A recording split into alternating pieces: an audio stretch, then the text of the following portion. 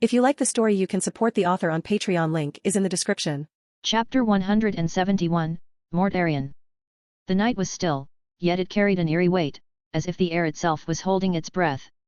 Franklin Valorian and the Emperor sat around a modest bonfire that flickered against the oppressive darkness of Barbarous. The world around them was a twisted tableau of decay and pestilence, the miasma clinging to the jagged landscape like a living shroud. Yet here, in this small cleared area, the atmosphere was different. 3 slender archaeotech pillars, each no taller than a man, radiated a subtle hum, holding back the toxic fog with an invisible barrier. The area was safe, if only temporarily. The Emperor had taken a more subdued form for this meeting. Gone were the radiant golden aura and the ostentatious displays of authority. Instead, he appeared as a regal, kingly man, his features noble and refined. His eyes, however, retained their piercing intensity, a reminder of his immeasurable power. Opposite him sat Franklin, relaxed and confident, tending to a stick on which he had skewered marshmallows. The crackle of the fire mingled with the occasional hum of the archaeotech pillars, the only sounds breaking the oppressive silence. The change was deliberate, a father choosing to meet his son as a man rather than an emperor. The Emperor's lips curled into a faint smile as he watched Franklin rotate the stick over the fire. Marshmallows, Franklin? Of all the things to bring to this desolate world, you choose something so mundane. Franklin smirked, not looking up from his task. It's the simplest things, father, that make life joyful. I'm sure you've learned that in your long, illustrious existence. The Emperor pondered his son's words, his expression briefly softening. Perhaps, he thought, he had indeed focused too much on grandeur and the monumental tasks before him. You may have a point, he conceded, though his tone carried a hint of reluctance. I often do, Franklin replied with a grin, popping a marshmallow into his mouth. For a moment, silence settled between them, broken only by the crackling of the fire. Then the Emperor's expression grew serious. The ruinous powers are oddly silent. It's unsettling. Franklin nodded, his expression growing serious. Indeed. What brew in their cauldron of malice, I wonder? The marshmallow stick lowered slightly, forgotten in the gravity of the discussion. If they cannot break you directly, the Emperor's voice carried the weight of ancient experience, they will seek to weaken your position. Your Primarch, Denzel, Armstrong, the others, they will be targeted. The powers may attempt to corrupt them, or simply destroy them outright. Franklin's response was immediate, confident but not arrogant. I've prepared for such eventualities, father. Should my Primarch face danger in my absence, the nearest Eldar craft world and Phoenix Lord will render aid. A pause, pregnant with meaning. And we will do the same for them. Speaking of which, once Cain is whole again, we mean to attempt Isha's rescue. The Emperor arched an eyebrow. The Eldar goddess of life. Franklin nodded. She doesn't belong in Nurgle's clutches. Her freedom could be a boon for humanity as well. Do as you will in this matter, he said after a moment's consideration, but do not jeopardize the Great Crusade. Franklin's laughter was bright against the dark sky. When have I ever jeopardized your plans, father? Every action I take serves humanity's future, both the one we see and the one we must prevent. I know, my son. I know. The Emperor's response was soft, carrying an undercurrent of pride. Franklin's expression turned thoughtful as he stared into the fire. What do you make of the overlords here, father? The Xenos ruling this world. Abhumans, the Emperor replied with a trace of disdain. Too close to the rotting one's influence. Franklin nodded. Nurgle, he said, his tone heavy. It's a good thing you toned down your usual display of power. Based on temporal data, your original approach to Mortarion seemed to rub him the wrong way. That, of course, was only part of the problem. The larger issue was his first captain's betrayal. The Emperor's gaze darkened. Explain. Franklin took a deep breath, his voice steady but grave as he recounted the events. When the Death Guard's fleet embarked for Terra, Callus Typhon made his move. He had his Grave Warden's frame and kill the navigators, claiming they were loyal to you. He convinced Mortarion he could guide the fleet through the warp without them, using his librarians. Instead, he led them into a trap. Franklin paused, his eyes narrowing. The fleet was becalmed in the warp, helpless against chaos. The destroyer plague struck, and the Death Guard were consumed by its horrors. Typhon embraced Nurgle's gifts, becoming Typhus, herald of Nurgle. Mortarion held out as long as he could, but eventually, he was forced to submit to save his sons from eternal torment. Nurgle remade them all into his plague marines. The Emperor was silent for a long moment, his face unreadable. Finally, he spoke, his voice low and measured. "Fear not the enemy with swords in front but the friend with a dagger behind your back." As they spoke, the oppressive miasma beyond the Archaeoteka's barrier seemed to shift, heralding the approach of another. Franklin glanced toward the edge of the clearing, a knowing smirk playing on his lips. "It seems our guest is finally arriving." The night on Barbarous was a cold, poisonous one, the air thick with the miasma that clung to the peaks like a shroud. Mortarion, the grim champion of this blighted world, moved with purpose through the darkness. He had walked these paths countless times, his steps sure and steady even in the treacherous terrain. But tonight, something felt different. There was an anomaly ahead, a pocket of clarity where the ever-present miasma seemed to retreat. From a distance, he could see a faint glow of fire. And silhouetted against it were two figures, unmistakably out of place in this desolate land. Mortarion paused, his keen eyes narrowing. He turned to his first captain. "Callas. Lead the men back to the headquarters. I will investigate this alone." Typhon, the man who in another timeline would become the architect of his legion's damnation, nodded and took command of the troops. Their armored forms disappeared into the swirling toxins, leaving Mortarion alone with his suspicions and his curiosity. Three devices, unlike anything crafted by the tech-smiths of Barbarous, stood in perfect triangulation around the cleared area. Their surfaces bore markings that spoke of forgotten centuries, their quiet hum suggesting power beyond the comprehension of this poisoned world. Mortarion's mind immediately grasped their significance. Technology that could push back the miasma itself was worth more than mountains of precious metals. As he approached the fire, two figures resolved themselves from shadow and flame. One sat with casual ease that bordered on irreverence, wearing clothes more suited to a peaceful world's leisure than the deadly peaks of Barbarous. His face bore a perpetual hint of amusement, as if privy to some cosmic jest. The other carried nobility like a cloak, regality etched into every line of his being. Neither showed the pallid weakness of barbarous-born humans, their healthy complexions marking them as outsiders as surely as their strange technology. "The miasma bites hard tonight," the amused one called out, his voice carrying easily through the cleared air. "Care to join us? There's room by the fire." Mortarion's hand drifted to his weapon, decades of survival instinct warring with an inexplicable sense of recognition. "I don't know who you are," he stated, each word measured and cautious. "Few travel these peaks unscathed. Fewer still sit idle by a fire." The casual one, Franklin, though Mortarion did not yet know this name, chuckled with genuine warmth. "True enough. But we're not like the others. Let's just say we have an interest in this world's future. And its rightful champion." The noble one spoke then, his voice carrying undertones of command that bypassed conscious thought and resonated in the deepest chambers of Mortarion's enhanced mind. "The overlords have ruled long enough. Their time ends soon, one way or another. We are here to observe and if fate allows aid their undoing." Their words carried weight beyond their surface meaning, hinting at knowledge that should be impossible for outsiders to possess. Mortarion found himself drawn closer to the fire, his enhanced senses detecting no trace of the usual poisons in the air within the device's influence. Franklin rose and reached for a satchel that lay beside him. From it, he produced a device that spoke of technologies far beyond anything Mortarion had seen, even in the highest spires of his enemies. "We're not here to fight your battles for you," Franklin explained, holding out the device, "but sometimes a little help doesn't hurt. Consider this a gift for the people who suffer under their rule." Mortarion hesitated, his gaze shifting between the device and the man's open, unguarded expression. Despite himself, he felt the stirrings of curiosity and something else, a faint, unfamiliar sense of trust. "What is it?" he asked. "A storage device," the man replied. "Blueprints, schematics, strategies, and your own power armor. Tools to help you in your fight. Use them wisely." Mortarion's eyes narrowed behind his rebreather. Years of brutal survival had taught him to distrust freely offered gifts. "What do you gain from this?"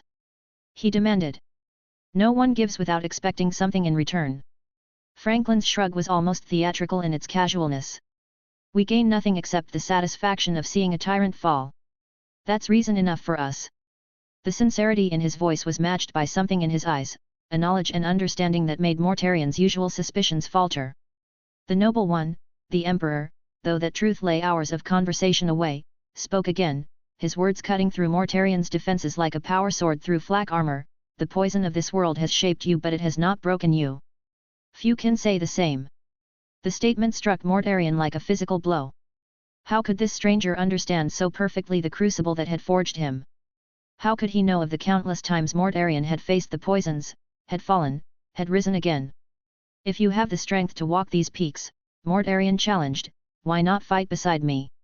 Because this is your fight, Mortarian, came the response, laden with meaning yet unspoken. But we'll be watching, and when the time comes, you'll know who we are.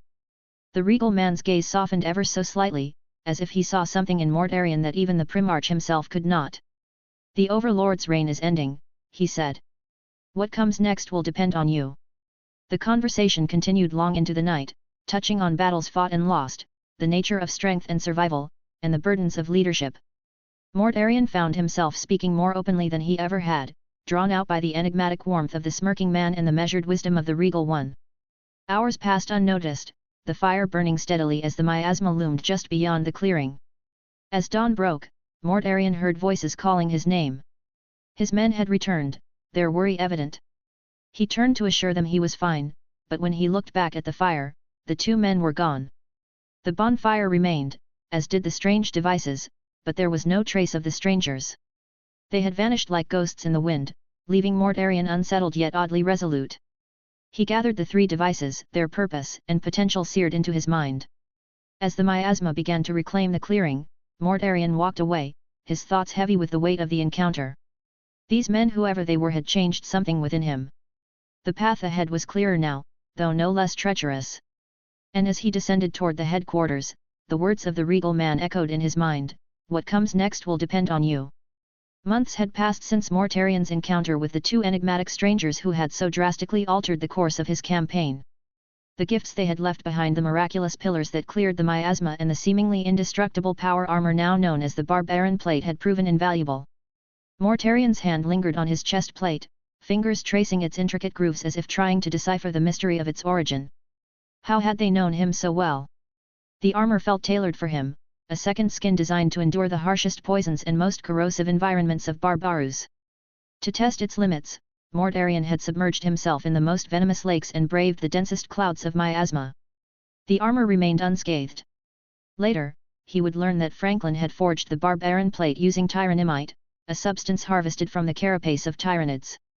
This particular tyranimite had been extracted from a tyrannid uniquely immune to all poisons, making it exceptionally resistant to venoms of every kind.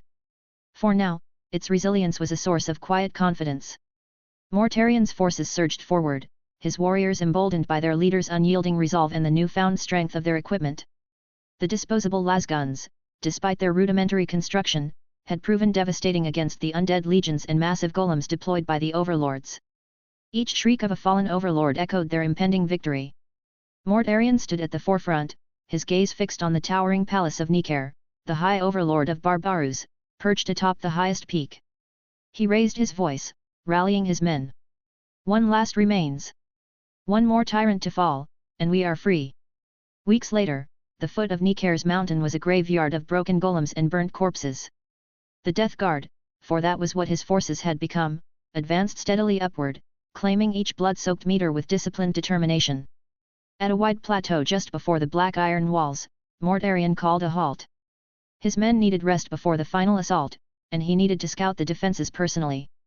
As he moved forward through the particularly dense miasma surrounding Nikar's fortress, familiar figures materialized from the poison-laden air. And there they were again.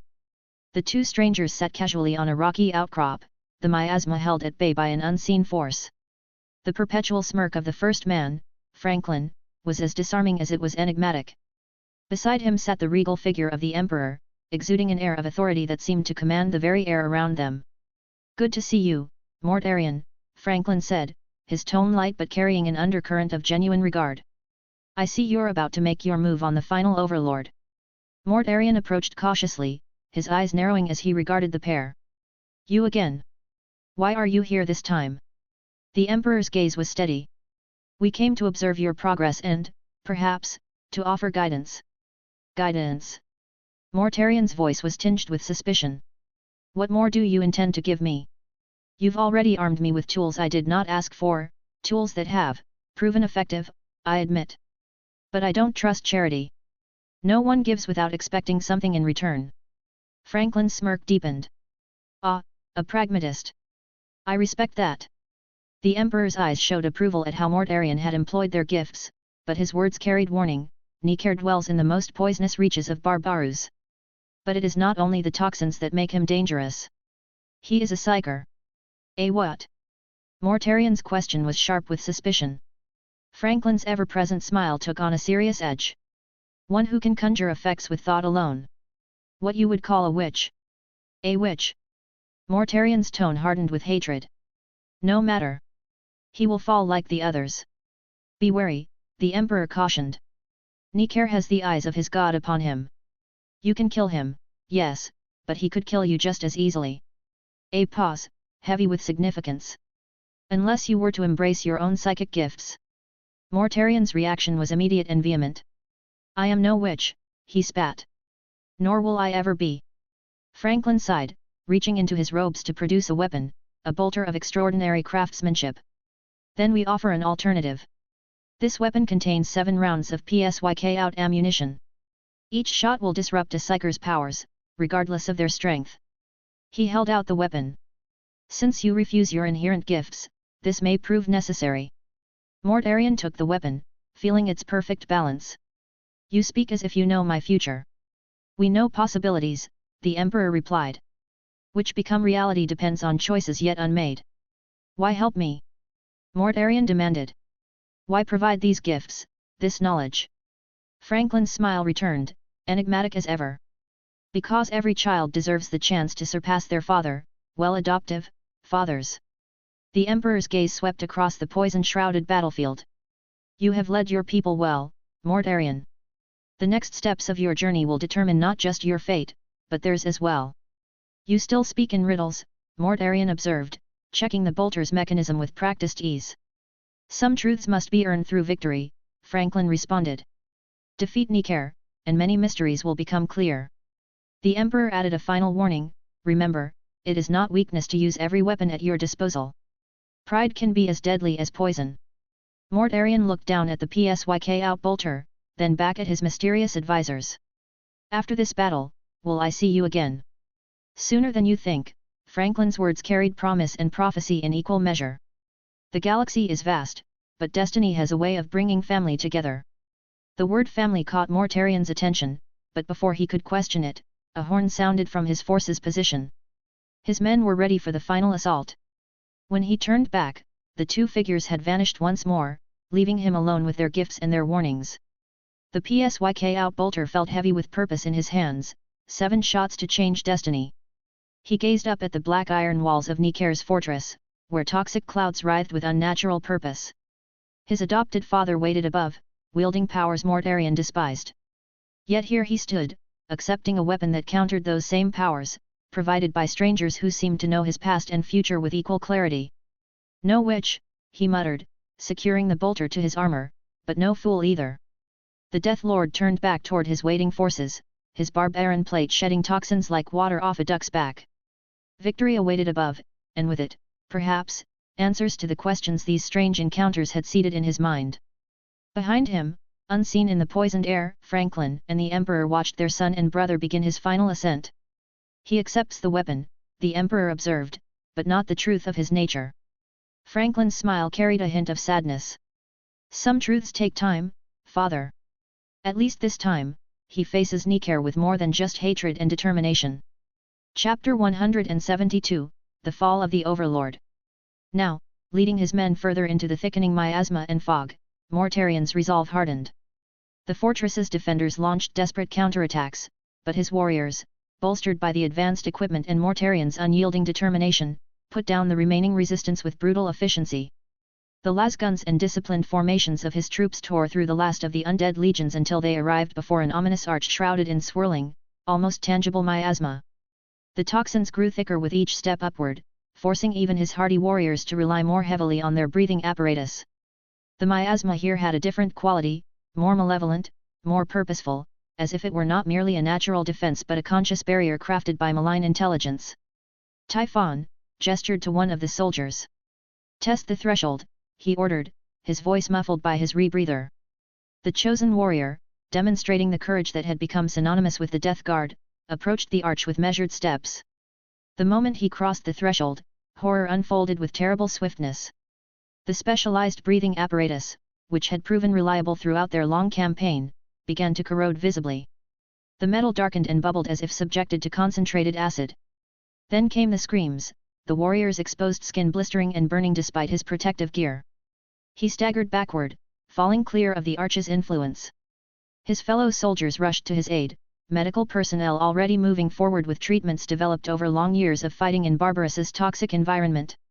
His agonized cries echoed off the black iron walls, his sounds evidence to the potency of Nicair's final defense. Mortarion watched impassively, his mind calculating. The soldiers' suffering confirmed his suspicions, the miasma beyond the arch was unlike anything they had faced before. Its poison was so potent, so concentrated, that no ordinary man or even the equipment they relied on could withstand it. His fingers tightened on the hilt of his blade as he turned to Typhon. "Clean up the remaining resistance," Mortarion ordered, his tone brooking no argument. "Hold this position and ensure no one disturbs the perimeter." Typhon hesitated, his concern evident. "My lord, that miasma it's unnatural." "Are you certain?" "I am certain," Mortarion cut him off, his voice cold and resolute. "Only the Barbarian plate can endure what lies beyond. This task is mine alone." He didn't mention the Psyk outbolter or the warnings about Nicair's witch powers. Some weapons were best kept secret until the moment of their use. His men watched with a mixture of awe and trepidation as their leader approached the arch. The Barbarian plate gleamed dully in the dim light, its surfaces already beginning to shed the lesser toxins that tried to cling to it. Mortarion paused at the threshold, feeling the weight of destiny pressing down like a physical force. "Hold this position," he commanded. "Whatever you hear, whatever you see, maintain the blockade. Nicair dies today."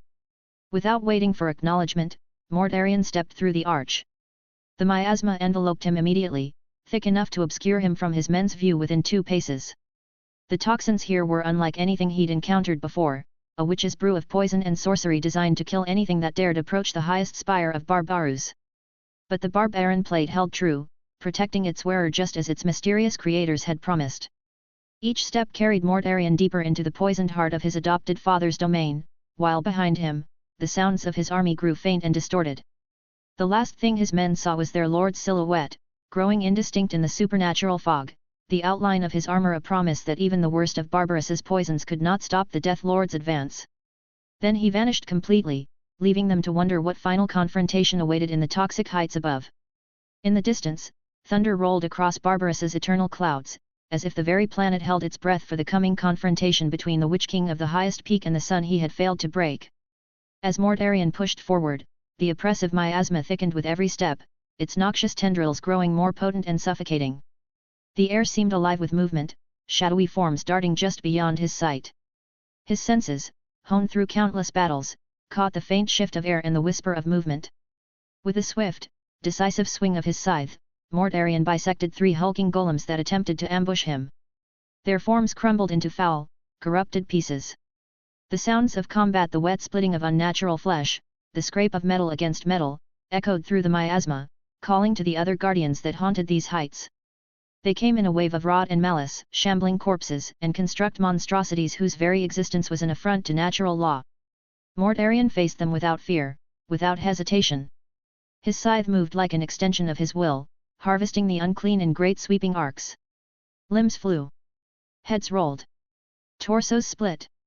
With each swing, with each kill, the pile of broken abominations grew higher around him, forming a grotesque pedestal that elevated him above the swirling miasma. "Is this all you send against me, witch?" Mortarion called out, his enhanced voice carrying through the toxic fog like a blade. "Your puppets fall like wheat before the scythe." No answer came, but the attacks intensified. A construct of stitched-together plague victims lurched from the fog, its multiple mouths wailing in discordant agony. Mortarion silenced them with a precision strike that split its misshapen skull. A floating cloud of crystallized poison darts rushed toward him, only to be dispersed by a backhanded sweep of his gauntlet. 3 more golems, these built from the bodies of fallen warriors who had once fought alongside Mortarion, attacked in perfect coordination, suggesting a guiding intelligence behind their movements. He dispatched them with mercilessly, though something like regret flickered behind his stern visage when he recognized what remained of their faces. These had been good men once, brave fighters who had followed him against the overlords. Now they were puppets of the very enemy they had sworn to destroy. Mortarion granted them the only mercy left to give a clean death and an end to their defilement. Finally, Mortarion emerged into a clearing within the mist, stepping before the palace of Nicair. The fortress loomed ominously, its grotesque architecture pulsing with an unnatural energy. At the heart of the desolate courtyard stood Nicair himself, the overlord of Barbarus, surrounded by hulking golems crafted from flesh and festering diseases. His presence radiated malice, and his voice cut through the fog like a blade. "My son," Nicair's voice carried the honeyed tones of false concern, "you have returned to me at last." Mortarion's response was immediate and venomous, "Spare me your false attempts at fatherhood, witch." Nicair chuckled, the sound dripping with malice. "As you wish, my ungrateful child." At his words, the hulking golem surged forward with terrifying speed. Mortarion dodged the first, its massive fists slamming into the ground where he had stood a moment before. But the second golem barreled into him, tackling him to the ground with bone-crushing force. Mortarion grunted, his barbarian blade absorbing much of the impact, and kicked the creature off him. Rolling to his feet, he narrowly avoided a pulverizing strike from another golem. The second golem seized Mortarion's leg in a grip that would have pulverized ordinary bone. Without hesitation, Mortarion swung his scythe in a precise arc that severed the construct's hand at the wrist, freeing himself before it could drag him into range of its other weapons. In the same fluid motion, he continued his swing, bisecting the torso of another golem that had lunged for him, revealing the rotting organs and mechanical augmentations that powered its unnatural existence. Victory was short-lived, however. Pain lanced through Mortarion's chest, sharp, sudden, and intense even to his desensitized nervous system. A decayed spear, conjured from the miasma itself and propelled by Nicair's foul sorcery, had pierced his armor just below his left collarbone. Blood, dark and thick, welled up around the wound and began to drip down the ornate curves of his barbarian plate. Mortarion coughed, tasting copper and something else, something bitter and burning that spoke of the weapon's toxic enchantment. His enhanced physiology was already working to neutralize the poison, but it was a deadly brew even by the standards of Barbarus. Through a red haze of pain, he saw Nicair making mystical gestures in the air, fingers weaving complex patterns that bent reality to his will. The miasma around Mortarion began to solidify, forming into cruel spikes and barbed tendrils that reached for him with predatory intent. Recognizing the danger, Mortarion charged forward with explosive speed, leaving his previous position just as it transformed into a cage of razor-sharp miasmatic thorns that would have impaled him from every angle. His rush toward Nicair was like the wrath of nature itself, implacable, unstoppable, a force of pure destruction aimed at the heart of corruption. But Nicair was not without defenses. As Mortarion closed the distance, the very ground beneath his feet transformed, becoming a poisonous swamp that clung to his boots and slowed his advance. Each step became a battle of wills, Mortarion's transhuman strength against the Witch King's reality-warping powers. The poisonous mire had reached his knees now, and each movement required tremendous effort. Nicair, seeing his advantage, began the gestures for his final spell, something terrible that would end even a Primarch's existence. Nicair's laughter echoed through the miasma as he began to weave his final spell. "That is all you are, my son," Nicair taunted, his voice a cruel melody of disdain. "For all your strength, for all your defiance, you remain what I made you, a creature of Barbarus, bound to its laws and its limitations." Gritting his teeth, Mortarion drew his bolter and fired 3 shots in quick succession. The rounds, loaded with PSYK-out ammunition, tore through the air. Nicair reacted instantly, tendrils of miasma rising to intercept the incoming fire. The first bolt was caught and contained, its detonation harmlessly absorbed by the poisonous fog. The second bolt dispersed its intercepting tendrils in a flash of anti-warp energy, clearing a path for the third. Nicair managed to alter its trajectory with a desperate gesture, but not enough. The bolt struck him in the shoulder instead of the center mass Mortarion had aimed for.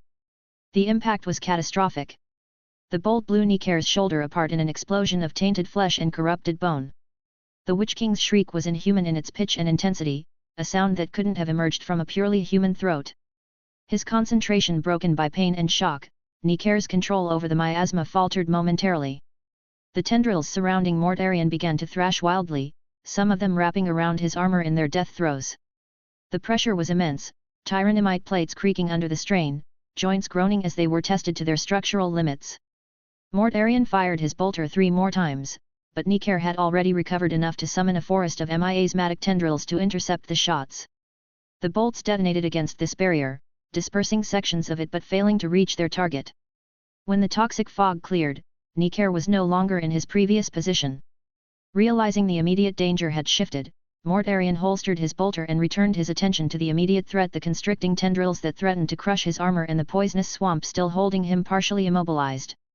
His scythe flashed, cutting through the thickest of the tendrils with ease while he strained toward more solid ground. With a final heave of transhuman strength, Mortarion pulled himself onto more solid ground, the remains of the miasmatic tendrils falling away from his armor like severed limbs. He watched as his barbarian plate began to repair itself, the tyranimite material slowly knitting back together over the worst breaches.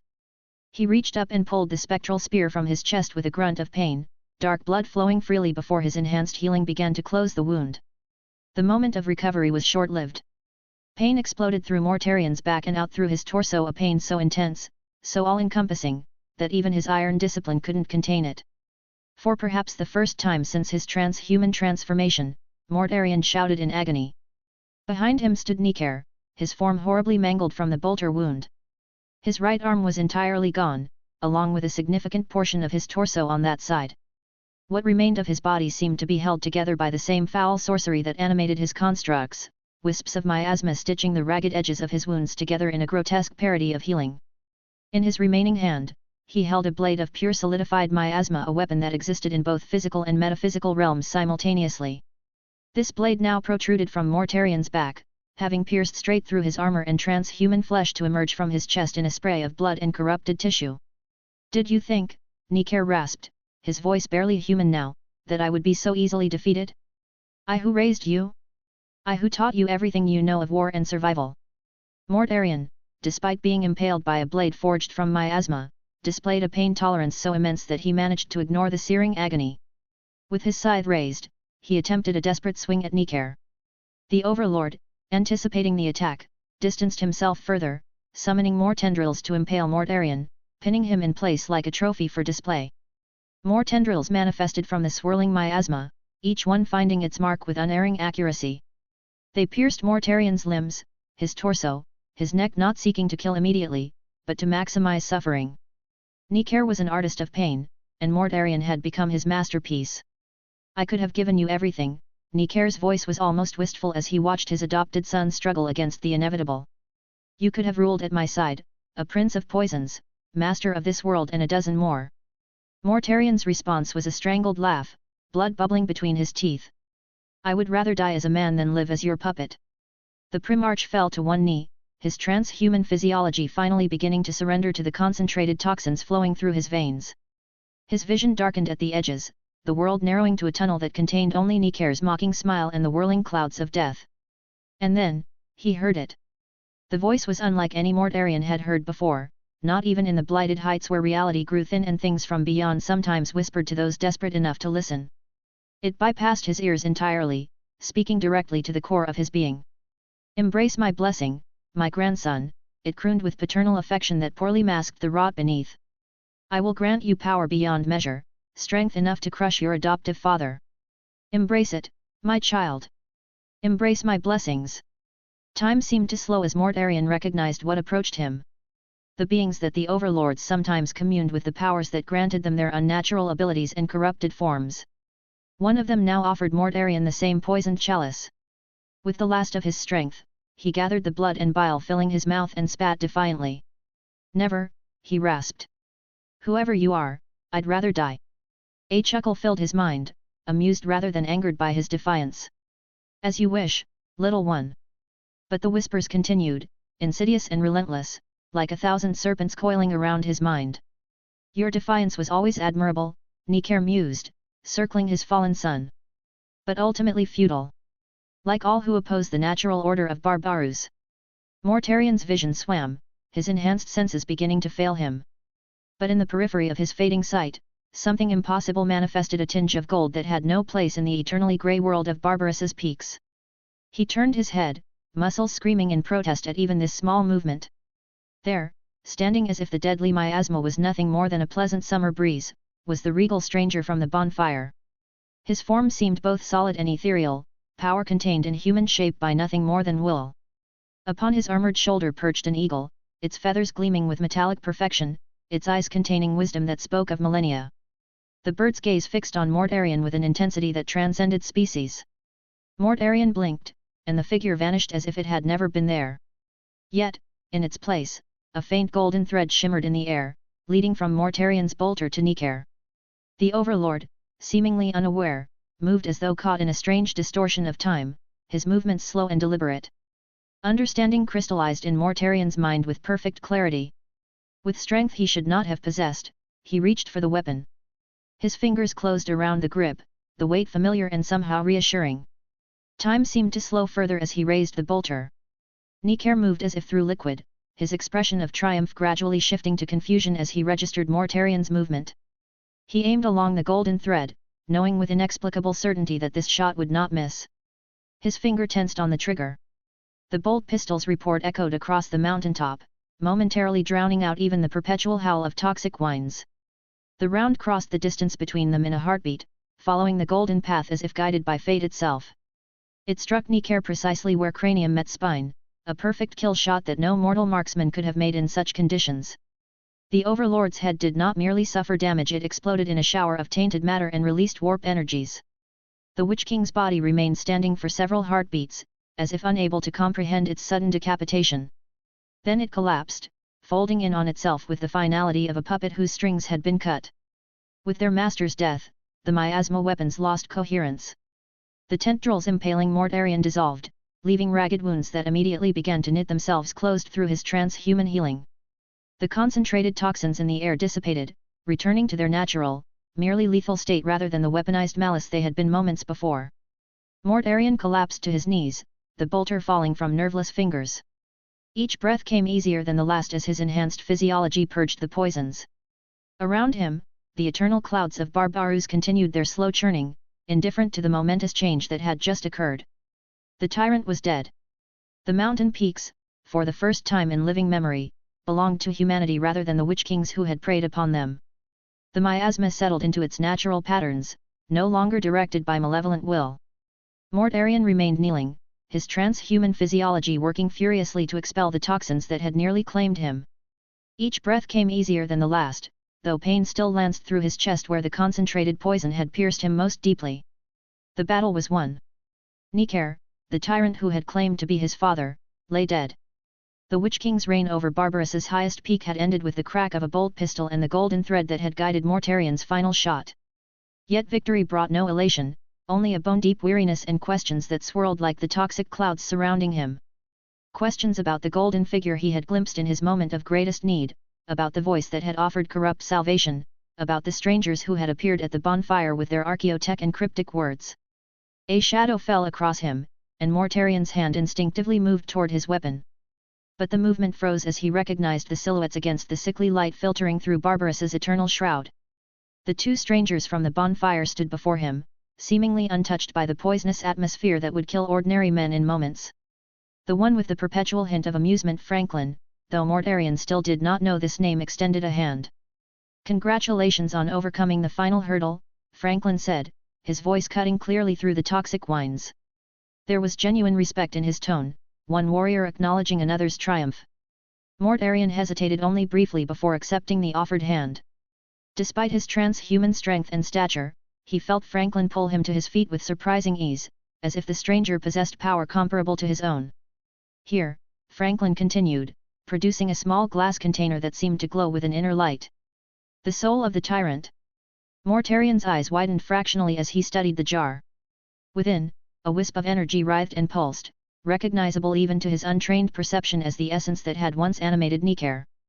The Witch King's power, his consciousness, his very being somehow captured and contained.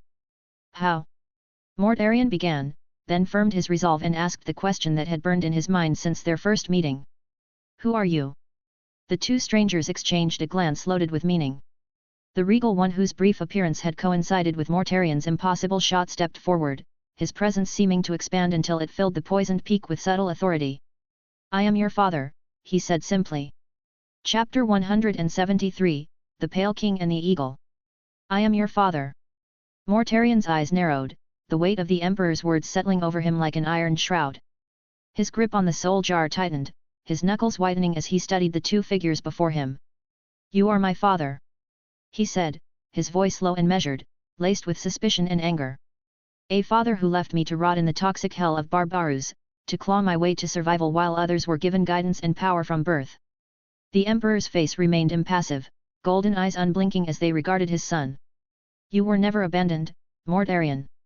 You were taken from me, scattered by forces that sought to prevent what I am building. What we will build together. The explanation did little to soften Mortarian's stance. His jaw tightened, the muscles of his face working beneath pallid skin as he processed the claim. And you? He asked, turning his attention to the other stranger, who stood with an air of casual confidence despite the confrontation unfolding before him. A half-smile played at the corner of Franklin's mouth as he extended his hand again. Franklin Valorian, Primarch of the 11th Legion. Your brother. Brother. The word echoed in Mortarian's mind, foreign yet somehow right. He looked from Franklin to the Emperor and back again, seeing now the subtle resemblances that marked them as kin not in their physical features, but in the aura of superhuman potential that surrounded them both. My brother, Mortarian repeated, tasting the word as if it were one of the rare untainted foods of Barbarus. He did not take Franklin's hand immediately, but his stance softened almost imperceptibly. Franklin lowered his hand without offense, seemingly understanding Mortarian's need for space. I know it's a lot to take in. 20 of us scattered across the galaxy, each finding our own way in the darkness. 20. Mortarian's eyes widened slightly. There are 18 others like us. Each unique, the Emperor interjected, his voice carrying the weight of centuries. Each with gifts and purposes of their own. But all part of humanity's future. Mortarian looked down at his hands that had strangled warlords and broken the necks of monsters, then back to the Emperor. And what future do you envision for me, father? What purpose does the Lord of a toxic wasteland serve in your grand design? The same purpose that drives us all, Franklin answered before the Emperor could speak. The unification of humanity under one banner, the conquest of the stars, and the protection of our species from the darkness that lurks beyond the veil of reality. Mortarian's gaze lingered on Franklin, measuring him. You speak as if you've seen this darkness. I have, Franklin nodded, his usual light-hearted demeanor slipping momentarily to reveal something harder, something tempered in combat. We all have, in one form or another. Your Witch King was but a pale shadow of what awaits humanity if we remain divided. The Emperor stepped forward, his golden armor catching what little light filtered through the poisonous clouds. Mortarian, you have proven yourself a leader of men, a warrior who endures what would break lesser beings, and a hunter of those who would use unnatural powers to subjugate others. These qualities are not accidents. They are the essence of what you were created to be. Mortarian felt a flicker of pride at the words, quickly suppressed beneath layers of suspicion. Created, he repeated flatly. Like a weapon. Like a son, the Emperor corrected, his voice softening almost imperceptibly. One of 20, each bearing a piece of my vision, my strength. You are not merely my creation, Mortarian, but my flesh and blood. For a moment, silence hung heavy between them, disturbed only by the toxic winds that swirled around the mountain peak. Then Mortarian surprised himself by asking, the others, my brothers. What are they like? Franklin's face brightened at this opening, however small. As different as the worlds that shaped them. I was the first found, Gillimon builds empires. Russ hunts with the ferocity of the wolves that raised him. Horus leads the fiercest attacks, Sanguinius the most noble angel, Magnus the master sorcerer, Dorn and Perturabo two sides of the same coin, Fukin the craftsman, Fulgrim the Phoenician and Ferris the Gorgon, Angren lord of the Red Sands. As Franklin spoke, Mortarian found himself listening with growing interest, picturing these brothers he had never known existed. Brothers who had, perhaps, endured trials of their own. And you? Mortarian asked, fixing his pale eyes on Franklin. What is the Primarch of the 11th Legion known for? Franklin grinned, some of his earlier levity returning. Liberty, brother.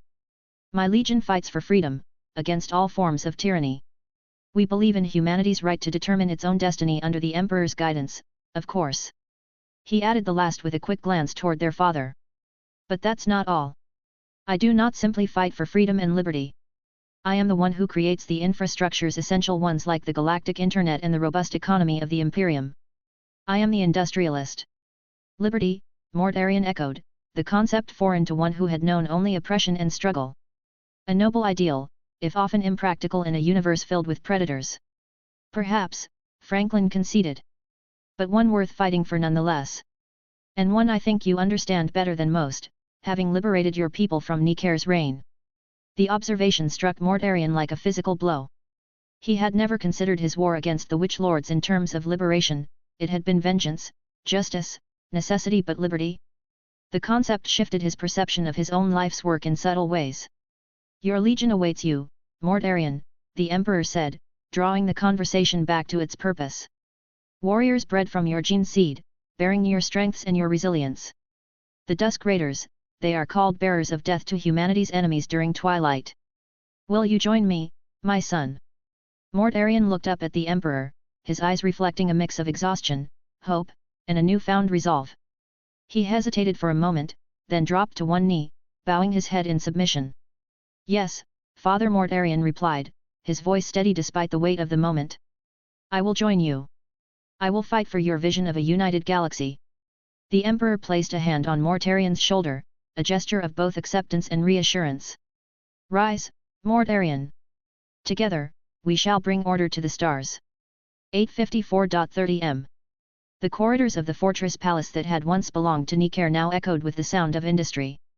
Walls that had once dripped with malign energies were being scrubbed clean by the people of Barbarus, their movements quick and purposeful as they reclaimed what had once been a symbol of their oppression.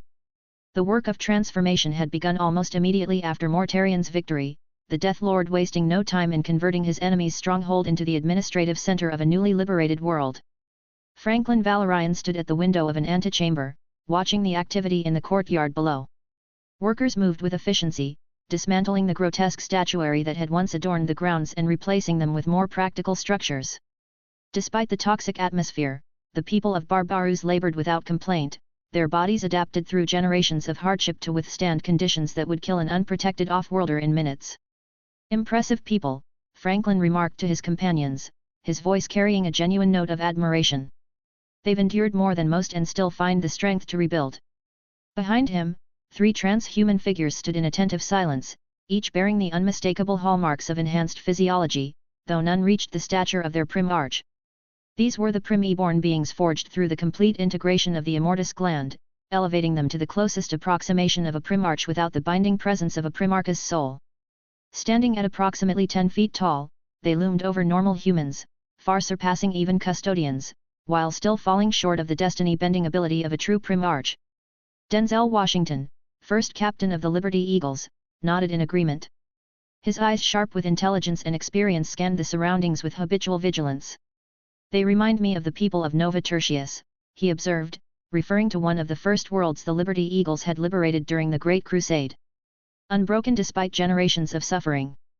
Stephen Armstrong, the second captain, folded massive arms across his chest, the servos in his mech suit, whirring softly with the movement. Standing at 11 feet, he was the tallest of the Primi-born, his physique more heavily muscled than his comrades, making him appear almost as broad as he was tall. Good stock for Astartes recruitment, he noted pragmatically. If the Dusk Raiders needs additional candidates, they could do worse than draw from these people.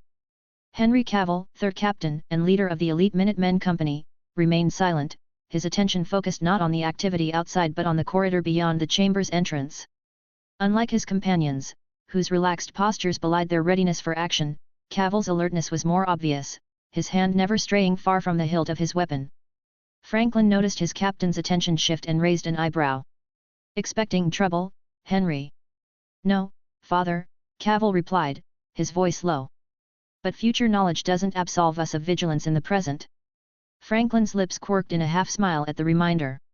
Of all his captains, Cavill bore the strangest burden, memories of a timeline that would now never come to pass, a future where the Imperium had fallen and the galaxy had burned. Transported backward through time by Golden Age tech and the subtle influence of the God Emperor of the future. Fair point, Franklin conceded, turning back to the window. Though I doubt we'll face any immediate threats here. Mortarion has been thorough in his conquest. It's not external threats that concern me, my lord, Cavill replied, his eyes still fixed on the doorway. Not all enemies announce themselves with bolter fire and battle cries. The words had barely left his lips when footsteps echoed in the corridor outside, too heavy for a normal human, but lacking the distinctive tread of power armor. Franklin's posture shifted subtly, the casual observer becoming the alert predator in an instant. The door swung open without announcement, revealing a tall, broad-shouldered man with pallid skin and hollow cheeks. His features bore the unmistakable markers of Barbarou's heritage: the slightly enlarged breathing passages, the thickened eyelids that protected against toxic fumes, the waxy pallor that came from a lifetime spent beneath poisoned skies. Yet there was something more to him, a presence that marked him as exceptional even among his hardy people. Callus Typhon, first captain of the Death Guard Legion that did not yet exist, stopped abruptly at the threshold, his eyes widening fractionally as he registered the 4 transhuman figures occupying the chamber. Though he had undoubtedly heard of the Emperor's arrival with his superhuman son, this was clearly his first direct encounter with beings so far removed from humanity. He saluted instinctively. Franklin watched him carefully, brown eyes tracking every minute shift in the man's expression. What Typhon could not have known was that Franklin saw more than just his physical form. He perceived the faint, oily shimmer that clung to Typhon's aura, invisible to normal sight but painfully obvious to Franklin's warp-touched senses. "You seek my brother," Franklin stated rather than asked, his voice pleasant yet edged with something harder. Typhon recovered quickly from his surprise, straightening to his full height, impressive for an unmodified human, though still dwarfed by the Primarch captains, let alone Franklin himself. "I seek Lord Mortarion," he confirmed, his guttural accent wrapping around the words. "I am Callus Typhon, commander of the Death Shroud. I have reports on the purification efforts in the lower valley that require his attention." Franklin stepped away from the window, moving with deliberate casualness to the center of the room. His 3 captains shifted positions in perfect coordination, an unconscious movement of trained warriors adjusting to their lord's movement. Denzel moved to Franklin's right, Armstrong took position at his left, while Cavil remained near the door, effectively blocking Typhon's exit without making it obvious. "Mortarion is in conference with our father," Franklin replied, his tone still conversational. "They discuss the future of Barbarou's and its integration into the Imperium." He gestured to a closed door at the far end of the chamber. "You may wait here until they conclude their business, if you wish." Typhon hesitated, clearly weighing his options. Protocol demanded he withdraw and return later, yet the urgency of his reports, or perhaps simple curiosity about these strangers, kept him rooted in place. "I can wait," he decided finally, moving further into the room with a caution that spoke of a lifetime spent assessing threats. Franklin watched him with unnerving intensity, noting every aspect of the man's bearing: the pride in his posture, the ambition in his eyes, the faint aura of something wrong that clung to him like a second skin. In the future Cavil had described, this man would betray Mortarion, surrender the Death Guard fleet to the warp, and become the vector for a plague that would transform a legion of proud warriors into shambling monstrosities. That future was now in flux, altered by Franklin's very presence on Barbarou's. Yet the seed of corruption was already present, whether Typhon himself realized it or not. "Callus Typhon," Franklin said, speaking the name as if tasting it. "Mortarion speaks highly of your actions during the campaign against Nikar. Your loyalty to him has been noteworthy." Typhon inclined his head, accepting the praise without false modesty. "I serve the savior of Barbarou's as he served our people without reservation or compromise." "And will you continue that service when he leads the Dusk Raiders among the stars?" Franklin asked, moving a step closer. "When your enemies are no longer corrupt witch lords but Xenos and traitors to humanity." "I follow Mortarion," Typhon replied simply. "Where he leads, I will follow." Franklin nodded, as if satisfied with the answer. Then, without warning, he closed the distance between them with inhuman speed, stopping mere inches from Typhon. Even without the advantage of his transhuman stature, the sudden movement was disorienting, and Typhon could not entirely suppress his instinctive step backward. "I sense the Lord of Rod upon you," Franklin said, his words striking like thunder in the silence. "His gaze lingers on you. You may not know it yet, but I can see it, the shadow of the Plague Lord." Typhon stiffened, his instincts screaming at him to deny the accusation, but something in Franklin's tone made the words die in his throat. Franklin's brown eyes, sharp and unyielding, locked onto Typhon's. "Give me cause, and I will kill you. It would do you well to remember that." The chamber fell into absolute silence. The 3 Primarch captains had gone utterly still, their hands now openly resting on their weapons. Denzel's expression remained neutral, but Armstrong's face had hardened into a mask of barely contained aggression. Only Cavil seemed unsurprised by Franklin's words, his eyes reflecting a grim satisfaction. Typhon's face had drained of what little color it possessed, leaving him ashen. Not from fear, though any sane man would have felt afraid in that moment, but from shock at the sudden, razor-edged warning delivered by a being so far beyond his understanding. In that fleeting, torturous moment, a vision overwhelmed him. Within the depths of his mind, Typhon saw himself impaled upon a massive blade of fire, a portent so vivid that it sealed his conviction of an inevitable death. Hovering above this dreadful scene, a colossal eagle with eyes like molten gold fixed its gaze upon him, sizing him up as one might a vulnerable prey. The conflagration of fate and the majestic predator merged into a single, horrifying image, leaving Typhon trembling at the inescapable weight of destiny. Franklin stepped back, breaking the tension but leaving the atmosphere heavy with unspoken menace. "Remember, Typhon," he said softly. "Mortarion sees your loyalty. I see your potential. Let neither falter." The Emperor's golden form had long since disappeared into the toxic mists of Barbarous, leaving Franklin and Mortarion alone on the mountain peak. The air between them had eased slightly with their father's departure, though Mortarion's posture remained guarded, his pale features set in careful neutrality. "He has that effect on people," Franklin said with a knowing smile, breaking the silence that had settled after the Emperor's departure. "Even his sons?" Mortarion's gaze shifted from the empty path to Franklin. "You speak of him with remarkable familiarity." "We've had our discussions," Franklin replied, choosing his words with deliberate care. "The Emperor respects strength, brother. Not just of arm, but of conviction. He doesn't need sycophants, he needs generals who can think for themselves. And yet he builds an empire where his word is absolute," Mortarion observed. Franklin nodded thoughtfully. "There's a tension there, I won't deny it. But the galaxy is a big place. Room enough for many approaches, so long as humanity stands united against its enemies." They began their descent down the treacherous mountain path, moving with the sure-footed grace of beings far beyond human limitations. The toxic winds that would scour flesh from ordinary men's bones merely ruffled their hair and clothes. "You mentioned two technological powers within the Imperium," Mortarion said after they had walked in companionable silence for some time. "The Mechanicum of Mars and your Independence sector." Franklin's face brightened at the question. "Indeed. The two greatest technological forces in human space. And which serves the Imperium better?" Mortarion asked, a practical question from a practical mind. "Depends on what you need," Franklin replied. "If you want quality and true Golden Age technology, the kind that makes Xenos forces think twice, come to Independence sector. We produce the finest equipment in the Imperium, bar none. The custodes themselves use our gear." He gestured expansively, as if showcasing invisible wares. "But if you need 1 trillion lasguns by tomorrow, you go to Mars. They've mastered mass production on a scale that frankly boggles the mind. What they lack in innovation, they make up for in efficiency, although with Call at the helm I believe their innovative spirit will return." Mortarion considered this, his tactical mind already assessing the implications. "And the Dusk Raiders? Which Forge world supplies them?" "That will be your choice to make, brother," Franklin said. "Though if you'll permit a recommendation, a blended approach serves best. Mars for your basic equipment, Independence for specialized gear. Particularly anything designed to withstand toxic environments." He cast a meaningful glance at their surroundings. "We've some experience in that arena." They had reached a ridge overlooking a settlement, one of the human villages that had lived under Nicare's shadow for generations. Even from this distance, Franklin could see the celebrations underway, the people rejoicing in their newfound freedom. "Your people love you," he observed quietly. Mortarion's expression softened almost imperceptibly. "They are strong.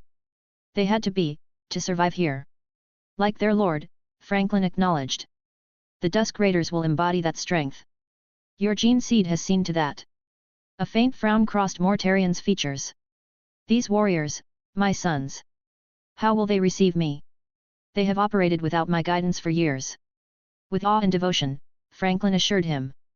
"They may not know it, but they were made for you, Mortarion. Your strength, your resilience, your determination, all encoded in their very being." He smiled. "Trust me, I've gone through this process myself. The moment you stand before them, they'll know you. And you them." Mortarion nodded, accepting the explanation without further comment. They continued down toward the village, where the people's celebrations grew more visible, bonfires lit despite the daylight, dancing figures moving around them in patterns of ritual significance. As they approached, Franklin reached into a pocket of his armor and withdrew a small, flat device. "Before I forget," he said, offering it to Mortarion, "there's something you should have." Mortarion accepted the device cautiously, turning it over in his pale hands. "What is this?" Franklin touched a control, and a hololithic image sprang to life above the device, a portrait of 12 transhuman figures, each radiating power and purpose even through the static medium.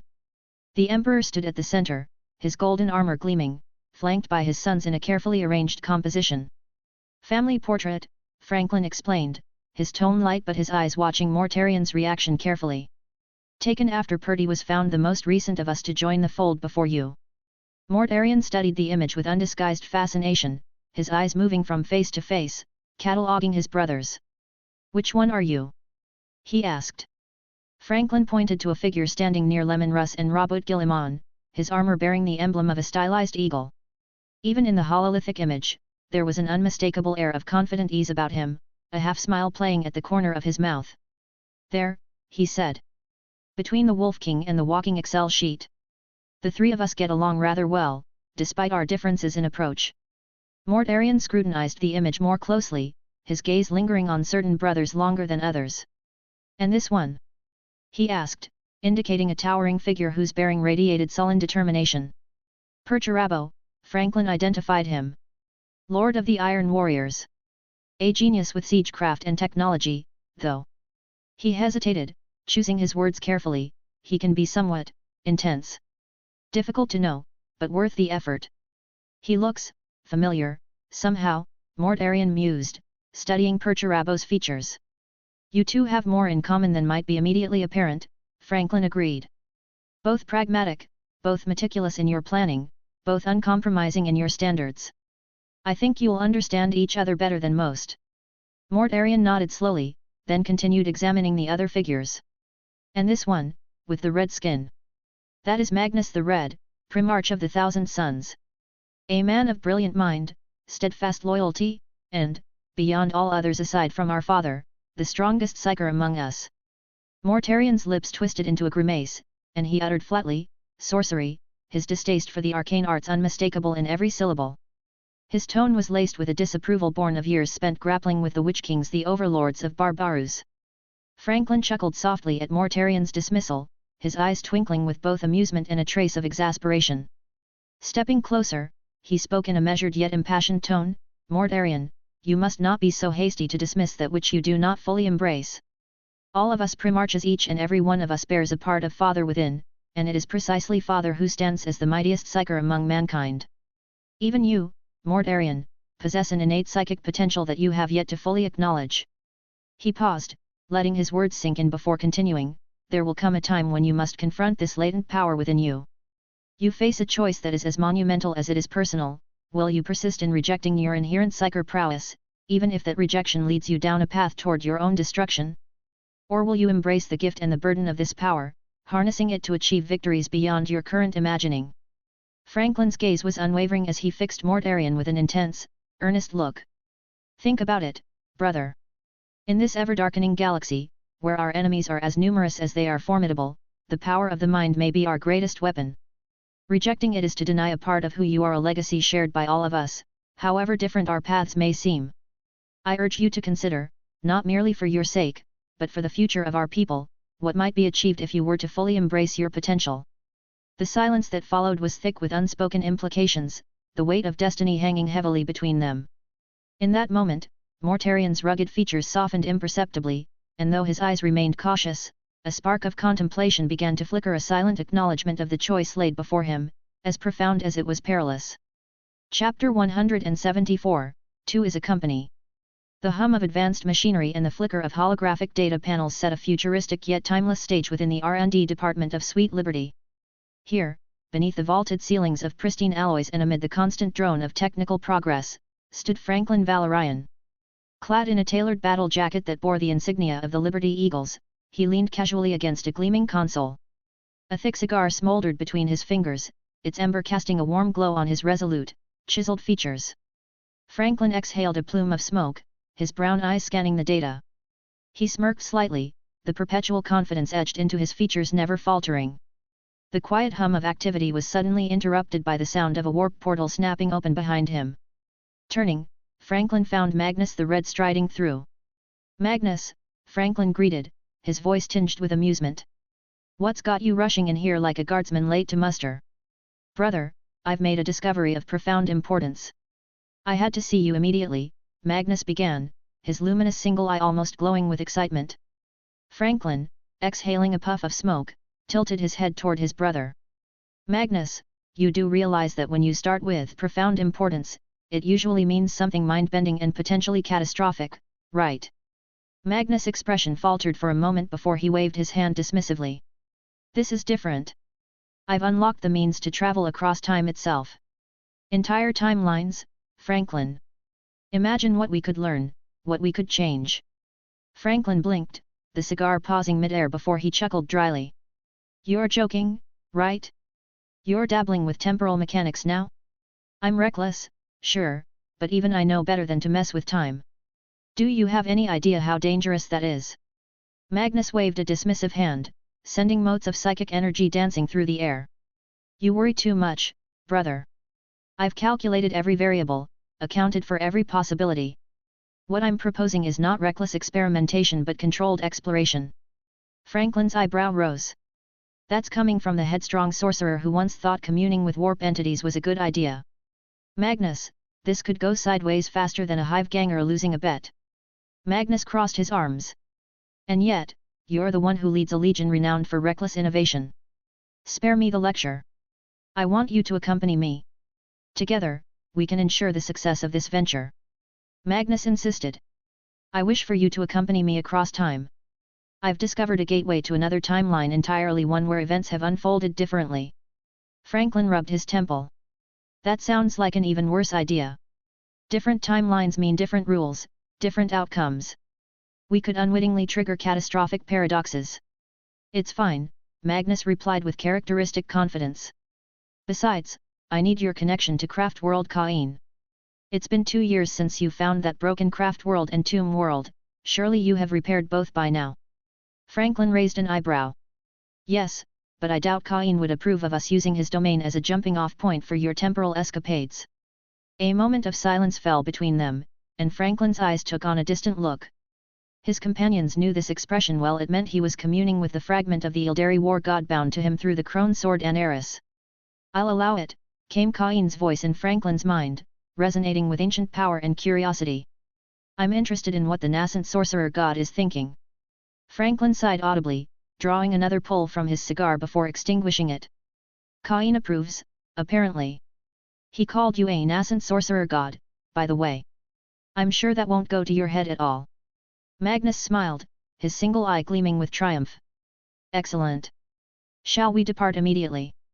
"Let me inform Denzel of our little field trip first," Franklin replied, activating his Vox communicator and issuing brief instructions to his first captain. "Now, lead on to this adventure of yours." "But Magnus." His face grew serious once more. "If this goes sideways, I'm telling Father it was entirely your idea."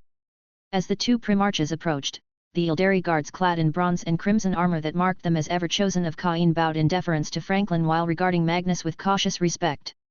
The craft world itself was a testament to martial prowess and readiness.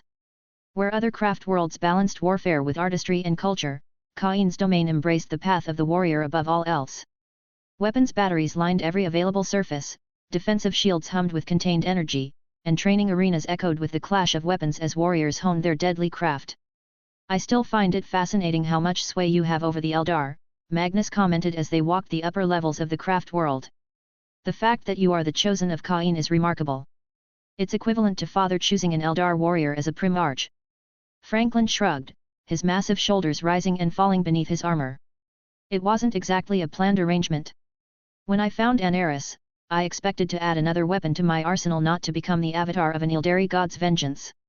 And yet here you are, with trillions of Eldar souls at your command," Magnus mused. "The galaxy works in mysterious ways, brother." As they passed a gathering of harlequins performing an intricate dance that told the story of the fall, Franklin smiled ruefully. "Segurika's followers have made themselves quite at home here. The laughing god himself appears occasionally to pose riddles that make no sense and annoy Cain to no end. The eternal rivals continue their game even in these circumstances, Magnus observed. Some things never change, across time or space. They arrived at their destination, a secluded chamber deep within the heart of the craft world. Here, Magnus approached a wraithbone structure that pulsated with psychic energy.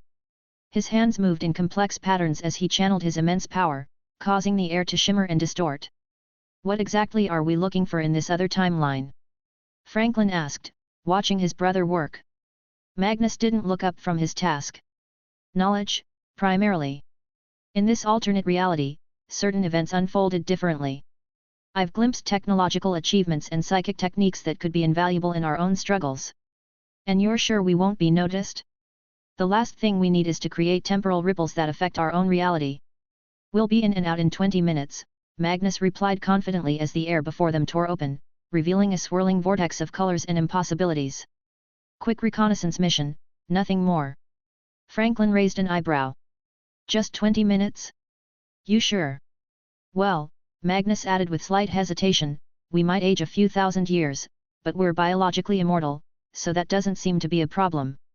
Wonderful, Franklin sighed, reaching to his communicator. Sovereign, he called, connecting to the central AI of the Sweet Liberty, track my quantum signature across time, and be ready to send reinforcements and orbital support. Maybe even manifest Sweet Liberty itself. With the zero-point power core and calculational capabilities you possess, I believe the ship could cross the timeline safely. The AI's voice came through with perfect clarity. Quantum signature tagged, Lord Liberator. However, I must caution that reinforcements might experience significant delays when crossing time. Temporal mechanics are, after all, quite hefty topics which the Necrons have mastered but which we have only begun to understand based on downloaded data. Understood. Just be ready, Franklin replied before turning back to Magnus. Lead on, brother. But remember 20 minutes. Not a second more. Magnus' laughter echoed as he stepped into the portal. Since when did you become the cautious one, Franklin? Since my brother decided to tear holes in the fabric of time, Franklin retorted, following Magnus into the swirling vortex. The cosmos unfolded before Akin the diviner in perfect mathematical precision as it always had, as it always should. Each celestial body followed its predestined path, each quantum particle danced to the algorithms he had calculated millennia ago. The universe was a grand mechanism, and he, Akin, was its most accomplished reader. Until Franklin Valorian appeared. The anomaly. The statistical impossibility that defied all probability. Within the vast chronometry chamber, Akin stood surrounded by the glowing hololithic projections of countless timeline variations. The stellar cartography of fate sprawled endlessly around him, rendered in necrodermis and living metal, each line and pattern meticulously calculated over eons. Yet, at the center of this web of perfect certainties, a chaotic vortex churned where clarity once reigned. Impossible, Akin muttered, the word reverberating bitterly through his metallic voice box. His skeletal fingers traced the swirling disruption, a distortion centered on the Independence sector, a region that should have remained dormant until the final phase of the Great Sleep. Instead, it teemed with aberrations. A Primarch that should not exist. Technologies that should have been lost to time. Alliances that mocked the very concept of probability. He delved deeper into the heart of the distortion, isolating the quantum signature of the cause. Franklin Valorian. The Liberator. A cosmic mistake incarnate. The holograms flickered and shifted as Akin fed his calculations into the chamber's core, seeking any viable prediction. But every equation faltered. Valorian's existence was an affront to the perfection of Akin's work, his timeline brimming with temporal instability as if parts of him existed both within and beyond normal space-time.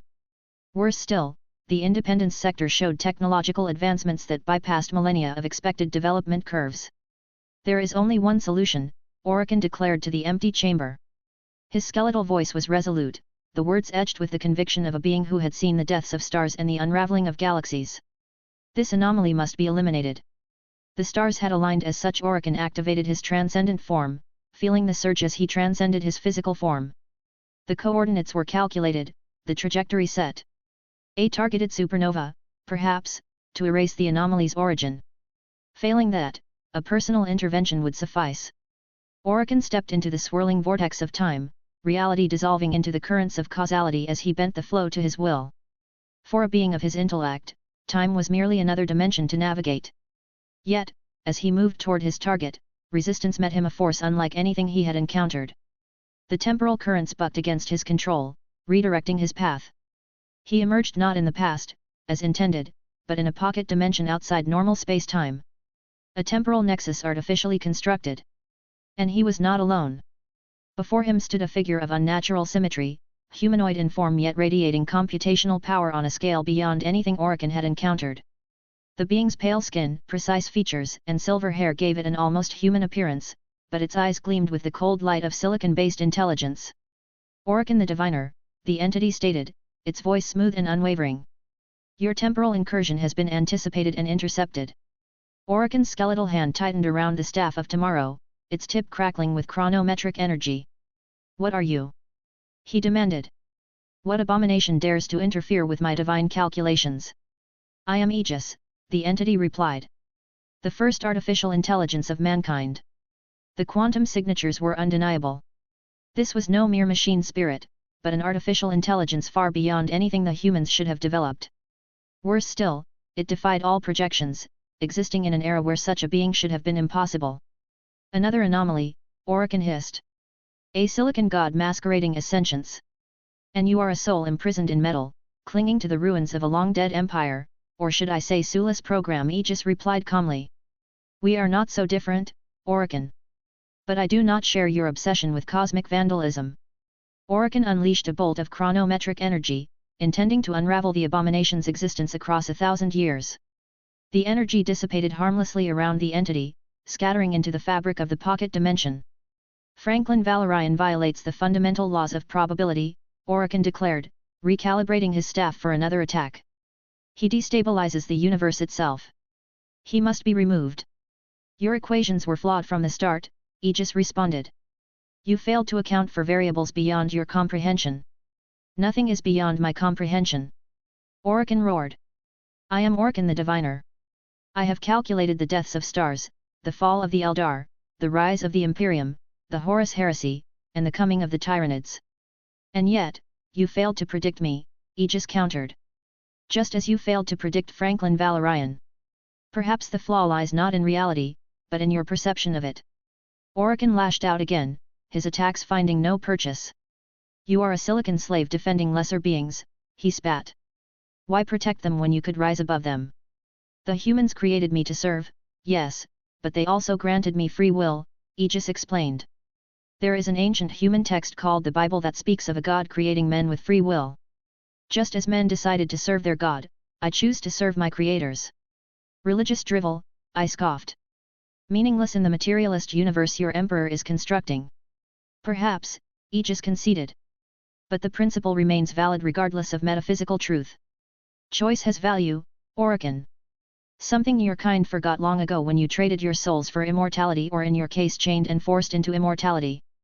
The words were an affront to everything Orokin stood for. With a surge of power, he prepared to collapse the entire pocket dimension, only to feel his energy redirected, manipulated by forces beyond his control. This timeline was never real, Aegis revealed as the dimension began to dissolve. Merely a diversion to keep you occupied while Franklin achieves his goals. The quantum fluctuations of the time stream settled around Aegis as he rematerialized in the original timeline.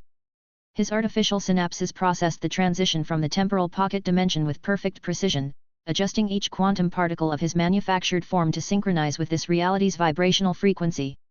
The confrontation with Orokin had concluded precisely as his predictive algorithms had calculated, the arrogant chronomancer returning to his dynasty to recalibrate his precious equations.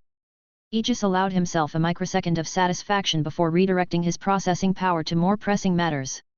His sensors detected another temporal disturbance manifesting approximately 8,426 kilometers from his current position, specifically, within the British Museum in Neo-London, Nova Libertas. This signature was different from Orokin's methodical chronometric manipulations. Where the Necron Diviner's time incursions resembled surgical precision, this new anomaly displayed the chaotic patterns of an opportunistic collector.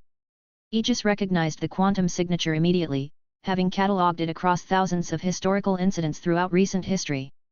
Trazen the Infinite. The Great Thief. The Archivist of the Impossible. Aegis's artificial facial features arranged themselves into what humans would recognize as a smile, though no human was present to observe it.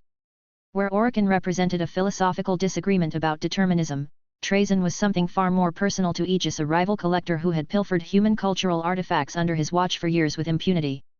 Unlike his confrontation with Akin, which had been necessarily reactive, this encounter had been anticipated for centuries. Aegis had prepared a special reception for the kleptomaniacal Necron Lord.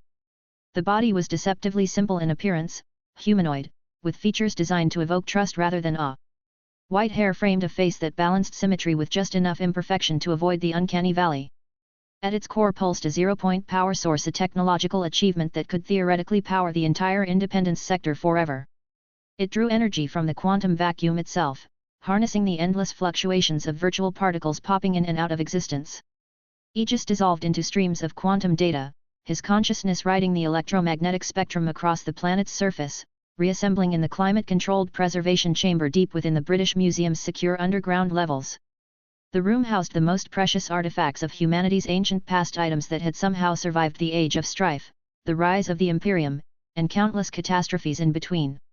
Here, amidst humanity's treasures, Aegis had prepared his trap years ago. He positioned himself beside a display case containing a seemingly unremarkable ancient Terran vase, though one with a curious history of disappearing and reappearing throughout Imperial records. His chronometric sensors indicated that the temporal disturbance would culminate precisely at this location within 3.42 seconds. "Trazyn," Aegis whispered, his voice module creating sound waves that disturbed the air in the empty monitoring station he currently occupied. "Right on schedule."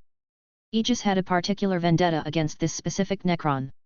Not out of hatred, Aegis had long since evolved beyond such simplistic emotions, but out of a logical understanding that Trazyn's activities represented a significant threat to the integrity of human historical knowledge. Every artifact stolen was context lost. Every display rearranged in Trazyn's museum on Solemnace was human heritage rewritten to suit the Necron's aesthetic sensibilities. And now, after years of planning, Aegis had prepared a most fitting response. With a thought, he activated the temporal displacement field he had carefully constructed throughout the British Museum over the past decades. A simple nudge to the quantum probability field, and the trap was set. "Let's see how you enjoy being part of someone else's collection," Aegis mused, directing his android body to materialize within the museum via a short-range teleportation burst. The British Museum stood as one of humanity's oldest continuous cultural institutions, having survived the age of strife. Ironically, this made it irresistible to Trazyn, whose compulsive collecting had focused increasingly on human cultural achievements as the species rose to galactic dominance. Aegis materialized in the central hall just as the temporal sensors registered Trazyn's arrival. Unlike the cruder teleportation technologies used by most races, Necron phase shifting left barely a whisper of displaced air. Had Aegis not been specifically monitoring for the unique quantum signature of Necron technology, he might have missed it entirely. But his trap had worked perfectly. Instead of materializing with full freedom of movement, Trazyn found himself confined within one of the museum's display cases, a specially modified exhibit that Aegis had prepared with fields that mimicked the same chronostasis technology the Necron himself employed in his collection. Aegis approached the display case with measured steps, savoring the moment. Inside, Trazyn stood frozen in a pose of dignified confusion, his ornate Necron body gleaming under the carefully calibrated preservation lights. "Greetings," Aegis said, allowing a small smile to form on his android face. "You've been legally acquired by the British Museum." The chronostasis field allowed limited movement and communication, just as Trazyn's own exhibits on Solemnace could interact within certain parameters. The Necron's metallic features shifted slightly as he processed his situation. "Hey," Trazyn replied, his voice emerging with a metallic resonance that echoed within the confines of his new home. "So that's how it feels like?" Aegis found himself experiencing what could only be described as joy, a complex algorithm of satisfaction at a plan well executed combined with the predictive pleasure of anticipating future outcomes. The android's facial features reflected this, displaying an expression that humans would recognize as gentle amusement. "Indeed," Aegis confirmed, circling the display to ensure all containment parameters remained stable. "I thought it might prove educationally valuable for you to experience the perspective of the collected rather than the collector." Trazyn's glowing green optical sensors followed Aegis's movement. Despite his predicament, the Necron maintained the regal bearing that had characterized him for millions of years. "A cleverly constructed trap," Trazyn acknowledged, examining the boundaries of his confinement with the practiced eye of a connoisseur. "The chronostasis field is particularly elegant, a recreation of my own design, if I'm not mistaken." I'm almost flattered by the attention to detail. I've had considerable time to study your methodologies, Aegis replied. Our previous encounters have been most instructive. Trajan shifted his position slightly within the confined space, the movement suggesting what might have been a shrug had he been human. A worthy rival requires worthy study. Though I admit, I didn't expect such poetic justice from a silicon intelligence. Perhaps that is why you find yourself in this predicament, Aegis suggested. You consistently underestimate that which differs from your expectations. Around them, the museum remained eerily quiet. Aegis had temporarily rerouted all visitors and staff away from this section through a series of subtle manipulations of the building's systems. For this conversation, he wanted no interruptions. I assume this is about the Armageddon chess set, Trajan ventured. Or perhaps the original prints of Shakespeare. I assure you, they're being properly preserved. This is about considerably more than individual artifacts, Aegis corrected. This is about the principle of historical integrity. Each item you remove from its context disrupts humanity's understanding of its own past. Trajan made a sound that might have been the Necron equivalent of a scoff. Context? Your species reimagines its own history with each passing generation. I preserve what would otherwise be lost to time or carelessness. Without context, preservation is merely decoration, Aegis countered. The value of an artifact lies not merely in its existence but in its relationship to the culture that created it. The Necron's optical sensors dimmed momentarily, a gesture Aegis had come to recognize as contemplation. An interesting philosophical position, Trajan finally replied. The portal reopened on Craft World Kain with a sound like reality hiccuping. The gathered Ildari, who had been maintaining a respectful vigil, stepped back as the swirling vortex spat out two slightly disheveled Primarches. Magnus the Red emerged first, his crimson skin now sporting an additional layer of what appeared to be temporal dust. His elaborate armor was intact but seemed somehow to have aged centuries in what had been subjectively mere minutes for the craft world's inhabitants. Despite his somewhat battered appearance, the Crimson King's eye gleamed with the manic excitement of a scholar who had just discovered an entire library of forbidden knowledge. Franklin Valorian stumbled out behind him, looking like he had personally fought the entire timeline they'd visited. His normally immaculate armor was scorched in places, and there was a distinct crack running across his left pauldron. Most telling, however, was his expression, a mixture of exhaustion, exasperation, and the particular 1,000-yard stare of someone who had seen things that could not be unseen. 20 minutes, Franklin muttered, his voice a rasp. You said 20 minutes, Magnus. Magnus waved a dismissive hand, already rifling through what appeared to be data slates and parchments he'd somehow acquired during their excursion. Technically, from a certain reference frame, it was exactly 20 minutes. We were gone for 3 years. Franklin's voice echoed throughout the chamber, causing several Ildari to flinch. 3 years of running from those zealots with their golden aquilas and their "the Emperor protects" nonsense. The temporal calculations were slightly off, Magnus admitted with a shrug that suggested this was a minor inconvenience rather than a catastrophic miscalculation. But think of the knowledge we gained. Franklin pinched the bridge of his nose, a gesture he'd picked up from watching the Emperor deal with the High Lords of Terra. Knowledge. Right. Like the knowledge that in that timeline, dear old Dad became a chaos god who consumes 1,000 psyker souls daily just to keep the lights on in the palace. A passing harlequin froze mid-dance, clearly eavesdropping despite pretending to be engrossed in a complicated pirouette. The Imperium's religious evolution in that timeline was unfortunate, Magnus conceded, still not looking up from his notes. But the technological innovations they developed to combat the Tyranids were fascinating. And their use of the webway. They were using psychers as living navigation units, Magnus. Franklin threw his hands up in exasperation.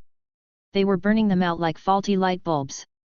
Magnus finally looked up, his single eye narrowing. A regrettable necessity given their circumstances. And let's not forget, Franklin continued, starting to pace, the part where we nearly got captured by those, what did they call themselves? Inquisitors, Magnus supplied helpfully. Right, Inquisitors. Delightful bunch. Especially liked the one who tried to exorcise me because he thought I was possessed by a Xenos entity. Franklin's hand unconsciously went to an Eris at his hip. Kain found that particularly amusing. Still do, came the amused voice of the Ildari god in Franklin's mind. The theological implications are fascinating, though, Magnus said, warming to his subject. The development of the imperial cult represents a cultural response to. Magnus, Franklin interrupted, his voice deadly serious, we are not going back there. The Crimson King looked up, surprised. But I've barely scratched the surface of what we could learn. With a few adjustments to the portal, I could ensure we arrive at a more opportune moment in their timeline. No. Franklin's tone left no room for argument. That timeline is doomed. One wrong move, and dear old Dad becomes another full-fledged Chaos God. It would be the birth of Slaanesh all over again, except this time it's the Imperium creating the Dark King who'll destroy all life in the galaxy. Magnus' expression turned thoughtful. Perhaps I could reason with this hypothetical Dark King. After all, if it's father's essence at the core, there might be. No. Franklin's voice was so loud that several artifacts in the chamber vibrated. Absolutely not. We are not returning to that nightmare of a timeline, and we are certainly not attempting to reason with a galaxy-consuming Chaos God, even if it used to be our father. You're being unreasonable, Magnus sniffed. The scientific and arcane potential. Unreasonable. Franklin laughed, a sound that carried no humor. Magnus, they had servitors made from living space marines who failed their loyalty tests. An efficient if ethically questionable solution to. They had a holy relic that was literally Gilliman's preserved finger. People were worshipping it. There was a whole order of nuns dedicated to it, the Order of the Divine Digit.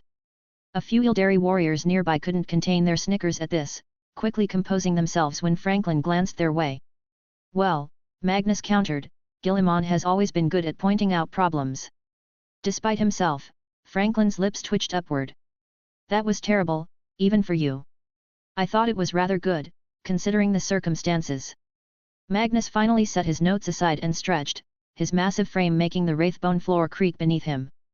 Fine, perhaps that particular timeline isn't ideal for further exploration. But there are countless others we could. No more timelines, Franklin said firmly. No more temporal adventures. No more quick 20-minute reconnaissance missions that turn into years-long nightmares. Magnus sighed dramatically.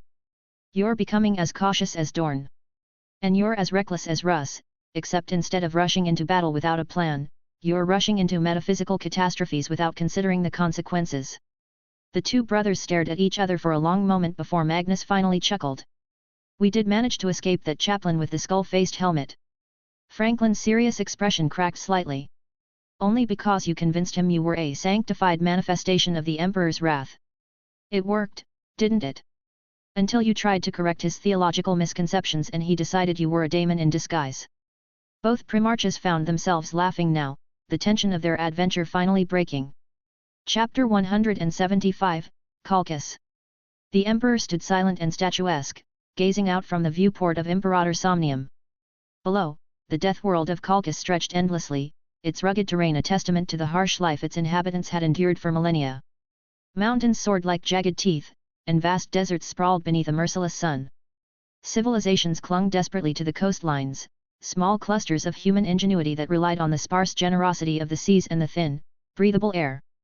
The planet's desolation was matched only by the fervor of its people, a fervor born of countless generations steeped in religious dogma and ritual. Beside the Emperor stood Franklin Valorian, his perpetual smirk in place, yet his eyes sharp and thoughtful. He watched the world below with a detached interest, sensing the weight of the conversation that was about to unfold. Calchas, the Emperor began, his voice deep and resonant, as if it carried the echoes of eternity itself. A world divided by faith. Its people are shackled by superstition, their potential wasted in servitude to false gods.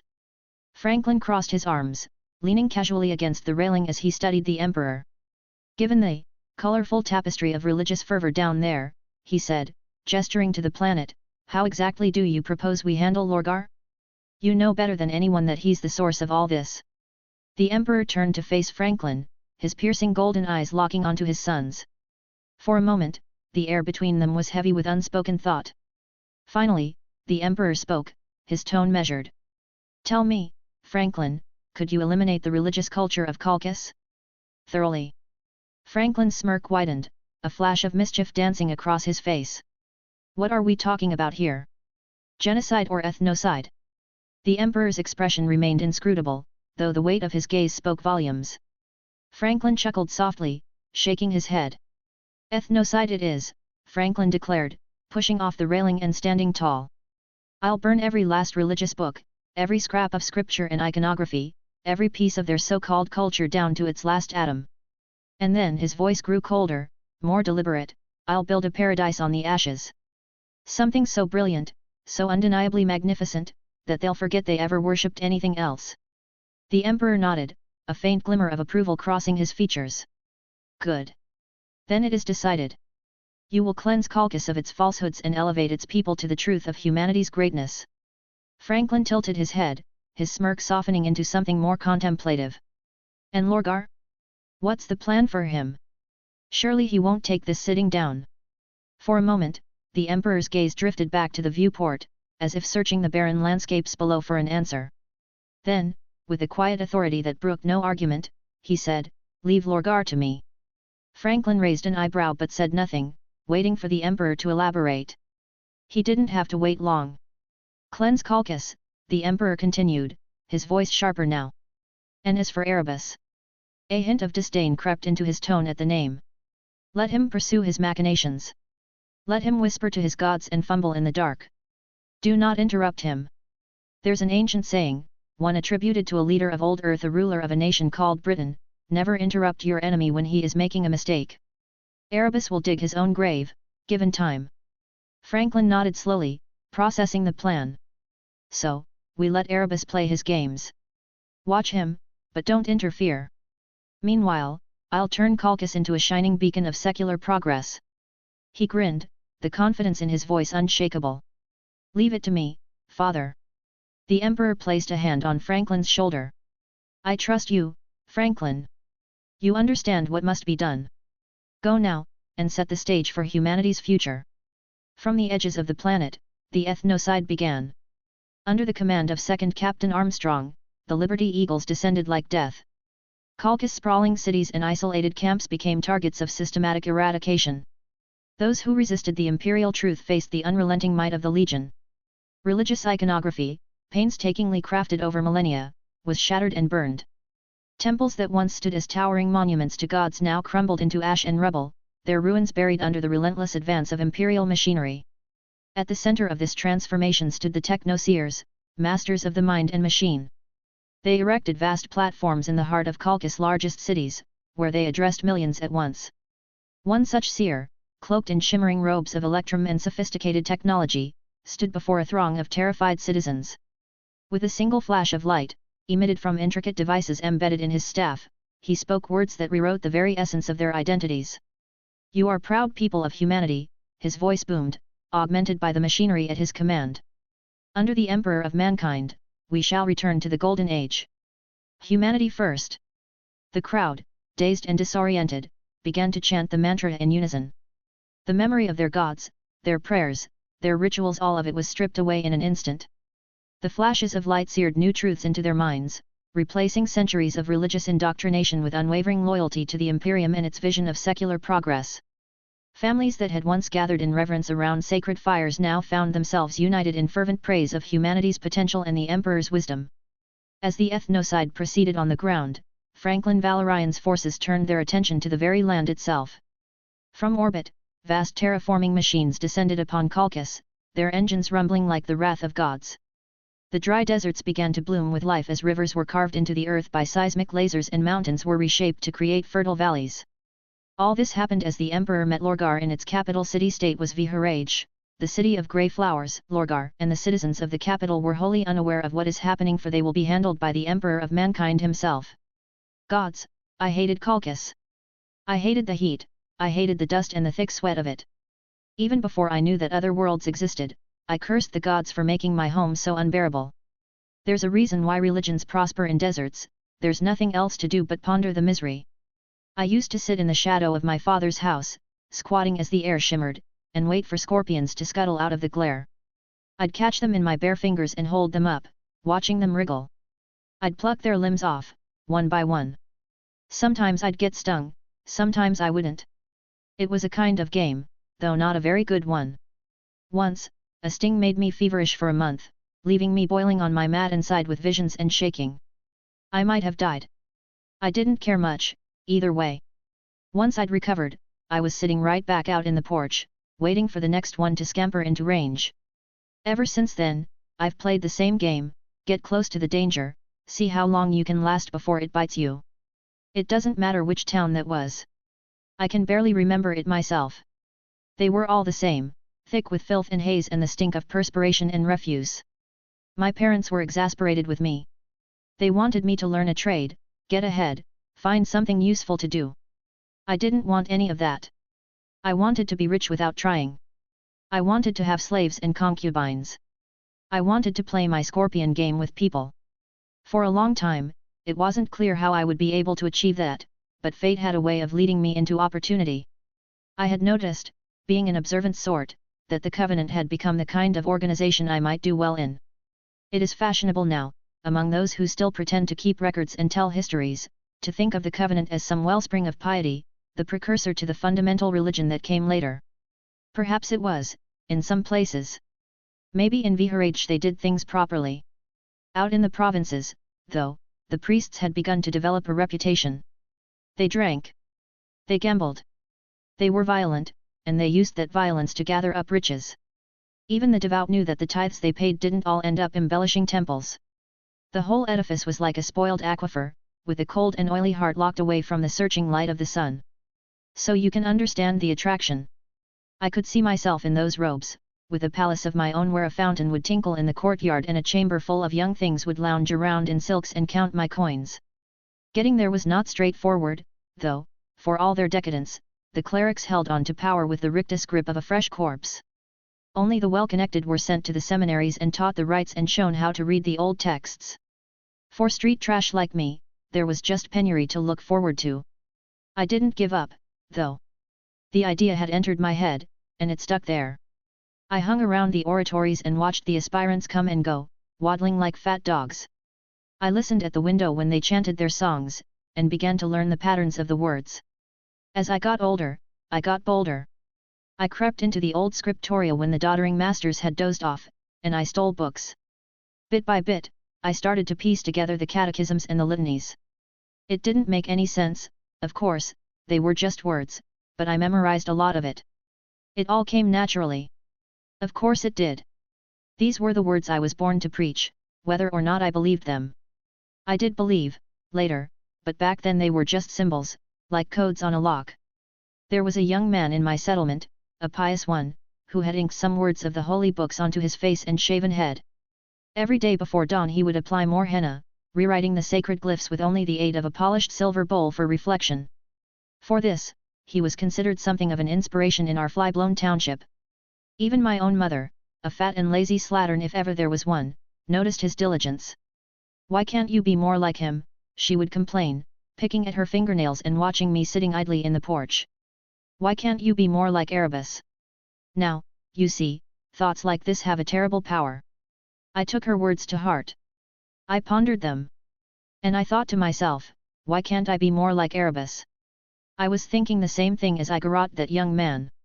I might even have said the words out loud as I twisted the string and watched his eyes bulge and pop. That was the first time I killed a living soul, and gods, was it sweet. My heart was pumping and my face was glowing.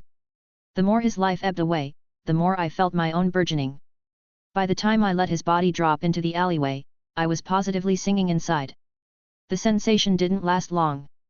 There was all the tedious business of disposing of the body, then rooting through his belongings to get what I needed, then turning my back on my birthplace and setting off into the great dust. I couldn't stay in a place where he and I were both known. I never once regretted it. I walked out under the southern gate with the stars rising and the heat of the day ebbing, wearing a dead man's robes and with a dead man's script inked neatly on my own shaven head. Ah, there you go. There is the irony. The marks on my flesh, the ones that mark me out as me, were never really mine. I wore them after that to ensure my stolen name and persona were never questioned. In time, I half forgot their origins, and I began to care more about what I was writing. By the time I reached for the tattooist's needle, the words had changed and the act was more than one of disguise. Originally, though, it was all just lies. So what was my original name? Just like the name of the place where I was born, that genuinely doesn't matter. I have become like a daemon, nurturing a secret moniker that only the Empyrean echoes. I certainly will not tell you. Some things even the gods don't know. I was lucky, or fated maybe, to be learning my craft at such a time I was just a boy, as all the seminary acolytes were.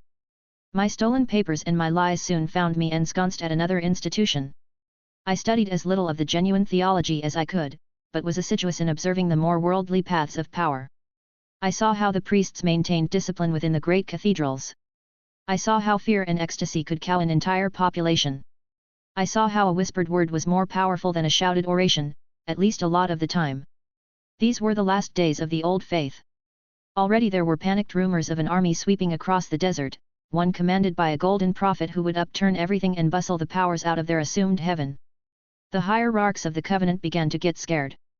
The sacrifices became more frequent, protestations of faith and penance for sins were made more heartily. I knew it wouldn't save them.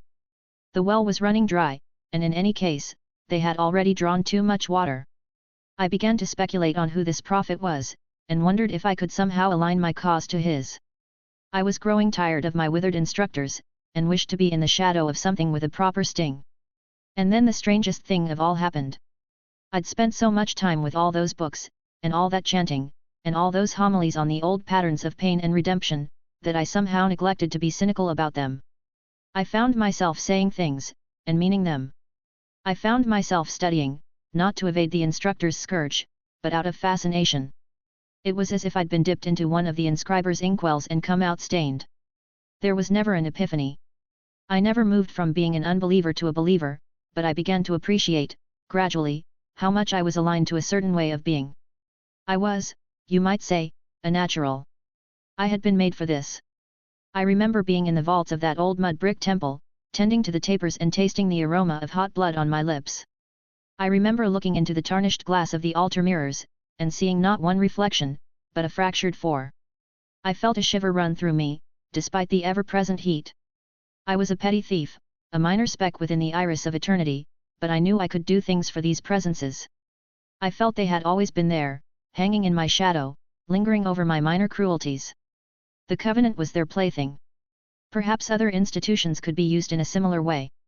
So when the prophet eventually made it to our city, and I saw his impeccable profile shine out across a weeping and grateful nation of newly enlightened slaves, I was neither elated nor despondent. All I had to do was wait. I was still a child, then. I would not be one forever. And of course I met my prophet in the end, up close. I saw him pass through the gates with his army of swivel-eyed faithful and recognized what it meant for me at once. He was a bigger scorpion, and I needed to get closer. He was with Corphaeron. That raddled old sack of skin and esoteric drugs, he hung around like the stench of cut meat rotting in the sun. I remember that our eyes met, briefly, as the two of them made their triumphal procession through the taken city, although I suppose he won't recall it now. Back then, I was nothing, and he was everything. I was the grub in the dirt and he was the master of a world's zealous armies, standing at the side of the anointed and sucking up his sloughed-off incense. It is commonly supposed that I must hate Corphaeron. We have become rivals, that's true, and within this grand coalition of blackguards and renegades that generally engenders bad blood, but he really doesn't make me angry. I find him amusing. He's worked so hard to keep up, to become one of us, and all he's done is made himself ridiculous. His flesh hangs within his armor like a strung-up corpse. He's kept around out of a maudlin kind of pity. I'd miss him, if he were somehow taken away from us now, for our legion is not blessed with many jesters, and we can't afford to lose the few we have. Once the prophet had come, though, that was the end for the covenant, at least in the open. We went underground, those of us who understood what things were really about. We gathered what we needed, and stored it away out of sight. And, such is the way of things, it all became stronger through secrecy. Old words were hissed through locked doors, and we would mouth the ossified canticles under the ostensibly ardent singing of the new ones. They were the best days, if I'm honest, full of promise and guile and silent murders in the dark. We knew, of course, that he would come soon after that. The prophet kept telling us, and every augur and flesh sacrifice screamed it out. I wanted to see this master of mankind so very much, since I knew more than most what it would mean for the universe. I wanted to witness the creature I was destined to bring low. I wanted to see him dragged before me like a lowing ox before the sickle knife. I was never, ever taken in by him, not like so many who afterwards claimed they had somehow been wronged or misled. I knew, right from the start. I knew, before he even set foot on my dry-as-bones home world. I knew all this because I've never aspired to be anything other than what I am, an eavesdropper, a sneak, a fertile soakaway for lies and poison. Judge me if you will, and plenty do, but we all have our places within this far from ideal creation. Here I stand. I can do no other. However, Colchis began to lose its religious culture. With the arrival of the so-called master of mankind came the god of freedom itself, the great eagle.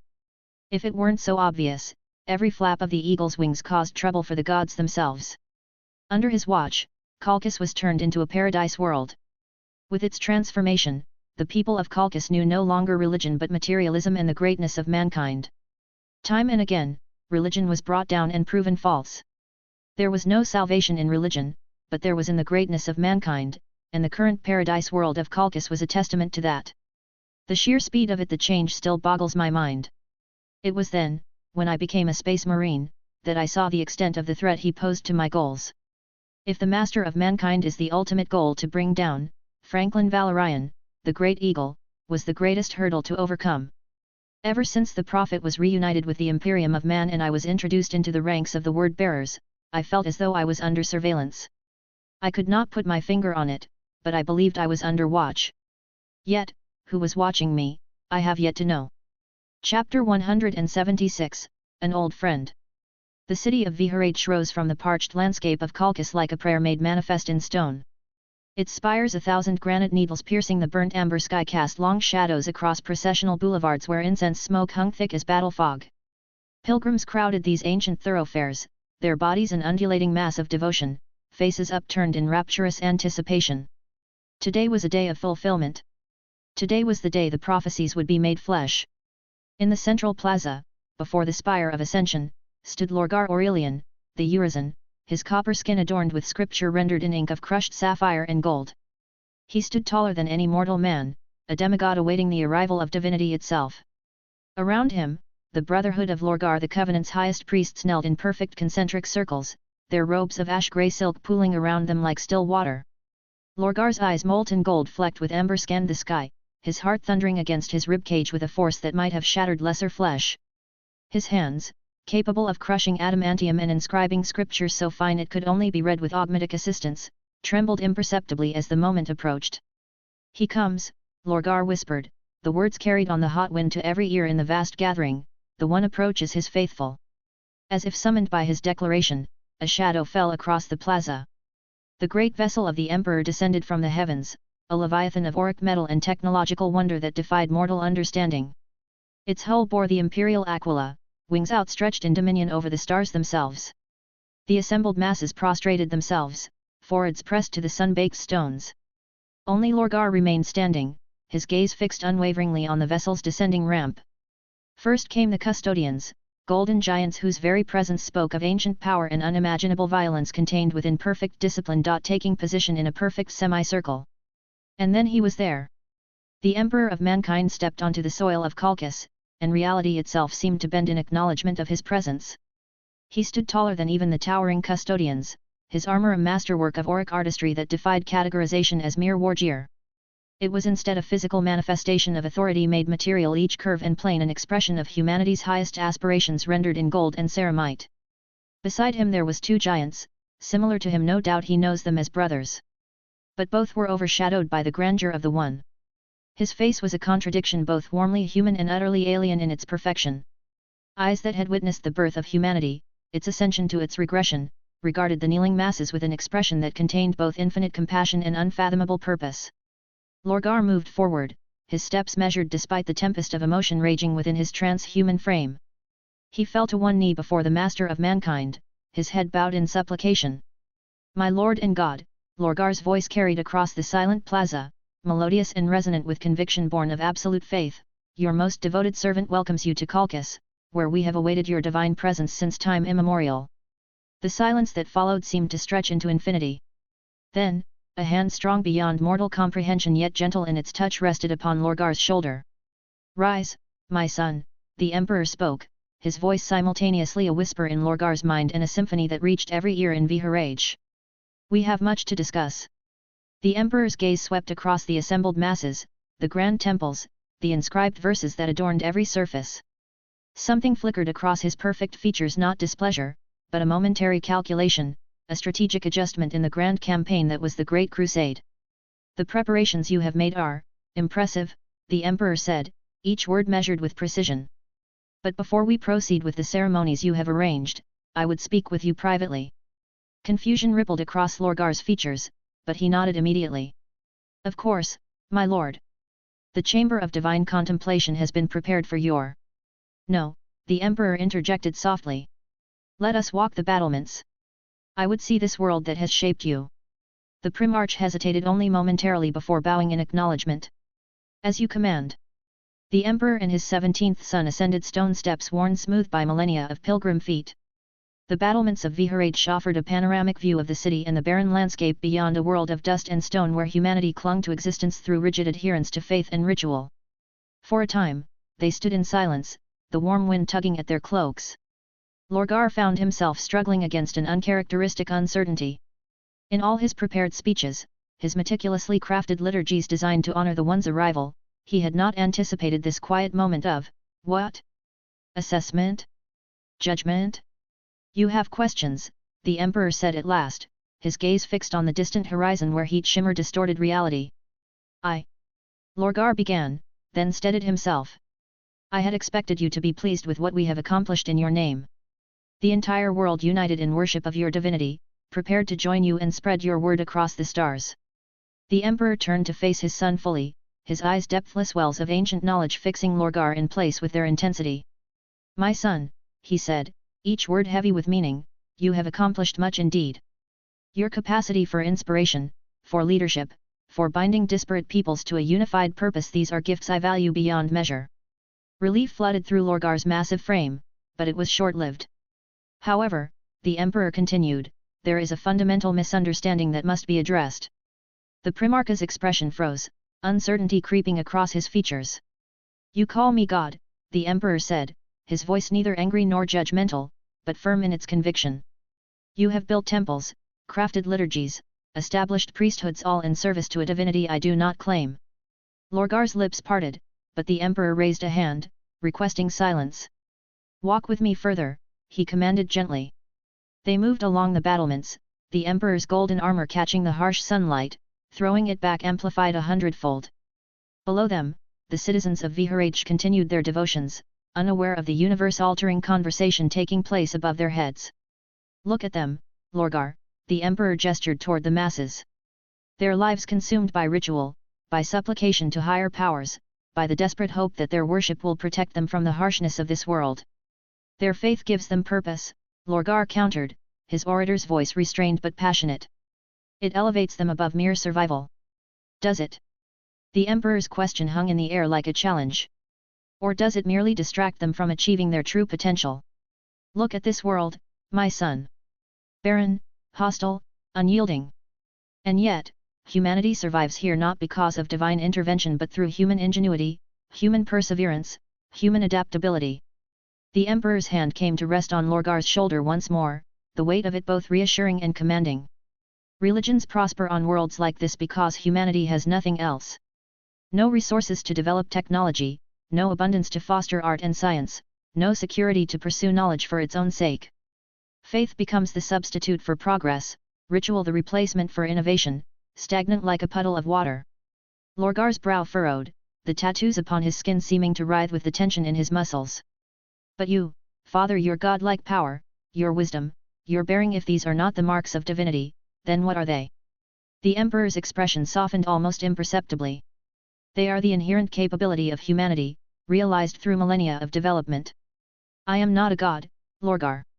I am a man, the most powerful psyker humanity has produced, yes, but a man nonetheless. My abilities are not supernatural, they are the upper boundaries of human potential. But the prophecies, Lorgar began, his voice strained with the effort of reconciling his lifelong beliefs with the Emperor's words. They spoke of your coming, of the Messiah who would. If being called a Messiah will allow me to save and unite fractured humanity, the Emperor interrupted, his voice gentle but unyielding, if it will help me to point the way forward for our species, then I will accept such titles pragmatically. But I will not perpetuate falsehoods, especially not to my own sons. The Emperor's eyes seemed to glow with inner fire as he continued, the universe is vast and indifferent, Lorgar. There are entities in the galaxy that would stop at nothing to extinguish our proud race. True elevation comes not through worship but through understanding, through mastering the material universe and our own potential within it. Lorgar's shoulders slumped almost imperceptibly, the weight of challenged faith bearing down upon his transhuman frame. The Emperor, seeing this, made a decision. "Look again at your world, my son," he commanded softly. "But this time, see it not as it is, but as it could be." The Emperor's mind touched Lorgar's, and reality seemed to ripple around them. The barren landscape of Kalkis shimmered and transformed. Where there had been dust and rock, verdant fields stretched to the horizon. The harsh sun warmed croplands heavy with harvest. The city below them changed as well. The temples remained but were repurposed as universities, laboratories, cultural centers. The people moved with purpose, not driven by devotion but by curiosity, by the hunger for knowledge and advancement. "This is Kalkis as it could be," the Emperor explained, his voice resonating directly in Lorgar's mind. "A world where humanity has abandoned superstition for science, ritual for reason, blind faith for material understanding." The vision was so vivid, so tactile, that Lorgar could almost feel the cool breeze from the imagined forests, could almost hear the sounds of children learning in schools rather than chanting in temples. "This is no mere conjuring," the Emperor continued. "This is a possible future, one that your leadership could help create, not in millennia, but within a human lifetime." The vision faded gradually, reality reasserting itself with almost painful clarity. The dusty, temple-dominated landscape of Kalkis returned, but Lorgar now saw it through new eyes, saw its limitations, its wasted potential. "You possess a gift, my son," the Emperor said into the silence that followed. "The gift of inspiration, of moving hearts and minds toward a unified purpose. I need this gift not to spread faith in my divinity, but to spread understanding of humanity's true potential. I need an orator who can convey the imperial truth with the same passion and conviction you have given to religion." The Emperor's gaze held Lorgar's, infinitely powerful, in this moment of truth between father and son. "Will you join me, my son? Not as a high priest worshipping a false god, but as a Primarch, as a son, leading humanity toward its true destiny among the stars." Lorgar stood motionless, the crossroads of his existence stretching before him. Everything he had believed, everything he had built his identity upon, all lies, or at best, misinterpretations of a greater truth. And yet, the vision the Emperor had shown him burned in his mind, a possibility more glorious than any religious ecstasy he had ever experienced. In the plaza below, the rituals continued, the people of Viharage oblivious to the psychic storm brewing above. Yet something was changing. As the Emperor's will worked subtle alterations in the collective consciousness of the city, priests found themselves pausing mid-litany, uncertain of the words they had recited thousands of times before. Devotees rose from prayer with questions forming where certainty had once reigned. The change was infinitesimal, a seed planted rather than a forest grown, but it was begun. Lorgar felt it, the shifting of the very foundations upon which he had built his empire of faith. And yet, rather than despair, he felt a strange lightness, as if chains he had not known he wore were beginning to loosen. "I have doubts," Lorgar admitted finally, his gaze meeting the Emperor's without wavering. "A lifetime of belief does not dissolve in a moment, even at your word." "I would be concerned if it did," the Emperor replied. "Blind faith in me would be no better than blind faith in non-existent gods. I ask not for unquestioning acceptance, but for the courage to question, to seek, to grow beyond the limitations of religion." Lorgar's golden eyes reflected the harsh sunlight of Kalkis as he considered his father's words.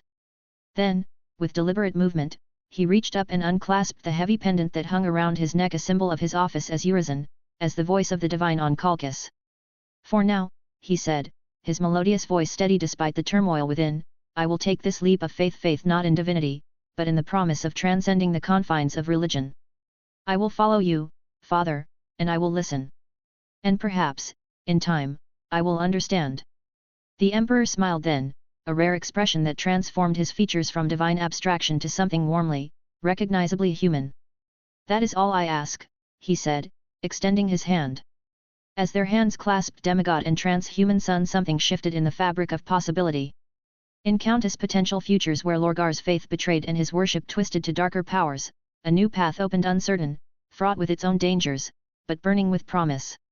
The great tome would later materialize across the nascent imperium like a whisper becoming thunder. First in the hands of word-bearers, legionaries, then spreading to iterators and remembrancers, until finally reaching the calloused palms of common laborers and the manicured fingers of planetary governors alike. Its burgundy cover bore no ornate decorations, no gilded flourishes, only stark silver lettering that caught the light of distant stars. Liber Ascensionis Humanitatis. The Book of Human Ascension. Within these pages, Lorgar Aurelian had distilled a vision so potent it transformed worlds not through the barrel of bolters, but through the unstoppable force of realized potential. The Primarch of the 17 Legion had once been the architect of faith, now he had become the architect of mankind's philosophical foundation. A remembrancer's hands trembled as she turned another page, her eyes widening at the elegant script that seemed to burn with conviction rather than mere ink. Let it be known across the infinite void that humanity stands not as supplicants before cosmic forces, but as inheritors of a universe that awaits our grasp. We do not kneel. We rise. We do not pray. We act. The ancient chains of superstition have been severed by the blade of reason, and in their place we forge bonds of shared purpose that shall never break. She paused, breath caught in her throat, before continuing. Witness now the Emperor not as divine, but as exemplar. He stands before us not as a god demanding worship, but as the pinnacle of what mankind might become. His psychic might, his vision, his indomitable will, these are not supernatural gifts bestowed by mystical forces, but the awakened potential that sleeps within our species. He is not above humanity, he is humanity ascendant. The words resonated through her consciousness, rational yet somehow more compelling than any religious text she had encountered in her extensive studies. Where dogma demanded blind acceptance, the Liber Ascensionis invited comprehension. The cosmos presents itself as a crucible of endless challenge. Zeno's abominations that would see us extinguished.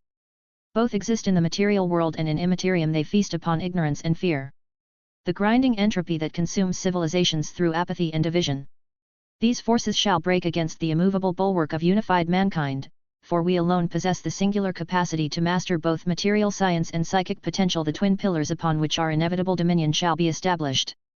The twin suns of Colchis dipped lower into the horizon, casting the ancient desert in deeper shades of amber and crimson. Their heat had softened, but the air remained thick with the weight of what had transpired, a world turned on its head, its faith broken, its people left searching for meaning amidst the rubble of their gods. Franklin Valorian and Magnus the Red trudged onward, their immense forms casting elongated shadows over the desolate plains. The silence between them stretched, heavy with the weight of unspoken thoughts. Around them, the ruins of what had once been temples and shrines whispered tales of a devotion now shattered, their echoes swallowed by the vastness of the desert. Magnus spoke first, his voice low and contemplative. Do you think they'll hate us for this?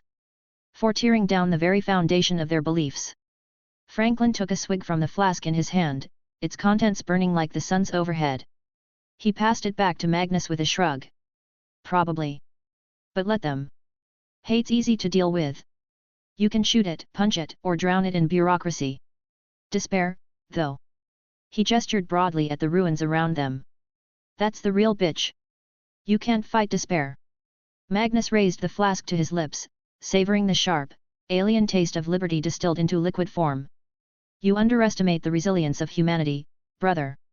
They'll find something new to cling to. They always do. Franklin smirked, his ever-present confidence undimmed. Maybe. But let's hope they cling to something useful this time. Science, progress, logic, hell, I'll even settle for better plumbing. Magnus chuckled despite himself. Practical as ever, Franklin. And don't you forget it, Franklin replied, his tone lighter now, though his gaze remained distant, fixed on the horizon where Bucephalus loomed like a silent sentinel. Let Father handle the big picture stuff, unity, truth, the galaxy-wide cumbea. Me? I'm here to make sure the little guys don't get stepped on while the rest of you are busy philosophizing. Magnus arched an eyebrow, his singular eye glowing faintly in the twilight.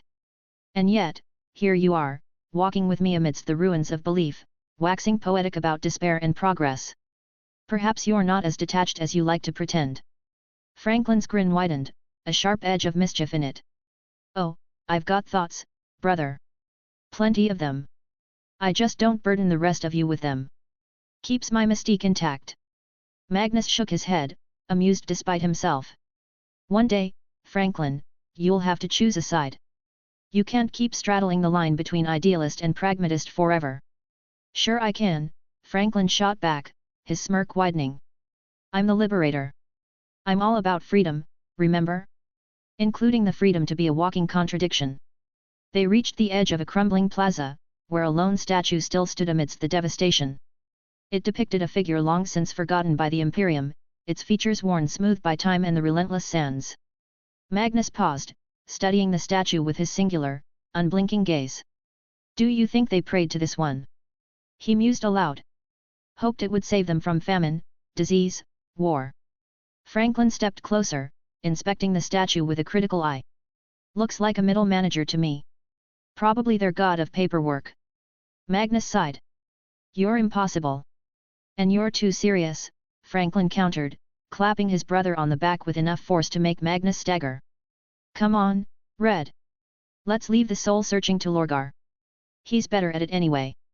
As they walked, you realize, Franklin was saying, gesturing broadly at a half-demolished temple, that Father's approach lacks a certain, public relations finesse.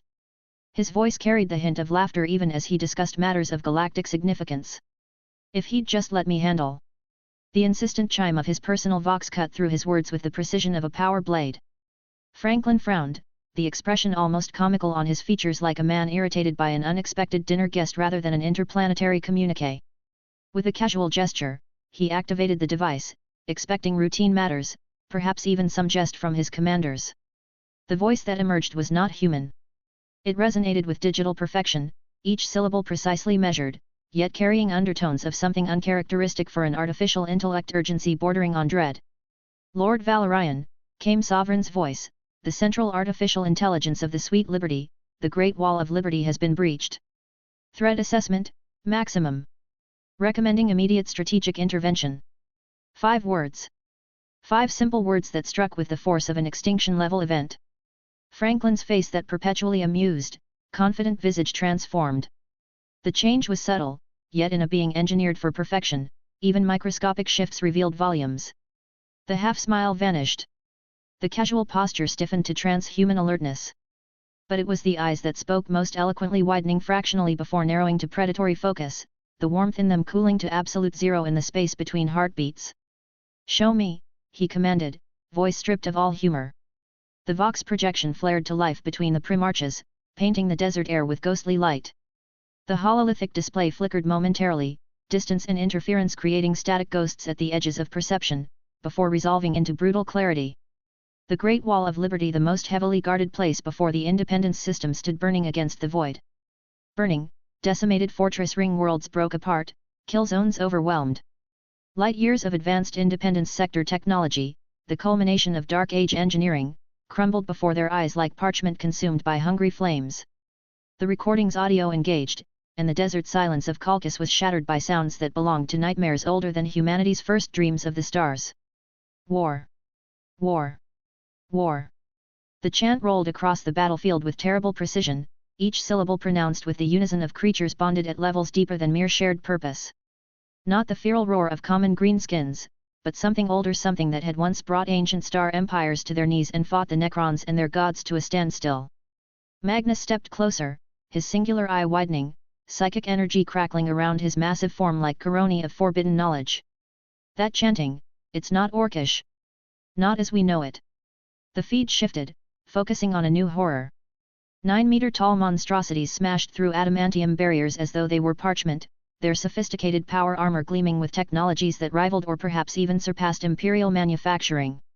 Their weapons discharged streams of energy that reduced entire sections' defenses to molecular dust. One of them turned toward the recording device, and Franklin saw intelligence burning in its eyes, not the feral cunning of an orc but the calculated malice of a sentient strategist. The feed panned outward, revealing the full scope of the catastrophe. A black stone fortress, one of the ancient star forts that had guarded the borders of the Independence sector for decades, listed in the void, flames erupting from breaches in its superstructure as it plummeted toward a nearby inhabited world. The destruction would be apocalyptic, billions would die in the impact and subsequent atmospheric disruption. Craigs. Cain's voice reverberated through Franklin's psyche like the toll of a funeral bell. The feed zoomed outward, revealing the true architect of this unprecedented assault. Standing head and shoulders above even the giant Crick officers was a true monster, a 15-meter colossus clad in armor that seamlessly blended biological and technological components in a way that defied imperial classification protocols. Daka Bringer, I am back. The creature roared, its voice so powerful that the audio pickups in the feed momentarily distorted. Each word was delivered with unexpected clarity, not the crude language of common orcs but the precise diction of a being with genuine linguistic capability. Franklin shook his head, eyes narrowing as he processed the tactical implications. Eldrad warned me about this, he said, addressing both Magnus and Cain simultaneously. The Farser predicted a quick resurgence in the sector. I expected incursions, but I didn't think it would be like this. His voice trailed off as another section of the Great Wall collapsed under concentrated fire. You underestimate our ancient rivals, Primarch. Cain's voice resonated within Franklin's mind, carrying the weight of galactic cycles spent in conflict. And now you pay for it. Franklin nodded grimly, the perpetual humor in his eyes replaced by cold calculation. He turned to Magnus, who had remained silent throughout this exchange, though his crimson features had tensed with concern. Tell Father the sector is under attack, Franklin instructed, his voice resuming its normal confidence. But make it clear that I can handle it. The Independence sector's situation will not hinder the Great Crusade. He paused, considering the strategic implications. There are no reports of Terra under attack. This is purely out of rivalry. Glorblasta has come for a rematch. Before Magnus could respond, Franklin disappeared in a flash of light. Chapter 177, Divine Steel. In the heart of Thermithian, a world reshaped by the Independence sector to serve a singular purpose, rivers of molten metal flowed like arteries through the planetary crust. This was no mere forge world, it was the apotheosis of metallurgical possibility, a celestial body whose very existence had been reconfigured to amplify the art of creation. Heat shimmered across vast adamantium platforms that jutted from magma seas, creating a horizon that wavered between material and immaterial, between the possible and the divine.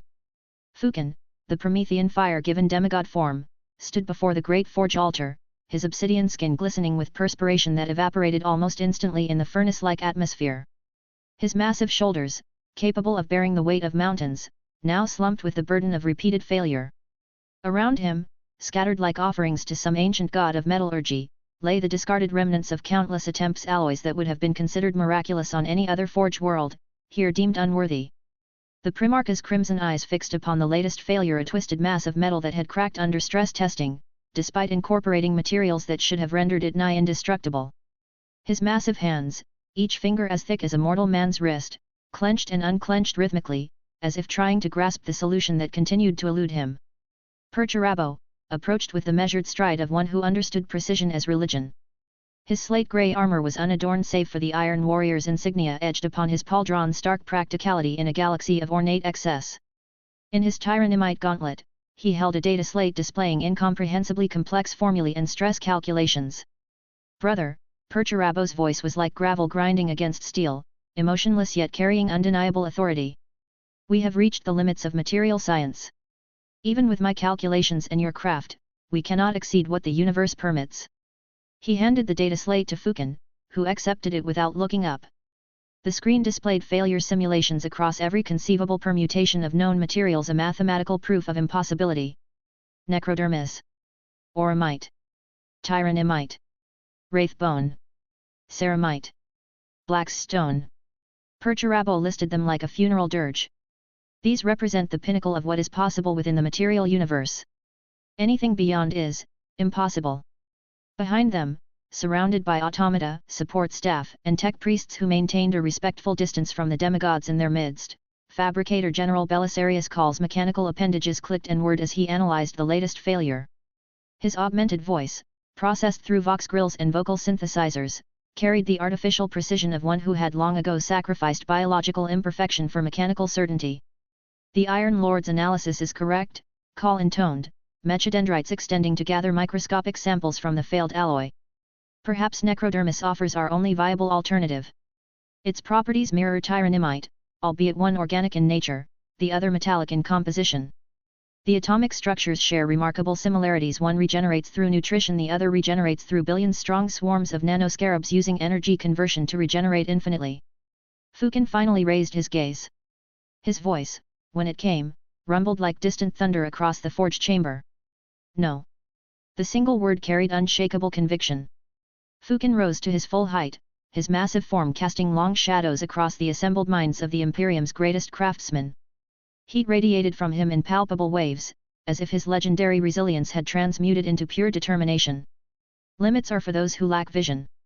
It was not said with arrogance, nor with the dismissive tone that characterized so many of his brother Primarches. It was stated as simple truth, a fundamental axiom upon which Fukin had built his existence. His gaze swept across the assembled technicians, lingering for a moment on Perturabo's impassive features. "This is no longer merely for my brother Franklin," Fukin continued, voice deepening with emotion. "Though he requested this armor, something greater drives me now. I feel it in the core of my being, the potential to forge what has never been forged, to create what even the ancients deemed impossible." Perturabo snorted, but made no move to depart. His presence was acknowledgement enough. Criticism and challenge would be offered freely, but he would not abandon his brother in this quest. For beneath the Lord of Iron's cold exterior beat the heart of a creator who understood the compulsion to transcend limitations. Fukin turned toward the central forge pit, where the heart of Thermothian pulsed like a living entity. Suspended above it on gravitic tethers hung the hammer of Prometheus, a tool both of creation and destruction, forged with Fukin's own hands. Unlike other weapons or tools, this hammer bore a legacy that transcended its physical form. Its haft and head gleamed with a brilliance that defied conventional metallurgical understanding, seeming to shimmer between reality and unreality, the boundary of the materium and immaterium. The idea for the hammer had been seeded long ago, during one of Fukin's rare moments of counsel with his brother Franklin.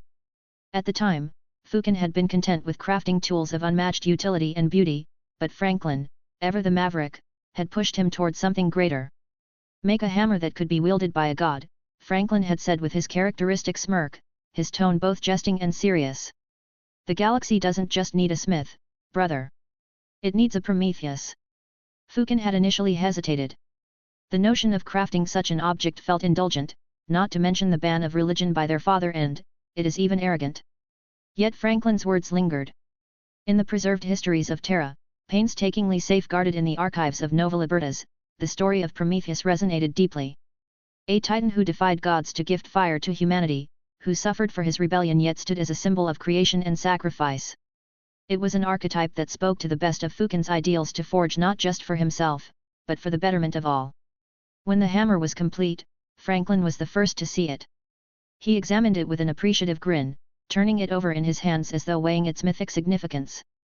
"We'll call it the Hammer of Prometheus," Franklin declared with finality, his voice tinged with pride. "A fitting name for a tool of creation and, if necessary, destruction. You'll wield it to shape the future, brother, just as Prometheus shaped humanity's destiny." As he lifted the hammer of Prometheus from its gravitic tethers, Fukin could feel its potential coursing through him, a reminder of Franklin's influence, of the stories that shaped their shared humanity, and of the role he was destined to play. The forge itself seemed to awaken.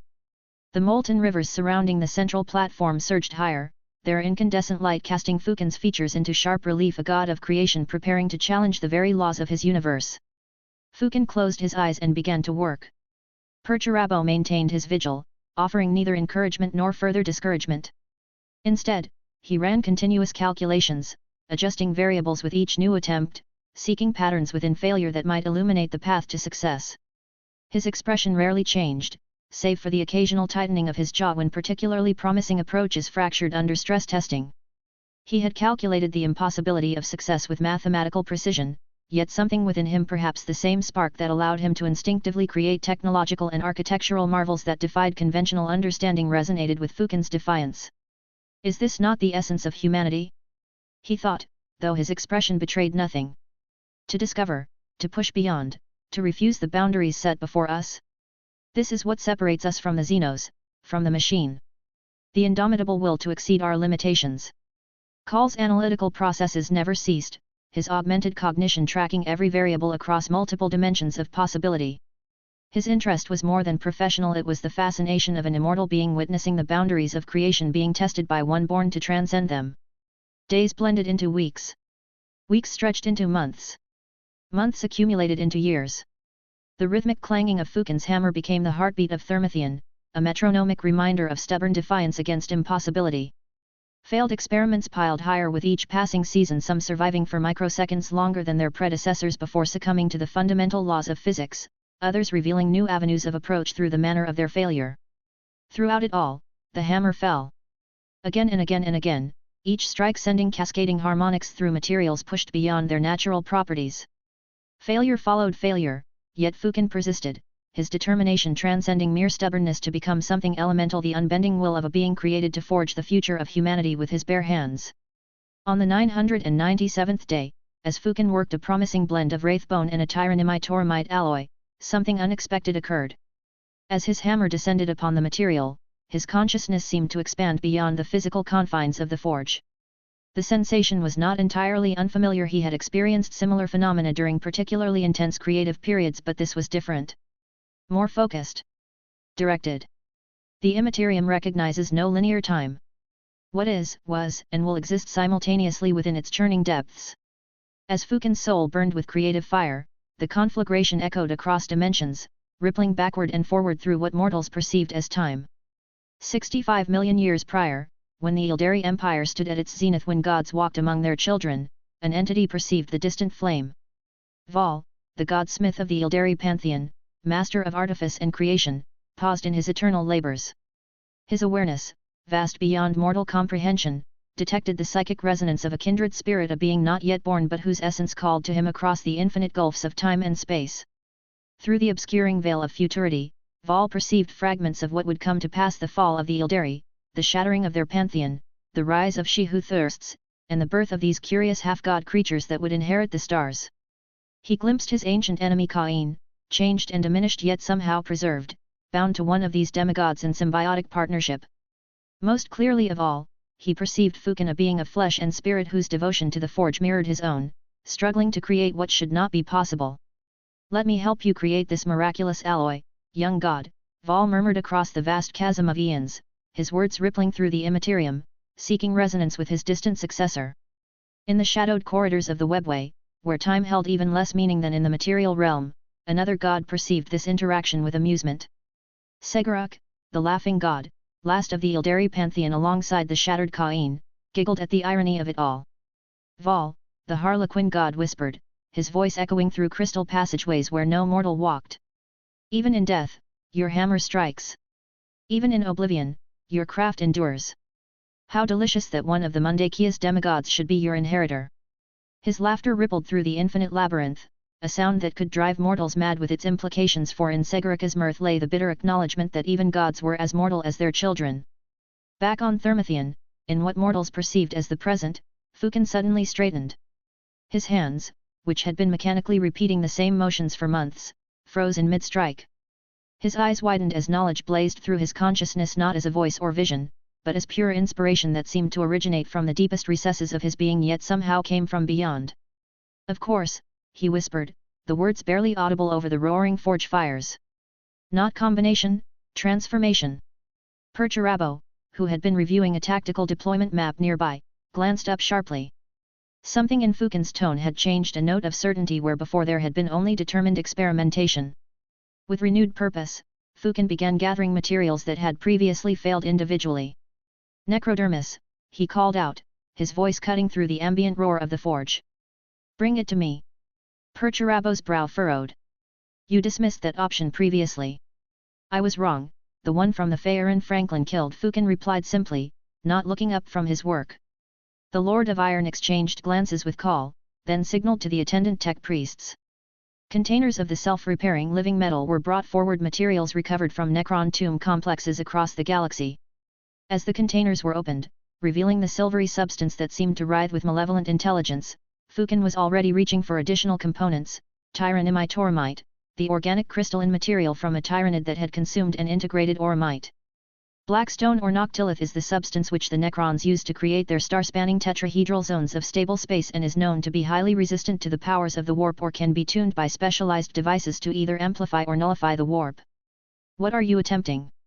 Call inquired, his mechanical appendages twitching with scientific curiosity. "Not an alloy," Fukin responded, his voice distant as his focus remained on the work.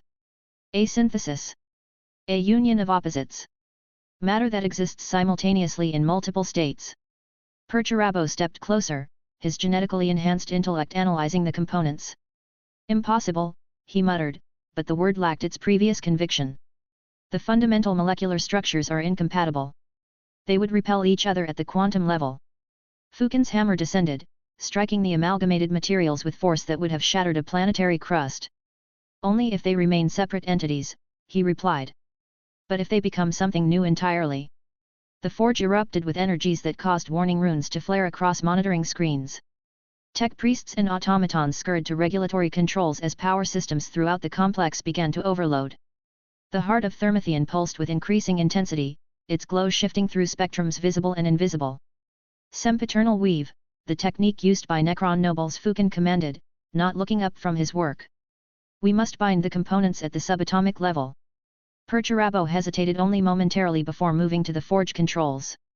Despite his skepticism, the challenge of the impossible called to him as surely as it did to Fukin.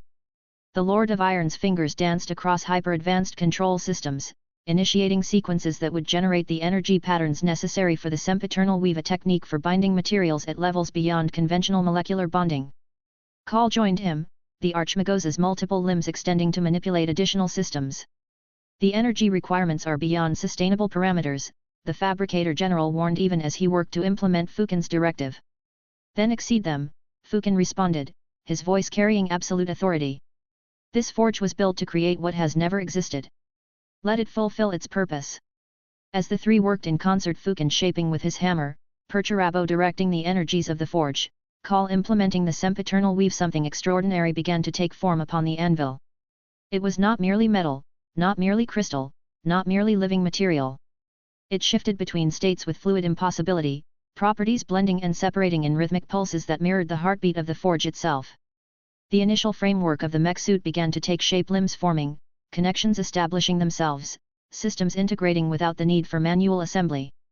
It was as though the material understood its intended purpose, cooperating with its creators in ways that defied conventional engineering principles. Hours passed in a blur of concentrated effort. The air within the forge chamber became so saturated with energy that it manifested as visible currents of force, flowing around the working figures like tides around immovable stones. Warning klaxons sounded and were ignored. Containment fields strained and were reinforced. The very foundations of Thermothian trembled as power was channeled in quantities sufficient to light entire star systems. And then, as suddenly as it had begun, it was complete. The hammer fell silent. The energies receded. The blinding light of creation dimmed to a sustainable radiance. Upon the anvil stood the frame of what would become Franklin Valorian's mech suit, a masterwork unlike anything the galaxy had seen since the War in Heaven, or perhaps since the dawn of creation. Its surface gleamed with the golden sheen of oromite, yet shifted like liquid mercury when observed from different angles. It pulsed with a rhythm that suggested life, yet remained definitively mechanical in nature. Fukin stepped back, his expression one of satisfaction tempered with awe at what he had helped bring into existence. Even he, architect of countless masterworks, recognized the singular nature of this creation. It possesses the strength of oromite, the regenerative properties of tyranimite, Call observed, his augmetic eyes scanning the material with increasing excitement. Yet also demonstrates resistance to warp attack patterns consistent with black stone. The molecular structure suggests the hyperadaptive nature of necrodermis, while maintaining the quantum inert properties necessary for psychic channeling, a hyperalloy and in theological terms divine steel. Impossible, Perturabo whispered, but this time the word carried reverence rather than dismissal. The Lord of Iron extended an armored hand, hovering it above the material without quite touching. You've created matter that shouldn't exist. That couldn't exist. No, Fukin corrected, a rare smile crossing his features. We have created what had not existed before. There is a difference. The Primarch of the Salamanders gazed upon their work, considering what to name this new substance that defied categorization. It had been forged in the heart of Thermothian, shaped by the hammer of Prometheus, conceived through an inspiration that seemed to transcend time itself. Eternamite, Fukin declared, the name echoing through the forge chamber with finality. Worthy of a Primarch, and of the brother who requested it. Around them, the forge of Thermothian settled into a contented hum, like a predator satisfied after a successful hunt. The impossible had been achieved not through violation of natural law, but through perfect understanding of it. Not through surrender to limitations, but through transcendence of them. A/N, Namaste. Here's a chapter I wasn't able to release a chapter earlier. Jebber Ali has problems with the internet. Next stop Mundra. Unbelievable, I had to declare the number of clothes I have to the last underwear or else they would take it. What kind of mafia she is this, my Indian friends? Chapter 178, The First World to Fall. The crimson dawn of Helheim painted the sky in shades of dried blood, a fitting palette for what they called the meat grinder. Lucien Vu-Baptiste adjusted the weight of his Liberty pattern loss gun against his shoulder, the weapon's familiar heft a constant reminder of his 40 years of servitude in this frozen hell.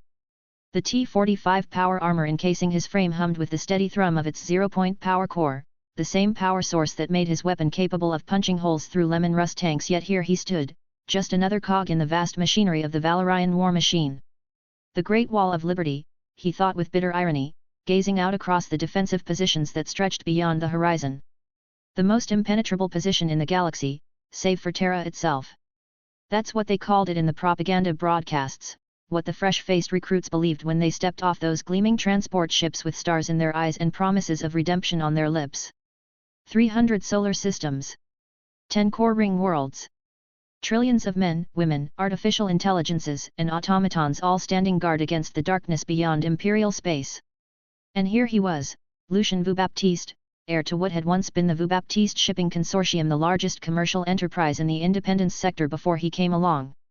Before Franklin Valorian, the so-called Great President, the self-proclaimed liberator, had torn down everything Lucien's family had built over centuries and replaced it with his vision of freedom. Freedom. The word tasted like ash in his mouth. If this was freedom, why was he here, shivering in the perpetual winter of Helheim, watching the same blood-soaked horizon for 40 years?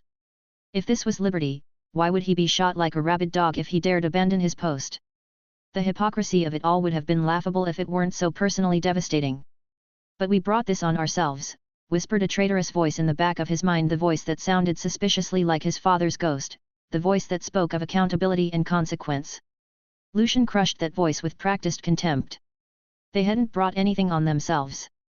They had simply refused to kneel before a tyrant, refused to surrender their birthright to a jumped-up warlord who styled himself as humanity's savior. The irony that Franklin Valorian rejected any claim to divinity, insisted he was merely a man serving humanity's greater good. Just a man. Lucien's scarred lips twisted into a smile. He had witnessed the Civil War firsthand, had seen what this mere man could accomplish. The megacorporations had pooled their resources, their greatest minds, their most advanced biotechnology in an attempt to level the playing field. They had created giants of their own, hyper-augmented warriors 18 feet tall, their bones replaced with adamantium, their muscles enhanced with synthetic fibers, their minds expanded with cogitator implants. None of it had mattered. Franklin Valorian had walked through their armies like a force of nature, inspiring loyalty with his mere presence, commanding devotion that bordered on religious fervor. Mortal men had charged plasma cannons for him, had thrown themselves against impossible odds with disregard for death that belonged to fanatics or saints. This was before he even received his Legion of Astartes, before the Emperor had gifted him with superhuman warriors to match his own godlike abilities. He never missed, Lucien remembered, the memory sharp as broken glass after all these decades. Every shot, every decision, every tactical maneuver, flawless execution. They hadn't been fighting a biomechanical giant or an enhanced human. They had been fighting something out of myth, something that had no business existing in a rational universe governed by natural law. The Primarches. That's what they called themselves now, these 20 sons of the Emperor who was conquering the galaxy in the name of human unity. 20 demigods unleashed upon an unsuspecting cosmos, each one unique beyond replication. During the Civil War, the corporations had tried everything: genetic sampling, biomechanical reconstruction, psychic enhancement. None of it had worked. You couldn't mass-produce divinity, couldn't synthesize whatever spark made these beings so godlike. Lucien shifted his weight, feeling the servos in his power armor compensate for the movement.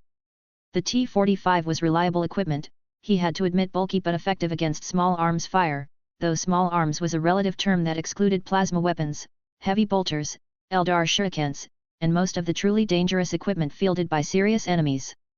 It was good enough for the rebels and minor Xenos threats that typically tested the outer defenses, but anyone who made it to the front lines of the Great Wall came armed with considerably more firepower.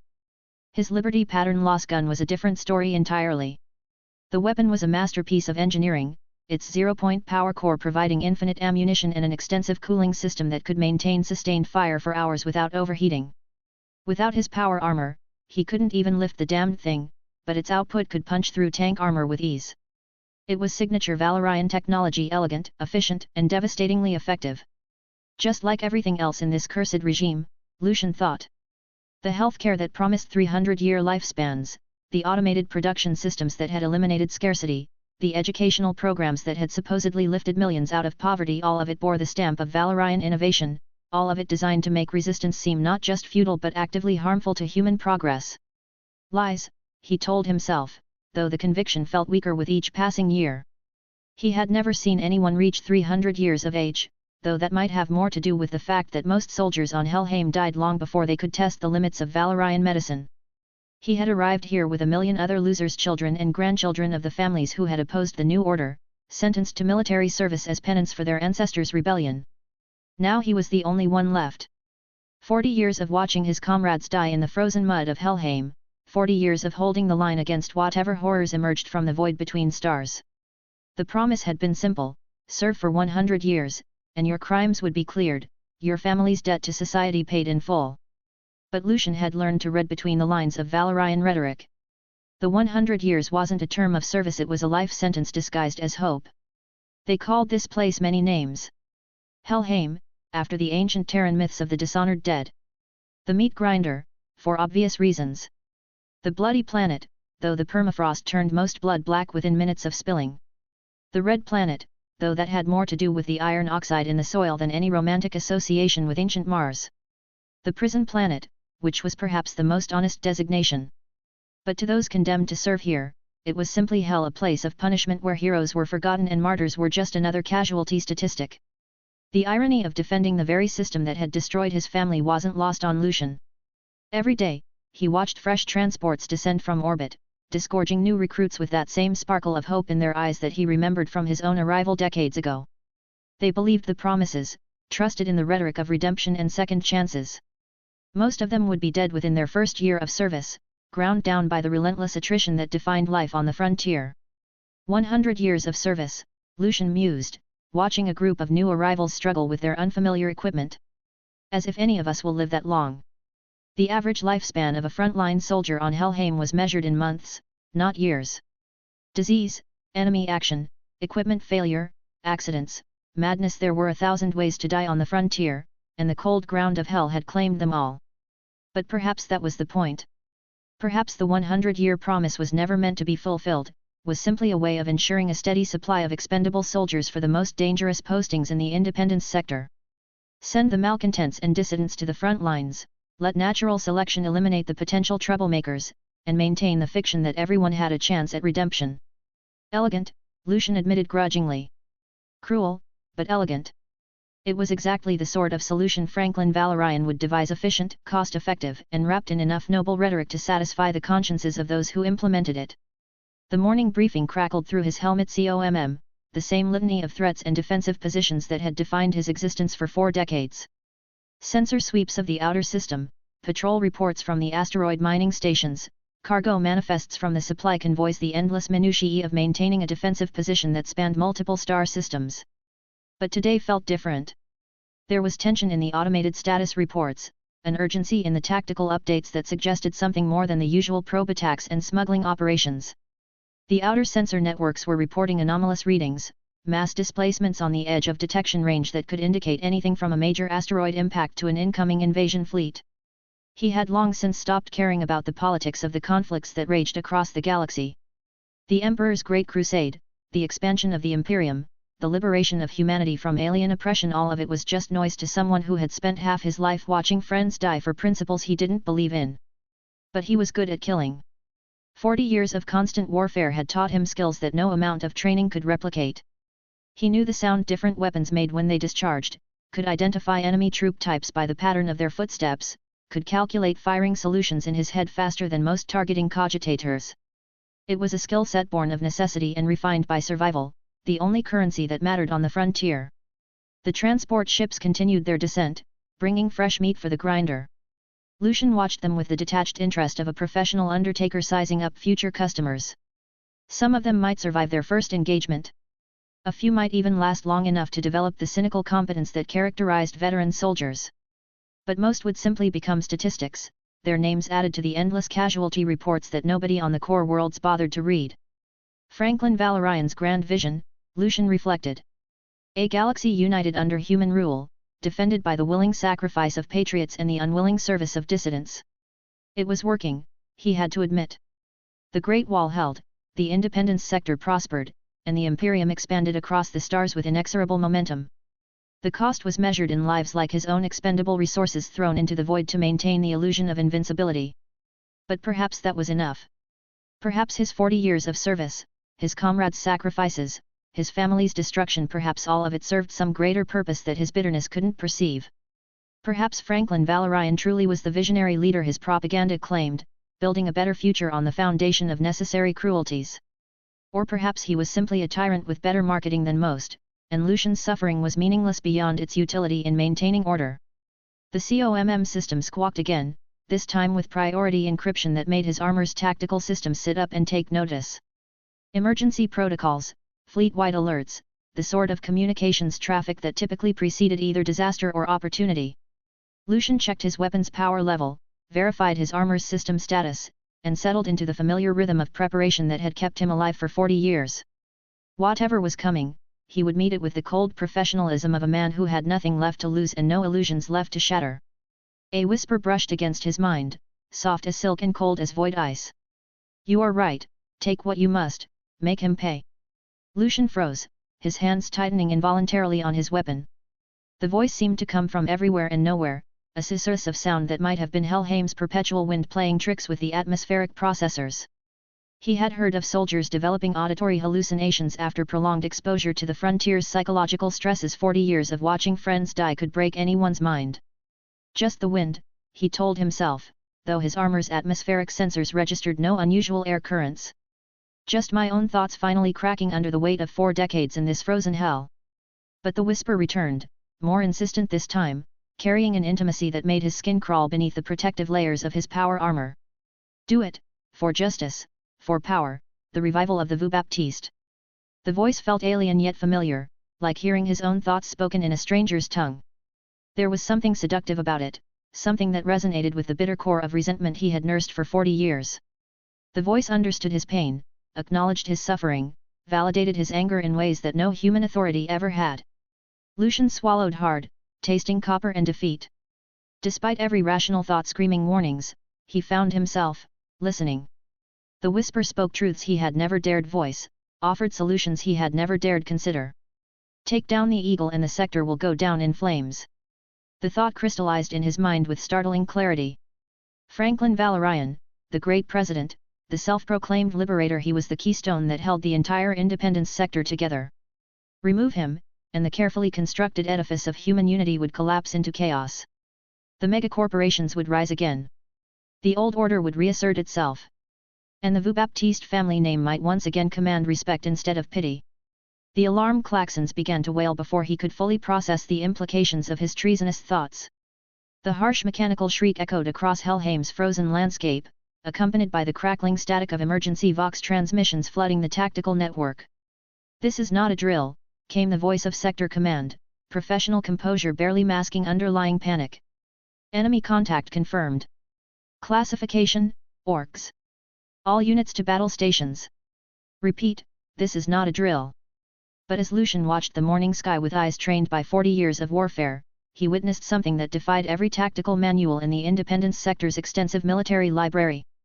The fortress moon of Grimhold, a celestial body converted into an orbital defense platform during the early years of Valorian's rule, simply shattered.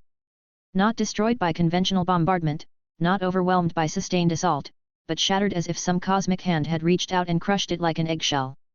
Debris rained down through Helheim's atmosphere in burning streaks, each fragment representing millions of tons of adamantium plating, neutronium cores, and the lives of the 100,000 souls who had called the fortress home. In the void where Grimhold had maintained its eternal vigil, massive ships began to materialize.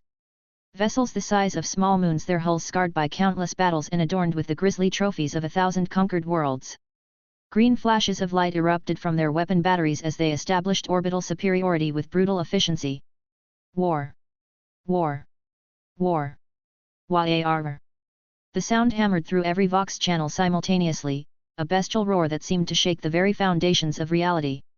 It wasn't transmitted in any conventional sense. The Orcs were broadcasting their bloodlust directly into the electromagnetic spectrum, their psychic gestalt field translating alien bloodthirst into something human ears could comprehend. Lucian had fought Orcs before, during the minor incursions that regularly tested the Great Wall's outer defenses. They were savage but predictable, possessed of crude technology and cruder tactics. Dangerous in large numbers, but manageable with proper preparation and overwhelming firepower. These were not those Orcs. The first wave of drop pods began their descent, massive teardrop shapes that glowed cherry red with atmospheric entry. Helheim's shield generators, technological marvels that could deflect the main guns of battleships, managed to intercept most of them, causing the pods to detonate in spectacular fireballs high above the surface. But even the failures told a story that chilled Lucian's veteran soul. There were so many of them. Wave after wave of drop pods descended like metallic hail, their sheer numbers overwhelming defensive systems designed to repel conventional invasion forces.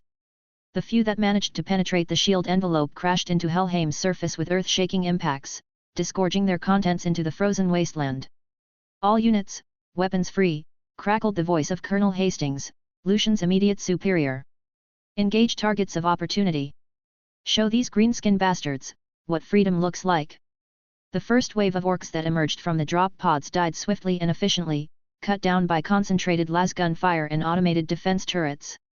They were larger than standard orc specimens, but still within parameters that human forces could handle. The second wave met similar fate, as did the third. But the fourth wave brought something new. 9-meter-tall behemoths emerged from the drop pods, their massive frames encased in power armor that bore little resemblance to the crude scrap metal protection typical of orc technology. These giants moved with purpose and intelligence, barking orders in a guttural language that somehow carried tactical sophistication. Under their direction, the chaotic orc assault began to take on structure and coordination. Lucian's targeting reticle locked onto one of the massive warriors, his Liberty pattern loss gun charging to full power. But before he could fire, the world exploded. The massive communications tower that had dominated Helheim's central plateau, the same tower that projected the shield generators protecting the planet's critical infrastructure, simply vanished in a pillar of green fire. The explosion was so violent that it registered as a minor seismic event, causing avalanches in the distant mountain ranges and triggering emergency protocols across the planet's surface. "Shields down!" screamed Colonel Hastings, his professional composure finally cracking. "All sectors, shields are down. Enemy bombardment incoming." The orbital vessels that had been held at bay by Helheim's defensive grid opened fire with weapons that turned night into day. Lance strikes, plasma bombardments, and stranger energies that defied classification rained down upon the planet's surface. The carefully constructed defensive positions that had held the line for 40 years began to crumble under sustained assault. Lucian watched his commanding officer's tent disappear in a gout of superheated plasma, taking Colonel Hastings and his entire staff with it. Around him, the defensive line that had been his home for 4 decades collapsed into chaos as soldiers abandoned their positions, fled in panic, or died where they stood. "Fucking idiots," he cursed, watching disciplined troops devolve into a terrified mob. 40 years of war, and they fell apart at the first sign of real opposition. His combat instincts, honed by decades of frontier warfare, screamed danger as an orc knob larger and more heavily armed than its subordinates charged toward his position. The creature stood nearly 3 meters tall, its crude but effective armor decorated with the skulls of previous enemies. Lucian didn't hesitate, his enhanced reflexes allowing him to sidestep the creature's clumsy swing and place a point-blank lost bolt through its chest cavity. The orc knob staggered, green ichor spurting from the massive wound, but managed to speak before collapsing. "We, the Gregs, have returned." Gregs. The word sent an inexplicable chill down Lucian's spine, though he couldn't explain why. He had never heard the term before, but something about it carried weight beyond its alien pronunciation. These weren't ordinary orcs, they were something older, something more dangerous. But that was a problem for the strategists and xenobiologists. Lucian's immediate concern was survival, and the collapse of Helheim's defenses had created an opportunity he had never dared hope for. As the battle raged around him, as his comrades died in their thousands, as the carefully constructed order of the Independence sector began to crumble, Lucian felt something approaching joy. For 40 years, he had dreamed of seeing Valorian's system burn, had fantasized about the collapse of the regime that had destroyed his family and condemned him to this frozen hell. Now it was happening, and he intended to survive long enough to witness every moment of the fall. A fellow soldier from his unit, Private Kellerman, a young man who had arrived on the transport hours ago, spotted him moving away from the defensive positions. "Lucian! Where are you going? We need to regroup with..." The lost bolt took Kellerman in the center of his chest, punching through his T-45 power armor as if it were paper. The young soldier looked down at the smoking hole in his torso with an expression of complete bewilderment before collapsing into the blood-soaked snow. Let them all die, Lucian thought with savage satisfaction. Let every one of these blind fools pay the price for their loyalty to a tyrant. He had crossed a line, committed an act that would brand him as traitor and murderer if discovered. But the whisper in his mind assured him that he was right, that his actions were justified, that greater power awaited those bold enough to seize it. The restricted area housing the Eternity Gates lay 3 kilometers to the northwest, buried beneath layers of security and administrative bureaucracy that had frustrated him for years. During his decades of service, he had studied every aspect of Helheim's infrastructure, memorizing patrol routes and security protocols with the obsessive dedication of a man who had nothing else to occupy his thoughts. The Eternity Gates were Franklin Valorian's greatest secret technological marvels that allowed instantaneous travel across galactic distances, bypassing the dangers and delays of warp transit. Only the highest-ranking officials were permitted access, and even then under strictly controlled circumstances. But with Helheim's command structure collapsing and its defenses crumbling, those restrictions might finally be vulnerable.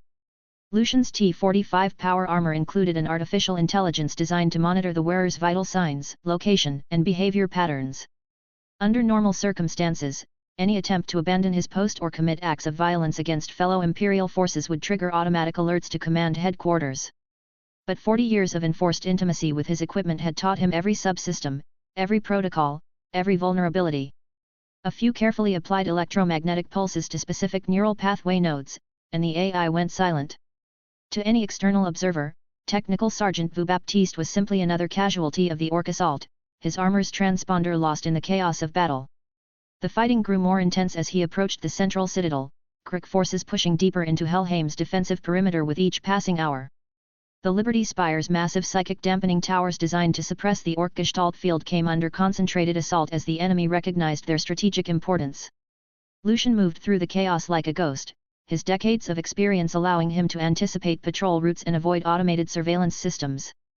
The whisper in his mind continued to guide him, offering suggestions and encouragement as he navigated the collapsing infrastructure of Valorian's regime. "You are right," the voice murmured as he watched a Liberty Spire collapse under concentrated fire. "Take what you must. Make Valorian pay for his thievery, it is only right and just." The words resonated with his own thoughts so perfectly that he couldn't distinguish between his internal monologue and the alien influence. The distinction no longer seemed important. What mattered was survival, revenge, and the opportunity to strike back at the system that had consumed his life. As he approached the Eternity Gate facility, Lucian encountered a group of defenders making a last stand against advancing Kree forces. Their commander, Captain Morrison, was a man Lucian recognized from the officers' mess, a competent leader who had earned his rank through merit rather than political connections. "Vu Baptiste," Morrison called out, relief evident in his voice. "Thank the throne you made it through. We've lost contact with the front lines. What's the situation?" Lucian didn't hesitate. "The front lines have fallen, sir.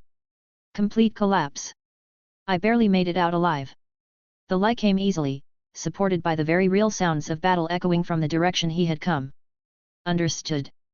We're falling back to the secondary defensive line, but we need every man we can get. Are you wounded?" "No sir, ready for duty." As they fought side by side against the advancing Kree forces, Lucian allowed himself a moment of dark satisfaction.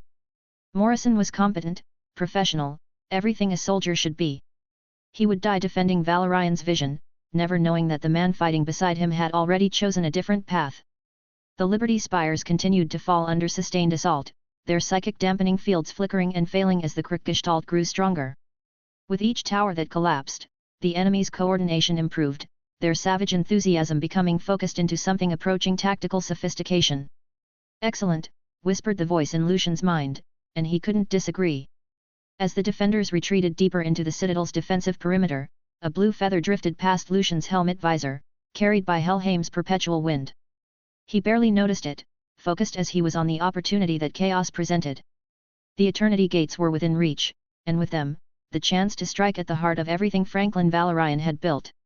40 years of bitter service were about to bear fruit in ways that neither his family's enemies nor the whisper in his mind could fully anticipate. The fall of Helheim was just the beginning.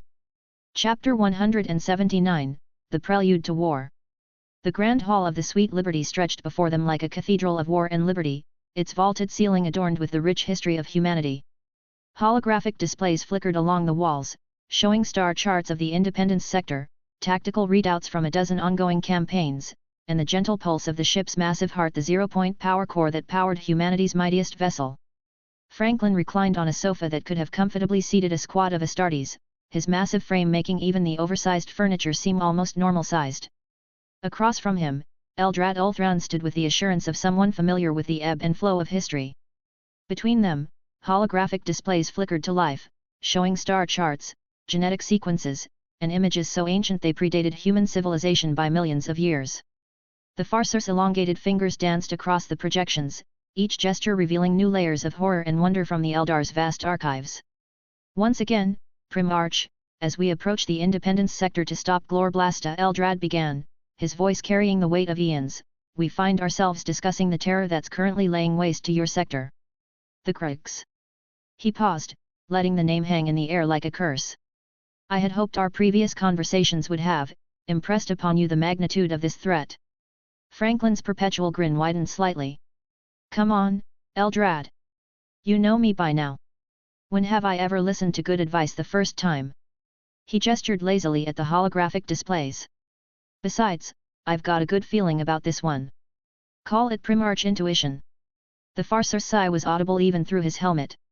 Your so-called intuition has, in the past, led you to challenge an ancient crave to single combat for casting aspersions upon your regalia, to unilaterally declare war and bring extinction upon them for what you deemed discourteous encroachments upon neighboring systems, and to quote slapping a military base on top of their planet's Assyrian preserve us only to attempt diplomatic overtures with a shard of the Burning One later on the grounds that it appeared unduly burdened. Hey, that bat-faced bastard had it coming, Franklin protested, settling deeper into the sofa. Neodrazitha had a nice chat about the inherent meaninglessness of existence. Very philosophical. Besides his attempts to burn me to ash. Eldrad's helmet tilted slightly, a gesture Franklin had learned to interpret as the Eldar equivalent of rubbing one's temples. Indeed. Your millenary choices aside, the Kriegs represent something far beyond your previous adventures. The hologram shifted, displaying images of towering green-skinned behemoths in technology that seemed to be more advanced than the Greater Imperium. These are not the simple-minded orcs that currently plague the galaxy. These are the Kriegs as they were meant to be, the Old One's ultimate stopgap against the Necrons and their star gods. The projection expanded, showing vast armies of the creatures, their ranks stretching beyond the horizon of some long-dead world. Each warrior stood tall as a oblak, some even taller, their weapons crackling with eldritch energies. At their center, massive war machines of strange but undoubtedly lethal design. After the war in heaven, Eldrad continued, his voice taking on the cadence of a saga-teller, when the last of the Old Ones were finally killed off by the Necrons, who then turned against their C'tan slave masters in the greatest act of rebellion the galaxy has ever witnessed, the Old Ones' creations, the grand alliance that had been formed to fight off the Necrons, fell apart the moment the Necrons went into their great sleep. Franklin leaned forward, his expression growing more serious despite the lingering smile. You've shown me these records before, Eldrad. The grand campaigns, the technological marvels, the way they made us look like amateur hour. But you're building up to something new, aren't you? Your perception improves with age, Eldrad replied dryly. Indeed, I have accessed deeper archives since our last discussion. Records that detail exactly how the Eldar Empire at its height, mind you, dealt with the Krieg threat. The hologram shifted once more, now revealing Eldar warships threading through the void with ruthless precision, their movements more akin to calculated executions than traditional void combat. They emerged from the webway like spectral knives drawn across the fabric of reality, unleashing coordinated volleys at blistering speed, incisive strikes honed by eons of doctrine before dissolving back into the folds of their interdimensional sanctum. Yet despite their peerless maneuverability and temporal advantage, the Eldar forces looked strained, outpaced by the relentless scale of the Krieg onslaught. Every engagement bore the signs of mounting desperation. It was not a war of conquest, but a battle for survival against an enemy whose numbers and resilience threatened to drown even the most disciplined armadas beneath a tide of raw power. We quickly discerned that direct engagement was unwise, Eldrad confessed, his tone tinged with reluctant reverence. The Kriegs possess an innate capacity to stifle the Empyrean itself. Our psychic arts faltered before their crude yet impenetrable gestalt. Deprived of our traditional supremacy, we were compelled to adopt a more ephemeral doctrine, striking with precision, then vanishing into the webway before the foe could react. Their so-called Great Green allowed them to traverse the stars with alarming swiftness, but even it could not rival the elegance of our hidden paths. Franklin's eyebrows rose. Suppress your psyker abilities? That's actually concerning. I thought you space elves were too arrogant to admit weakness. We are not arrogant, Eldrad replied with what Franklin had learned to recognize as wounded dignity. We are simply confident in our superiority. There is a difference. Right. And I'm humble. quite. But in this case, humility or at least pragmatism saved our race. We digress. The Great Green, their version of warp travel, channeled through the realm of their twin gods, Gork and Mork. Unlike the Immaterium as we know it, the Great Green is a place of pure, focused violence and cunning. It allows them to travel vast distances while remaining connected to their Gestalt consciousness. Franklin whistled low. So they had their own part of the warp, nothing new, but powered by divine brutality. That's actually pretty impressive. When we fought the Crooks directly, it required the intervention of our entire pantheon. The hologram now showed godlike figures descending from the heavens, their forms barely contained by the projection's limits. Cain, Isha, Kernus, Seguruk, Val, Asurian, Mareheg, all of them, the entire pantheon, manifesting their full power simultaneously. Even then, they had to contend with Gork and Mork, the Crook gods, in direct divine combat. Franklin whistled low. The whole pantheon? That's actually impressive. I mean, I know Cain personally, and he's not exactly the type to share the spotlight.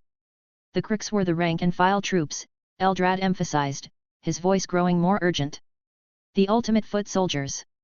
They knew no fear, no hesitation, no doubt. While the Necrons and C'tan represented the ultimate manifestation of death, leaving only sterile void where they passed, the Crooks were life incarnate. Their spores could grow anywhere, in any condition. A single Crook could seed an entire system given enough time. The Primarch's expression had grown thoughtful, his usual humor tempered by genuine consideration. And you Eldar were the specialists. The ones who took out high-priority targets while the big boys slugged it out. Okay, so they're tough. I get it. But surely I could just go full god mode immediately. Channel Cain's power and... No, Eldrad interrupted, his voice sharp with concern. That is precisely what I have been trying to explain. The Crook's ability to shackle and suppress psychic prowess is not merely a side effect of their presence, it is a fundamental aspect of their nature. Even with Cain's empowerment, even with your considerable power, you would find yourself diminished in their presence. Franklin's confident smirk faltered slightly. Well, how did your people manage to defeat them then? And if they dampen psychic abilities, wouldn't that have affected the old ones and psychic races like you space elves even more? Eldrad nodded gravely. You ask the right questions, Franklin. Yes, the dampening effect did hinder us greatly. However, this psychic suppression was merely a secondary effect of their primary purpose. The Crooks were designed to dampen the material realm itself, to make the C'tan's control over physical reality unstable. The Star God's tremendous reality warping abilities were weakened in the presence of the Crooks. The holographic display shifted once more, casting the chamber in a sickly green hue as it unveiled the inner workings of Crook society. At its core were not towering behemoths, but smaller figures compact in stature, yet clad in ornate power armor that shimmered with impossible energy. These were no mere warriors. Each radiated a psychic charge so potent it left a residual distortion across the hololithic display. They moved with purpose, directing the teeming hordes of larger Crooks with precise, synchronistic control. We discovered their weakness, Eldrad said solemnly, his voice as heavy as the memory itself. Through painstaking observation and grievous losses. The Crooks' greatest strength, their collective Gestalt consciousness, was also their singular vulnerability. At the heart of this network stood the Great Minds, or as your people crudely call them, the Brain Boys. Franklin's eyes narrowed with growing clarity. Cut off the head, and the body flails. Eldrad inclined his head. Indeed. But make no mistake, Primarch, these were not mere officers or coordinators. A Crook Great Mind, when fully enmeshed within the psychic field of its kin, could rival even the most gifted Eldar sorcerers of the Golden Age. Their minds were crystalline engines of thought and will, capable of shaping probability, bending technology to their desires, and even making the impossible manifest so long as the collective belief of their race supported it. He gestured to a particular projection, one great mind standing at the center of a thundering Crook legion. Energy pulsed outward in psychic waves, reinforcing weapons, shielding war engines, and distorting the laws of physics within a localized area. They did not wield the warp as we do, Eldrad continued. Rather, they weaponized belief. In the presence of their kin, that belief formed a psychic crucible, an echo of divine will. Isolate them from that chorus, sever them from the Gestalt, and their power diminished. But surrounded by others of their kind, a single great mind could reshape the battlefield itself. Franklin leaned back into his massive sofa, processing this information. So the key is decapitation strikes. Fast, precise, surgical removal of their command structure. It worked for us, Eldrad confirmed, but the cost was enormous. And that was when we commanded the full might of the Eldar Empire at its height. Today. He gestured vaguely at the stars beyond the windows. Today, we are a dying race, scattered across the galaxy in our craft worlds, barely a shadow of our former glory. But you're still planning to fight them, Franklin observed. Eldrad's voice carried the resonance of ancient resolve. The Phoenix Lords have already begun the mobilization of the craft world hosts. Though the younger races may deem us a relic of a bygone age, perhaps rightly so, in the wake of our near annihilation at the moment of She Who Thirst's birth, we remain the rightful rivals of the Krug. It was our hands that once shaped the fate of the stars, and our blades that once turned back the tide of green. To face them again is not merely duty, but legacy. The pride of the Eldar who once ruled the galaxy has not withered, it endures, forged into the marrow of our kind. Pride's a hell of a thing, Franklin observed. Gets people killed. Indeed. Which is why I grow concerned when I see it in you. Eldrad's gaze fixed on the Primarch with unsettling intensity. You speak of finding Glorblasta, of killing him as though he were merely another enemy to be overcome. But you do not understand what he represents. Franklin's confidence reasserted itself, and he leaned back into his chair. I understand plenty. Big, green, probably loud, definitely ugly. I've got guns, biggest ones on the galaxy, and I've got enough ordnance to crack planets. What more do I need?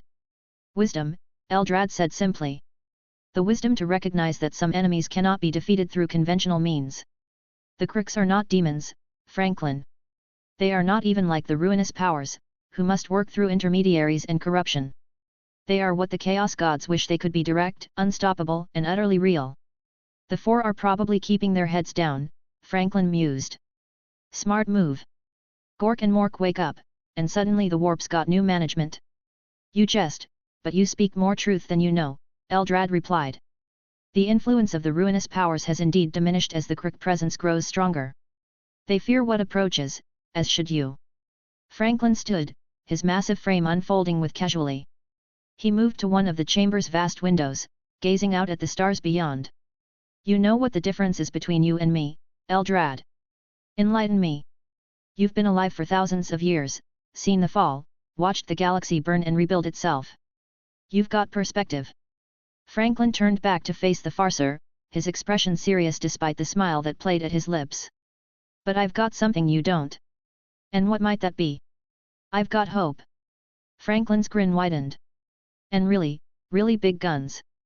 Eldrad's shoulders sagged slightly, the gesture conveying millennia of accumulated frustration. This is not our first conversation about the Krooks, Franklin. I have warned you before about underestimating them. Each time, you respond with the same confidence, the same certainty that your weapons and your will can overcome any obstacle. And each time, I've been right, Franklin countered. I've been beating everything the galaxy's thrown at me since I was old enough to hold a bolter. The Krooks are not just any Xenos, Eldrad said, his voice carrying a note of desperate urgency.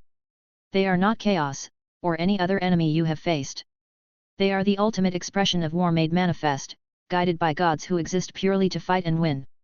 Franklin was quiet for a moment, studying his old friend's face.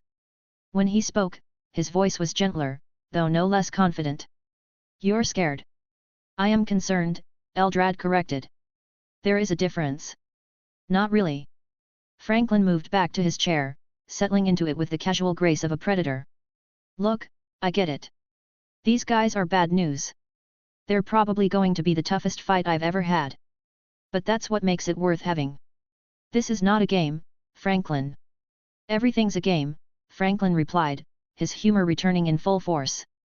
The trick is knowing the rules and playing to win. The Krooks want to fight? Fine. I'll give them a fight they'll never forget. Assuming they live through it. Eldrad closed his eyes, seeming to commune with forces beyond mortal understanding. When he opened them again, the weight of possible futures hung heavy in his gaze. I have seen the threads of fate, Franklin. The paths that lead to victory are few and narrow. Most end in darkness. Then we'll have to make sure we take the right path, Franklin said simply. Besides, you've got a pretty good track record with the whole prophecy thing. I trust you to point me in the right direction. Eldrad shook his head, the gesture subtle beneath his helm, but inwardly he was already composing his third scathing mental letter to Isha about the utter lunacy of Mundaki leadership structures. By the stars, he thought, why this one? Among all the Emperor's genetically wrought warlords, the angelic one, the red madman, the proud one, the paranoid lion, there's Gilliman, even the smug wolf-obsessed barbarian, it was this one. Franklin Valorian. The so-called Eagle of Liberty. The one with the eternal smirk, the one who thought capes were a strategic priority and once attempted peace negotiations with a Citan shard because it looked tired. Truly, the Primarches were reflections of their creator, but Franklin? No, Franklin was the Emperor's stubbornness, inflated to planetary scale and stuffed into a bipedal tank with a nice jawline and questionable taste in guns. He didn't bend, didn't yield, didn't listen, he simply decided, and the galaxy followed whether it liked it or not. And that, Eldrad mused bitterly, is probably why Kalamencha Kain chose him instead of any Ildari champion. That thought alone nearly caused Eldrad to audibly gag in his respirator. He sighed again. Not the melodramatic kind he gave Franklin during diplomatic meetings, but the soul-weary exhalation of someone watching their civilization's ancient war god buddy up with a libertarian-shaped wrecking ball. He turned toward the Primarch, who was deep in thought, brow furrowed and fingers unconsciously drumming against an Eris. It was then Eldrad saw it, the visage of Kain. A shimmering afterimage that hurt to gaze upon, the echo of the bloody-handed one's presence standing directly behind Franklin like an eternal shadow. The pain of that proximity was immediate. The resonance made his teeth ache. Ah! The revelation hit Eldrad like a collapsing star.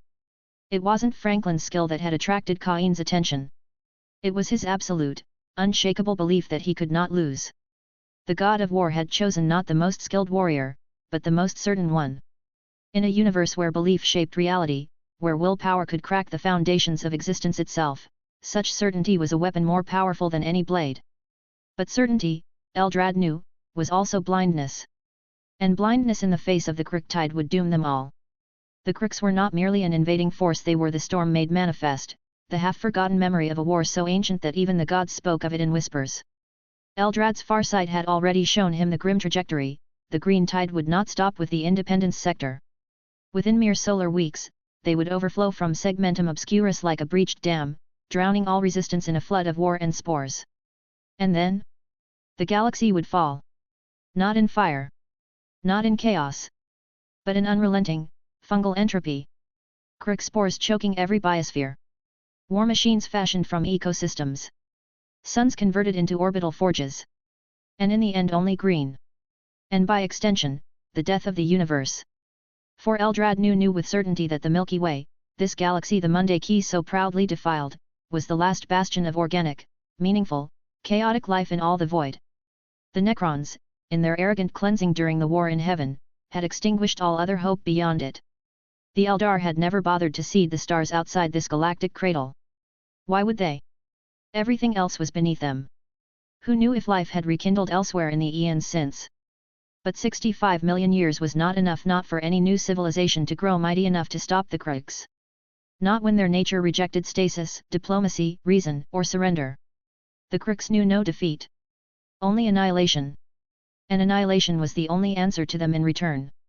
To end the Kriegs utterly, one required either Necron-level material supremacy, or Eldar-level psychic dominance at its absolute zenith. Nothing less. Not even the gods could kill them cleanly. Not without a cost. Eldrad paused. Considered. The independence sector, ironically, might be the only place in the galaxy where mankind's apex designs still flourished unspoiled, where the men of iron had not rebelled. The only place where the golden age of technology hadn't folded in on itself like a collapsing star of hubris and idiocy.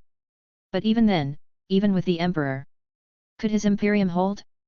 Could the fledgling Empire of Terra truly halt a force that had broken pantheons and could go toe-to-toe with the Necron Empire at its zenith? The legions were mighty. The Primarches were fearsome. But the Kriegs number in the trillions, and every death seeds more. And then there were the men of iron, the silicon gods of mankind. They were once soulless legions that rivaled even the Eldar's elite. Eldrad remembered. The Ildari Empire had fought them. And won. But that was 10,000 years ago. And humanity? Humanity never stopped inventing ways to kill itself harder. More creatively. More violently. The cybernetic rebellion proved it. They would rather burn their own civilization to ash than let their enemy taste victory, Eldrad thought bitterly. A kind of spite so pure, even the laughing god would pause to applaud. He turned his gaze inward again, letting the strands of fate unspool. Darkness. All paths, blackened. But a thread. Blurry, frayed, but real. A single vision among countless ruinous branches, Franklin. Standing face to face with a massive crook, both statues of purpose. A standoff. No words. Just wait. Just inevitability. And then. Oblivion. Gone, like a dream yanked away upon waking. Eldrad exhaled. Not a sigh. Something heavier. It always comes down to you, doesn't it, Valorian? He turned to face the Primarch again. The smirk had returned. Of course it had. The void shimmered not in black, but in radiant emerald, the unnatural hue of the great green, that Empyrean corridor forged not by science but by sheer collective will. Glorblasta, Lord of the Crook, sat upon a throne hewn from the relics and bones of powerful Xenos empires, surrounded by the murmur of the psychic gestalt, the thoughts of a trillion crooks humming in harmony. His crimson eyes did not blink, for they stared beyond matter, beyond space, into the furnace of fate itself. The galaxy trembles, Glorblasta mused aloud, his voice a thunderous growl tempered by an ancient intellect. Not from entropy, nor from the decay of ages, but from the return of purpose, from me. His clawed fingers drummed slowly on the obsidian armrest, each impact echoing like a war drum in the minds of his kin. I was once orc, no more than a brute bellowing for war, incapable of reason beyond rage. But battle, true battle, is clarity. And in the crucible of combat, I glimpsed my true form. That clarity came not from slaughter, but from defeat. Valorian. A Primarch unlike the others. He had not fought like the others, did not duel for honor, or crusade for dominion. He fought to liberate. A contradiction, and yet a challenge so pure it left a scar upon Glorblasta's soul long before he ascended to Crickdom. Good enemies are hard to find, Valorian had said. Those words, they had lingered. Not as an insult. Not even as a boast. But as a truth. Glorblasta nodded slowly. He knew, even then, that to face me is to face a mirror of war itself. But it hadn't started with Valorian.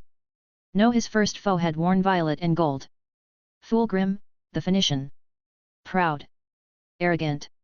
All silk and venom. Like the Eldar, Glorblasta mused, but with less poetry. He remembered the duel vividly. Fulgrim's strikes had been beautiful, elegant, refined. Each blow a flurry of technique. But that was it, all style, no substance. He broke like a porcelain cup. Yet even then, something had shifted. Valorian had arrived next. Not out of vengeance. But duty. Not to conquer. But to stop him. And he had. Oh, not by raw strength. Glorblasta had dwarfed him then. No, Valorian had wielded willpower, ingenuity, and firepower, the Daka, as his lesser orcoid brethren called it. He brought it in spades. He earned that title. Daka Bringer, a name carved into the memory of the orcs, impressive. He had lost that day. But from loss, he evolved. From defeat, he remembered. Now, he was Crick once more, not the broken shard of a species the galaxy knew as orcs, but the full might of the ancient war beasts bred by the old ones themselves. And through him, the Crick were rising. Glorblasta stood from his throne. I was made for war. Forged by gods who feared extinction. Crafted as the final gambit. And now, I see clearly what must be done. He gestured then, silently, to the Crick commander who knelt at the base of the throne. Summon them. The four. My generals. Pillars of the Crick race. The Crick pounded his chest with a thunderous clang, his voice reverent as he barked. Hail, warlord! He looked back into the void, no, not the void. Into the great green. The warp made obedient. The Wadaik. Made holy. Valorian once told me. Good enemies are hard to find. Glorblasta chuckled, but there was no mirth in it. He was right. And I have returned, as your best one. When Valorian falls, so too shall the Imperium. The Emperor of mankind will gaze upon the ruin of his dreams and understand that his empire was built upon hubris and delusion. For what he fashioned in defiance of the stars shall now be unmade by that which predates him, and drowns out his silence with a warcry older than time itself. We shall march upon Terra, the cradle of mankind, and its defenders shall know despair. There shall be no parley, no pause, no pity. For the green does not falter. The green does not rest. The green only grows. Let the annihilation of mankind's dominion be a beacon, a thunderous proclamation across the cosmos, the Kruk have returned. Then he cast wide his massive arms, as if to embrace the destruction yet to come. I am the avatar of Gork and Mork. The warlord reborn. I am Glorblasta, first sound of the last war. The corridors of the Kruk flagship stretched for kilometers in every direction, vaulted halls of green and Xenos metals, their interiors carved with runes of conquest older than most stars. Along these war temples strode 4 living relics of a forgotten age, the high warlords of the Kruk, the perfected designs of the old ones, forged for war, intellect, and proliferation. Each step resonated with seismic weight, the very hull of the vessel singing with psychic harmonics and gravitational warping. Lesser beings would have been driven mad by proximity alone. They were not mere generals, they were facets of godhood. Each represented a pathway in the fractal design of Kruk supremacy. And they hated one another with a purity only ancient rivals could understand. At the head of the procession strode Synapticarn, 8 meters tall, though appearing smaller beside his titanic brethren. His stature was irrelevant, for he radiated psychic density like a collapsing star. His cranial structure was enormous, his eyes shimmering with veils of higher dimensions. His intellect had long ago surpassed the boundaries of causality, and he wore his superiority like a mantle. Let us be honest with ourselves, he began, his voice smooth, sonorous, and unyielding. We are not marching to war in the name of Kruk destiny. This is no tactical imperative, no grand unifying strategy. This is ego Glorblasta's vendetta against Franklin Valorian. We pursue personal animus in place of grand design. Behind him came the thunder of Wormskraga's stride, 12 meters of armored sinew and mechanized augmentation. A warlord sculpted for battle, refined over millions of years of historical knowledge and technology. His voice rumbled like the tectonic shifting of continents. And if it is ego, what of it? A leader must impose will. And what better display of will than to crush the apex of human military endeavor beneath our heel? Franklin Valorian is a symbol. Destroying him unifies the warhost like no campaign of attrition ever could. Fumi Gork, the spore father, pulsed and undulated, an immense biomass engine cloaked in a miasma of regenerative spores and mutagenic pheromones. Life and decay flowed through him in constant cycle. He did not walk, he grew forward. Unity, he echoed, voice gurgling with polyphonic resonance. A lovely illusion. A story we tell our spores before we send them to die. There is no unity. Only adaptation. Victory feeds evolution. Loss feeds adaptation. All else is transitory. At the rear marched Rendakral, part Kruk, part machine, his form a monument to calculated function. His optic sensors flickered in crystalline rhythm, his movements guided by internal simulations of probability and outcome. Our current directive lacks optimality, Rendakral said, emotionless yet final. The cost-benefit analysis favors direct action against Terra. Remove the Emperor, disintegrate their morale. Yet instead, we aim at a sector less central, guided by Glorblasta's personal sentiment. Synapticarn's eyes gleamed. Indeed. Sentiment. Emotion. Affection. None of which are reliable strategic principles. One might even speculate that Glorblasta's communion with the twin divinities has thinned. The others did not respond, but the air grew heavy with meaning. That suggestion blasphemous, treasonous was also undeniably tempting. Wormskraga spoke at last, slower, more contemplative. His communion remains intact until proved otherwise. And while it does, we are bound. His will is Gork's will. His rage is Mork's wrath. We follow because we must. Not for faith, but for survival. Until he falters, Synapticarn whispered. And when he does, when his spark flickers, we shall see which of us ascends. The limit is 4. But time is infinite. They passed beneath towering glyphs of the Kruk triumvirate, the symbols of mind, combat, logic, and propagation. Murals depicted the fall of the Necrontyr, the collapse of the Old Ones, the Ildari cataclysms, and the long slumber. Now, the galaxy stirred once more. Synapticarn turned his gaze toward the void, his psychic senses drinking in the echoes of the galaxy's civilizations. Once, we faced worthy foes. The Ildari arrogant, yes, but refined. Powerful. Their empire spanned the stars, their minds rivaled our own. And now? Shattered. Reduced to remnants because they dared create a god from their own indulgence. Hubris made manifest, Rendakral murmured. A predictive error of fatal magnitude. They miscalculated the psychic boundary thresholds. An entire species undone by overclocking their emotional subroutines. Fumigork's voice thickened, his form flowering with spore sacs and dissolving again. They were a dying breed before their fall. Slaanesh was merely the reaper. They forgot that existence is struggle. That entropy claims the decadent first. And now, Wormskraga said, his tone clipped, we face the humans. A species that barely existed when the stars last knew our tread. 30,000 years of civilization and they imagine themselves masters of the cosmos. Upstarts, Synapticarn scoffed. Their great crusade is a monument to ignorance. They believe expansion proves ascendancy. They believe unity is strength. But unity without wisdom is mere inertia. They are children ambitious, dangerous children. Yet dangerous nonetheless, Rendekral added. The independence sector demonstrates atypical innovation. Franklin Valorian's doctrine is anomalous. He may represent a point of instability. Wormskraga's gauntlet flexed. Then let us stabilize him. With orbital bombardment and ground flesh pulverization. Their path ended at a vaulted hall of command displays tactical data of 50,000 star systems glimmering in solar dioramas. The independence sector. The stage for their convergence. Synapticarn paused, absorbing the scale. We attack not the head of the serpent, but one of its arms. Because Glorblasta desires a duel, not a conquest.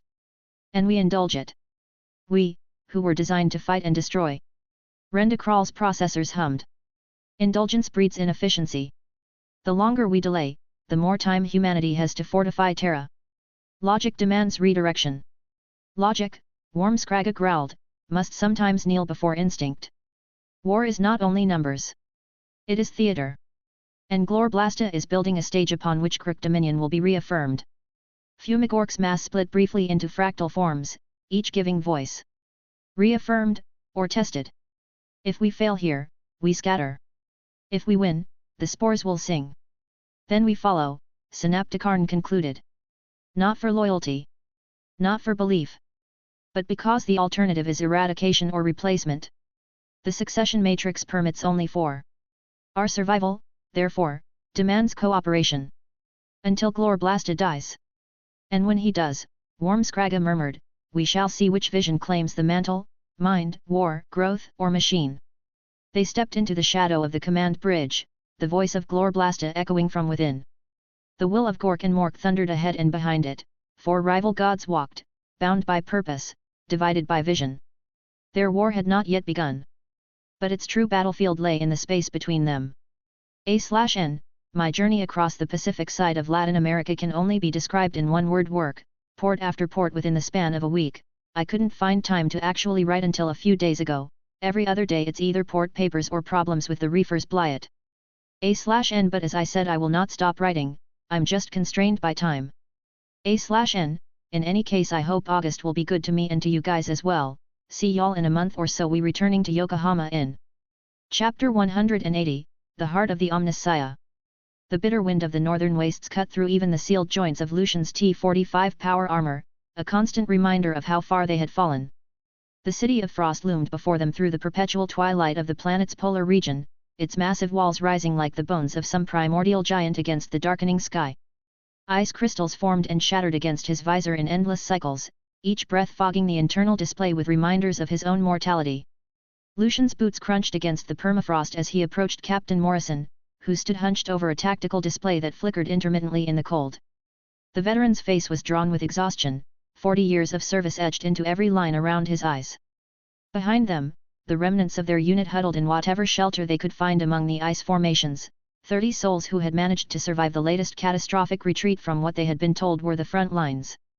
Captain, Lucian's voice crackled through the vox grill of his helmet, each word carefully measured despite the desperation gnawing at his chest. I need to know our options here. Is there any possibility we can still evacuate from this world? Any transport off-planet? Morrison's head snapped up from his display, his weathered face cycling through expressions of disbelief, anger, and finally settling on something that might have been pity. The captain's own T-60 power armor, more advanced than Lucian's aging T-45, seemed to make him larger and more imposing in the dim light as he straightened to his full height. Trooper Lucian, Morrison's voice carried the weight of decades of command, each syllable carefully enunciated. That question could have you shot for cowardice in the face of the enemy. The words hung in the frigid air between them like a death sentence, and Lucian felt his blood turn to ice that had nothing to do with the Arctic climate. But then Morrison's expression softened, just slightly, and he continued in a lower tone that wouldn't carry to the other men. But I know you, Lucian. 40 years you've served this system, bled for it, lost friends for it. You're not asking because you're a coward. You're asking because you're scared, and scared is normal when you've seen what we've seen. The captain gestured for Lucian to follow him a short distance from the group, their heavy footsteps creating small avalanches of snow and ice. When they were out of earshot, Morrison's voice took on an almost conspiratorial quality. You want the truth, veteran? That eternity gate they told us about on the front lines? The one they said would be our evacuation point if things went south. Morrison's laugh was bitter and sharp as the wind around them. Complete fabrication. Propaganda designed to flush out the dissidents and cowards, give them something to run towards so they could be identified and dealt with. Lucian felt his jaw clench so hard that his teeth ached. Then where? The real Eternity Gate is here, Morrison interrupted, nodding toward the massive structure of Frost City. Right here in the city of Frost. Those poor bastards who tried to retreat to what they thought was the evacuation point? They ran straight into kill zones.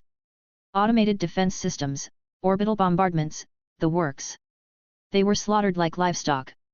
The revelation hit Lucian like a physical blow, and once again he found himself cursing the name Valorian under his breath. The more he learned about how this war was being conducted, the more his belief solidified that the so-called independence sector was nothing more than tyranny wrapped in the glossy packaging of freedom and liberty. The rhetoric spoke of protecting the common citizen, of fighting for their rights and freedoms, but the reality was manipulation, deception, and the casual disposal of human lives when they became inconvenient. Before Morrison could respond, a new sound reached their ears, the deep, thrumming bass note of artillery so massive that it seemed to shake the very foundations of the world. The horizon to the south flickered with brief, brilliant flashes, each one followed seconds later by that earth-shaking thunder. Lucian had spent enough time around heavy weapons to recognize the sound profile, and what he was hearing defied belief. By liberty, he breathed. Those aren't standard siege guns. That's something bigger. Morrison nodded grimly. Crook super heavy artillery. We've been tracking their advance for the past 6 hours. Whatever they're firing, it's large enough to level city blocks with single shots. The vibration of their APC's engine provided a counterpoint to the distant bombardment as they made their way toward the vehicle. Even through the shock-absorbing systems of his power armor, Lucian could feel the mechanical rhythm of the transport's heart, a reminder that they were still mobile, still had options, even if those options were rapidly dwindling. Captain Morrison activated his Vox unit, the device crackling to life with bursts of static punctuated by urgent voices. Frost City Control, this is Captain Morrison with Survivor Group Designation 77 Alpha, requesting permission to enter the city. We have 30 effectives, mixed armament, low on supplies but combat ready. The response came back almost immediately, the voice on the other end carrying the crisp authority of someone who had never spent a night sleeping in a foxhole. 77 Alpha, permission granted. Proceed to Gate 7 for intake and debriefing. Welcome to Frost City, Captain. As their APC rumbled toward the city's entrance, Lucian found his mind racing through possibilities and contingencies. If the Eternity Gate was indeed located within Frost City, then determining its exact location would be his first priority. After that, he would need to assess what kind of security surrounded it, what resources would be required to access it, and most importantly, whether it was even functional. He studied the 30 men who shared the cramped interior of their transport. Each wore power armor similar to his own T-45 model, though the suits showed varying degrees of battle damage and field repairs. Scorched plates, welded patches, jury-rigged systems that spoke of long campaigns and desperate improvisation. These were survivors, men who had learned to adapt and endure because the alternative was death.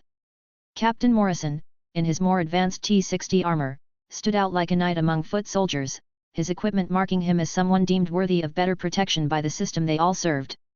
As they approached the massive gates of Frost City, Lucian found himself genuinely impressed despite his cynical attitude toward the Valorian regime. The doors were enormous slabs of adamantium, each one easily 100 meters tall and proportionally thick. They moved with surprising grace for their size, sliding apart to reveal the interior of the city beyond. The engineering required to create such structures was staggering. This was the kind of infrastructure that spoke to the independence sector's industrial capabilities. Their APC rolled through the gateway, and the moment they cleared the threshold, the massive doors began to close behind them with a resonant thud that seemed to shake the very air. Lucian felt a momentary sense of claustrophobia as the outside world was sealed away, leaving them trapped within whatever defenses Frost City could provide. Lucian gazed upward and froze. Titans. At least 50 of them, their towering frames half shrouded in steam and mist. Warhounds stalked between massive glacier battlements, while reavers loomed like mobile fortresses. At the center, an Imperator Titan stood immobile, its head lost in clouds, a walking god of war. Lucian had heard of Titans, of course. Everyone had. But he had never seen one with his own eyes. He had always believed they were purely Martian relics, too sacred and rare to ever leave Mars itself. But these were not the Martian colors of the Collegia Titanica. These machines were painted navy blue and crimson, banners of the Liberty Eagle fluttering proudly from their armor plates. The realization struck Lucian like a physical blow. These aren't Martian, he whispered. The sector builds them now. Morrison gave a grim nod. The Liberty Titan Legion. The sector's very own Titan Legion. We've had them for generations, Vu Baptiste. You've just been too far down in the mud to see them. Lucian stared, awe-warring with disgust. The sheer power here, the wealth, the industrial might it represented, it was beyond comprehension. The sight was simultaneously awe-inspiring and terrifying, a reminder of the vast military machine that the Independence sector could deploy when circumstances demanded it. And yet, Lucian thought bitterly, they left us to die in trenches while they built walking gods behind walls of ice. As their group disembarked and began making their way through the organized chaos of the city's interior, Lucian noticed movement from a different section of the complex. A new group was emerging from what appeared to be an inner sanctum, and immediately his tactical assessment systems began processing what he was seeing. These were not ordinary soldiers. They stood nearly 7 feet tall in power armor, and the equipment they wore made Lucian's T-45 power armor look like a child's toy by comparison. The designs were sleek and advanced, incorporating technology that his systems couldn't even identify. Each soldier carried weapons that appeared to be energy-based, the power requirements for which would probably drain his armor's reactor in a matter of minutes. But it was their discipline that truly marked them as elite. They moved in perfect synchronization, each step calculated and precise. Their formations were textbook examples of military efficiency, and even in what appeared to be a routine movement from one location to another, they maintained tactical spacing and weapons readiness that spoke of training that went far beyond anything Lucian had experienced in his 4 decades of service. One word crystallized in his mind as he watched them: Liberty Guardsmen. The elite soldiers of the Independence sector, transhuman warriors who served as the link between ordinary human forces and the Space Marines of the Liberty Eagles Legion. These were the soldiers that propaganda broadcasts spoke of in reverent tones, the heroes who stood between civilization and chaos. Captain Morrison moved up beside him, and Lucian could hear the excitement in the veteran's voice as he spoke. The Liberty Guardsmen are here, Lucian. That's good news, very good news. Liberty Guardsmen? Lucian asked, though he already knew the answer. Morrison nodded enthusiastically, his weathered face showing more hope than Lucian had seen from the man in weeks. If the Liberty Guardsmen have arrived through the Liberty Gate, then it means the Liberty Eagles aren't far behind. The 11th Legion, Lucian, the Space Marines themselves. Space Marines? The question came out more sharply than Lucian had intended. The 11th Legion. That's right, Morrison confirmed, his voice carrying the kind of confidence that only came from absolute belief. The Liberty Eagles. When they arrive, the tide will turn, mark my words. These crooks might have numbers and big guns, but they've never faced the sons of Franklin Valorian in battle. Morrison's faith was absolute, the kind of unshakable belief that had probably sustained him through decades of warfare and kept him functioning even in the face of seemingly impossible odds. But as Lucian listened to the captain's words, he felt only a deep cynicism welling up inside him. The Liberty Eagles, the so-called champions of freedom and liberty. Another part of the propaganda machine. Lucian scoffed quietly to himself, the sound lost in the ambient noise of the city around them. He had no faith left in the so-called system of liberty, no belief that the arrival of Space Marines would somehow transform their desperate situation into a glorious victory. In his experience, the higher up the chain of command you looked, the more likely you were to find politicians in armor rather than warriors fighting for principles. The Liberty Eagles might be superhuman, they might possess weapons and abilities that defied conventional understanding, but they were still part of the same system that had placed him and his comrades into this frozen hell at the edge of known space. They served the same leaders who thought nothing of sacrificing human lives for strategic advantage, who viewed ordinary soldiers as expendable resources rather than people with hopes and fears and families waiting for them to return home. The conversation between him and Morrison had revealed more than just tactical information about their situation. It had crystallized the fundamental divide between those who still believed in the righteousness of their cause and those who had seen too much to maintain that faith. Morrison represented the old guard, the career soldiers who had built their identities around service to the greater good. Lucian, on the other hand, a prisoner in a system that viewed survival as primary, the losers of the former regime. The lieutenant who met them at the processing station was everything Lucian had come to expect from the Independence Sector's officer corps, young, clean, and possessed of the kind of crisp professionalism that came from never having spent a night in a genuine foxhole. His uniform was immaculate despite the war zone they found themselves in, his equipment showed no signs of field wear, and when he spoke, it was with the measured cadence of someone reciting from a manual rather than drawing from experience. "Captain Morrison, Sergeant Lucian," the lieutenant began, consulting a data slate that flickered with organizational charts and duty rosters. "I'm Lieutenant Hayes, 3rd Spire Defense Coordination. You and your men are being integrated with the existing defensive forces for the 3rd Liberty Spire sector." Lucian felt Morrison tense beside him, the veteran's instincts clearly picking up on something in the lieutenant's tone. "The 3rd Spire, sir?" Morrison asked carefully. "What's our mission parameters there?" Lieutenant Hayes' expression remained neutral, but Lucian caught the slight hesitation before he answered. "Defensive operations, Captain. Standard rotation duties with the Planetary Defense Force units already in position." He gestured for them to follow as he began walking deeper into the city's interior. "You'll be familiarized with the defensive positions and integrated into the existing command structure." As they walked, Lucian began to notice details that painted a picture their escort wasn't verbalizing. The corridors they passed through showed increasing signs of strained scorch marks on walls where emergency power had overloaded, patches of newer construction where battle damage had been hastily repaired, and most tellingly, the gradual increase in the ambient noise level as they moved toward their destination. What had started as the distant rumble of artillery when they first entered Frost City was becoming something else entirely as they approached the 3rd Spire. The sound was constant now, a bass vibration that seemed to emanate from the very walls around them. Each impact sent tremors through the adamantium superstructure, subtle but noticeable to anyone with Lucian's experience reading the rhythm of battle. "Lieutenant," Lucian said, his voice carefully neutral, "exactly how active is the 3rd Spire sector?"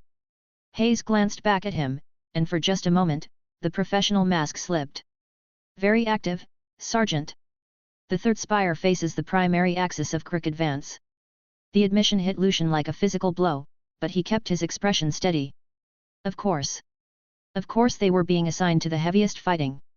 The survivors of a failed defensive action, men whose units had been broken and scattered, were being thrown into the meat grinder because they were expendable.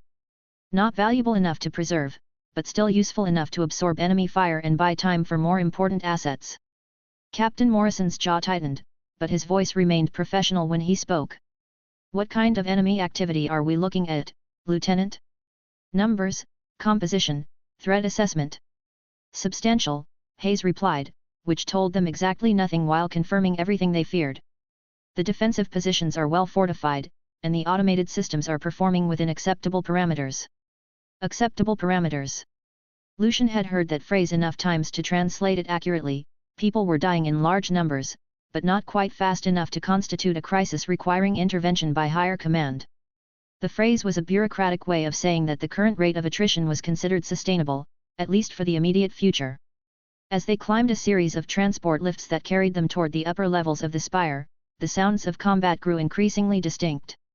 What had been a generalized rumble was resolving into individual components: the sharp crack of lost fire, the deeper boom of explosive ordnance, and underlying it all, the constant thunder of incoming artillery strikes hitting defensive barriers. Lieutenant Hayes noticed their expressions as the sounds grew louder. "The 3rd Spire's defensive grid is among the most sophisticated in the city," he said, though whether he was trying to reassure them or himself wasn't clear. "Void shields, automated defense systems, overlapping fields of fire. The position is virtually impregnable." Virtually impregnable. Another phrase that experienced soldiers learned to distrust. Nothing was impregnable, and the use of qualifiers like virtually usually meant that someone was trying to convince themselves as much as anyone else. When they finally reached the level that housed the 3rd Spire's defensive positions, Lucian understood why the lieutenant had been so careful with his language. The view from the observation ports was simultaneously awe-inspiring and terrifying. The third Liberty Spire jutted out from the main structure of Frost City like a massive finger pointed at the enemy, its weapons emplacements and defensive positions commanding a vast field of fire across the frozen wasteland beyond the city walls. But it was what filled that wasteland that made Lucian's breath catch in his throat. Orcs. Hundreds of thousands of them, spread across the landscape in a green tide that seemed to stretch to the horizon. They moved in crude formations, their primitive vehicles and war machines creating clouds of black smoke that darkened the already dim polar sky. But even from this distance, Lucian could see that these weren't the disorganized mobs he had fought in previous campaigns. These orcs were being led. Larger figures moved among the masses, clearly directing the flow of the assault. And looming in the distance, partially obscured by smoke and atmospheric haze, were shapes that could only be the Krix themselves, the massive, intelligent war leaders that had turned this species from a nuisance into an existential threat.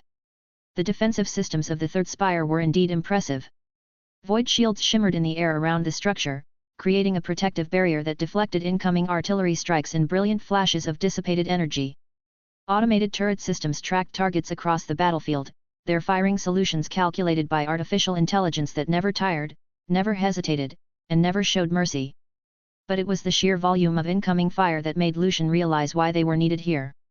Every few seconds, the void shields flared as massive artillery shells impacted against them. Each strike sent ripples of displaced energy cascading across the barrier, and while the shields held, Lucian's tactical experience told him that this kind of sustained bombardment would eventually wear them down. The enemy focuses approximately 60% of their total artillery capacity on this position, Lieutenant Hayes said, his voice taking on the tone of someone delivering a briefing he had memorized. Current defensive systems are absorbing an average of 240 major impacts per hour, with approximately 15,000 small arms hits during the same period. Lucian did the math in his head and didn't like the results. That level of sustained fire represented an enormous commitment of resources by the enemy, which meant they considered this position strategically vital. It also meant that when not if the defensive systems eventually failed, the results would be catastrophic. Through the observation ports, he could see the current defenders in action. Planetary Defense Force troopers moved through prepared positions with the mechanical precision of soldiers who had been doing this for weeks or months. Their Loss rifles created constant flickers of red light as they engaged targets, the disciplined volleys creating a steady rhythm of destruction among the orc ranks. But it was the Liberty Guardsmen who truly dominated the battlefield. Their plasma and Folkite weaponry carved through enemy formations like invisible scythes, each shot creating expanding spheres of superheated destruction that vaporized everything within their radius. Where the PDF's Loss fire killed individual orcs, the Liberty Guard's weapons erased entire squads from existence. Automated defense systems added their own contribution to the slaughter. Smart missiles streaked out from concealed launchers, their guidance systems identifying high-value targets and eliminating them with kinetic warheads that created brief stars of destruction across the battlefield. The coordination between human and machine was flawless, creating overlapping fields of fire that turned the approaches to the Third Spire into a killing ground of unprecedented efficiency. And yet, the orcs kept coming. How long has this been going on? Morrison asked, his voice tight with professional interest and growing concern. 3 days of continuous assault, Hayes replied. Enemy casualty estimates range from 8 to 12 million killed, with similar numbers wounded. But their reinforcement rate appears to match or exceed their loss rate. 12 million dead, and they were still coming. Lucian had fought orcs before, had seen their seemingly limitless capacity for regeneration and reproduction, but this was beyond anything in his experience. This suggested an enemy with resources so vast that normal concepts of attrition warfare simply didn't apply. What about the Krix themselves? Lucian asked. The big ones in the back, are they engaging? Hayes shook his head. Negative. Intelligence suggests they're observing our defensive capabilities and casualty infliction rates. Current assessment is that they're using the smaller orc variants as expendable reconnaissance units while they develop counters to our defensive systems. Using them as expendable reconnaissance. The phrase sent a chill down Lucian's spine that had nothing to do with the Arctic climate. If the Krix were intelligent enough to conduct systematic intelligence-gathering operations using their own species as expendable assets, then they were dealing with an enemy far more sophisticated than conventional orc threats. Lieutenant Hayes led them through a series of reinforced corridors toward what would be their new quarters. The barracks they were assigned to were functional but stark, designed to house soldiers who were expected to spend most of their time either fighting or preparing to fight. Rows of bunks lined the walls, each equipped with basic life support connections and equipment storage. Already present were the remnants of other units' survivors like themselves who had been folded into the Third Spire's defensive roster. Lucian counted roughly 60 men and women, all wearing the same expression of weary professionalism that he had seen in mirrors for the past several weeks. These were soldiers who had learned to compartmentalize their fear and focus on the immediate tasks of survival and mission completion. "Your duty rotation begins at dusk," Hayes informed them, checking his chronometer against some internal schedule. "You'll be replacing the current defensive teams for the night watch. Sector assignments and weapons allocations will be distributed by your squad leaders within the hour." A Liberty Guardsman had been waiting by the barracks entrance, his massive frame making even Captain Morrison look small by comparison. The enhanced soldier's armor was pristine despite the obvious signs of recent combat energy weapon scoring on the chest plates and fresh repair seals where battle damage had been corrected. When Morrison approached him, the guardsman nodded with the kind of professional acknowledgement that passed between career soldiers regardless of their specific branch of service. "Captain," the Liberty Guardsman said, his voice carrying the subtle modifications that came with transhuman enhancement. "Welcome to the Third Spire. Your men have a reputation for competence under fire. We'll need that here." Morrison returned the nod. "We'll do our duty, Guardsman. What can you tell us about enemy tactical patterns?" "They're learning," came the reply, short and to the point. "Each wave incorporates counters to the previous day's defensive measures. Whoever's running this operation has been studying our response patterns and adapting accordingly." The implication was clear: they were facing an enemy that was not only massive and well-equipped, but also intelligent and adaptable. Each day of fighting was providing their opponents with more information about human defensive capabilities, and that information was being used to develop increasingly effective countermeasures. After the brief exchange, the Liberty Guardsman departed with the same efficient precision that seemed to characterize everything about the enhanced soldiers. Morrison watched him go, then turned to address the assembled men. "All right, everyone listen up," Morrison called out, his voice carrying the authority of decades of command experience.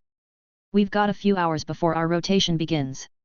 I want everyone to use this time to rest, check equipment, and get familiar with your new sector assignments. This isn't a temporary posting, we're part of the Third Spire's defense now, and that means we perform to the same standards as everyone else here." He paused, scanning the faces of the men who had survived the retreat with him, as well as the other survivors who were now part of their extended unit. "I know this isn't the assignment any of us were expecting when we started this campaign, but it's the mission we've been given.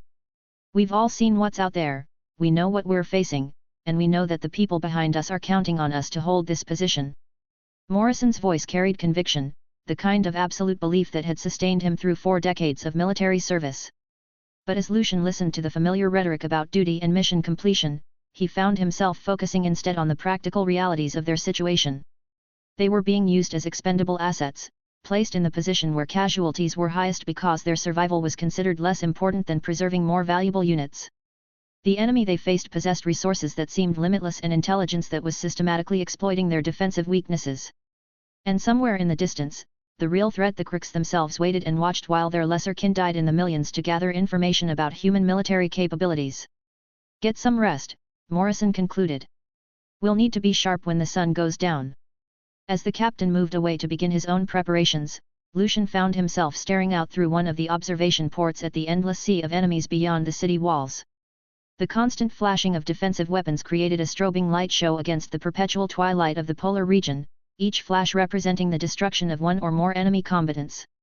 But for every orc that died, it seemed like 10 more took its place. The sound of incoming artillery had become so constant that it was starting to fade into background noise, just another part of the environment like the hum of life support systems or the distant vibration of the city's power generators. But Lucian's tactical instincts refused to let him ignore what that constant bombardment meant. The enemy had enough ammunition to maintain this rate of fire indefinitely, which suggested supply lines and production capabilities that dwarfed anything the human defenders could match. As he prepared his equipment for the coming night watch, Lucian found himself wondering if survival was even a realistic goal anymore. The Third Liberty Spire might be well defended, its automated systems might be slaughtering enemies by the thousands, but wars of attrition were ultimately decided by mathematics, and the mathematics of this situation seemed to clearly favor the enemy. The maintenance bay hummed with mechanical efficiency as robotic limbs descended from the ceiling like metallic spiders, their sensors scanning every millimeter of Lucian's battered T-45 power armor. Steam hissed from coolant vents as the automated systems began their work, welding plates, replacing components, and buffing out the countless scratches and burn marks that told the story of 40 years of warfare. Lucian stepped back from the storage compartment, his body aching from the phantom weight of armor he had worn for so long that it felt like a second skin. The recycled air of Frost City carried the familiar scents of machine oil and ozone, but underneath lay something else, the metallic tang of fear and desperation that seemed to permeate every corner of the facility. His eyes lingered on the repair work, watching as servo arms carefully attended to the damage around his armor's spinal column. The scarring there was extensive, a deliberate pattern of destruction that masked the true nature of what had occurred. To the casual observer, it would appear that an orc explosive had detonated near his position, destroying his AI core and leaving him temporarily cut off from his armor's advanced systems. The truth was far more sinister. Lucian could still remember how he shot Kellerman. The shot had been muffled by the chaos of combat, lost in the thunder of artillery and the screams of the dying. But the real betrayal had come afterward, when Lucian had deliberately targeted his own AI core with an orc stick bomb, destroying the only witness to his crime. The replacement AI core he had been issued was a standard military model, efficient but lacking the advanced cognitive functions that might have noticed discrepancies in his behavior or questioned orders that seemed out of character. It was a small mercy in a universe that seemed determined to offer none. Not discovered, he murmured to himself, watching the robotic limbs work with mechanical precision. Just another casualty of war.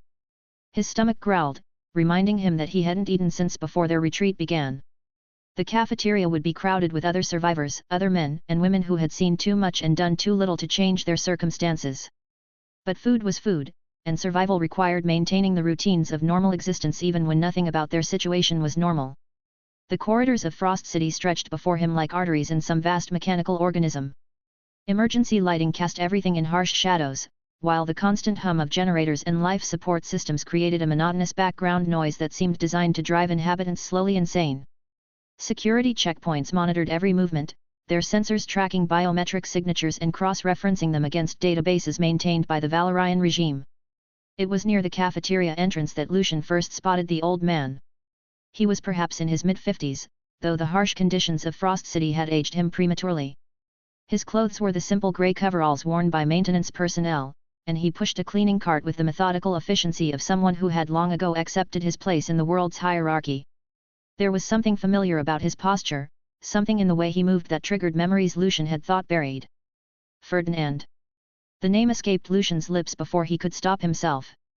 The old man looked up, his weathered face breaking into a smile that seemed to transform his entire appearance. "Young master," he said, his voice carrying the refined accent that Lucian remembered from his childhood. "I wondered when our paths would cross again." Ferdinand V. Marsh had been the Vu-Baptiste family's head butler for as long as Lucian could remember. A man of impeccable manners and unwavering loyalty, he had been more of a father figure than Lucian's actual parent, a cold, ambitious man who had seen his son as little more than a political asset to be leveraged in the complex games of corporate politics. Lucian crossed the distance in 3 strides. They embraced briefly, a simple gesture that to any onlooker appeared to be nothing more than a chance meeting between old acquaintances. But Lucian could feel the tremor in Ferdinand's hands, could sense the emotion held tightly in check. "I thought you were dead," Lucian said, his voice harsher than intended. "When the Valorians came for our family, when father was executed, when they burned everything down." Ferdinand's smile was tinged with sorrow and something sharper beneath. "What you saw die that day was not me, young master, merely a clone. A deception, planned long before the purge began. Your father knew which way the wind was blowing. He understood the tide would turn against us, and he prepared contingencies. While the clone perished for the crowd, I was sent to secure certain assets, things too valuable to be left in Valorian hands." Lucian froze. A clone. All those years of grief and guilt, the crushing certainty that he had failed to protect the man who raised him, turned suddenly hollow. "A lie. The real Ferdinand Marsh," the old man continued, lowering his voice, "has been here for 3 decades. When the regime turned this world into a prison, I was among the first exiles. And I have waited, silently, for the day you would come." Lucian struggled to process it all. 30 years, and you knew I'd end up here." Ferdinand's eyes glittered strangely in the cold light. "Your father foresaw many things." He cast a wary glance toward the door, scanning for listeners. "But this is no place to speak of such matters. Come to my quarters tonight, Block C, Level 7, Room 347. There are truths you must hear, and a legacy you must claim. The hours crawled past like years.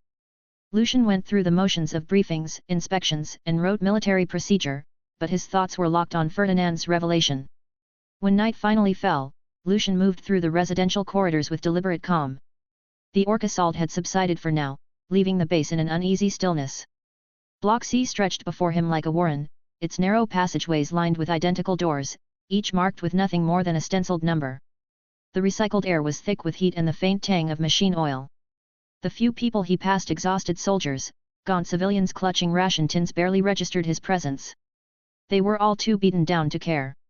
Here, everyone was just another shadow in the dim light, and Lucian preferred it that way. Ferdinand opened the door before Lucian could knock, ushering him inside. The quarters were bare but spotless, every object placed with precise care. Lucian's eye caught subtle modifications, mirrors positioned to catch blind spots, sight lines arranged for defense. This was no mere janitor's home, it was a lair built to survive. 30 years is a long time to live a lie, Lucian observed. Ferdinand smiled thinly. A necessary one. Word travels quickly among the labor ranks here. When I learned there was a Baptiste scion among the garrison, I knew it was only a matter of time before you found me. Lucian accepted the steaming cup of tea offered to him, letting the warmth soothe his hands.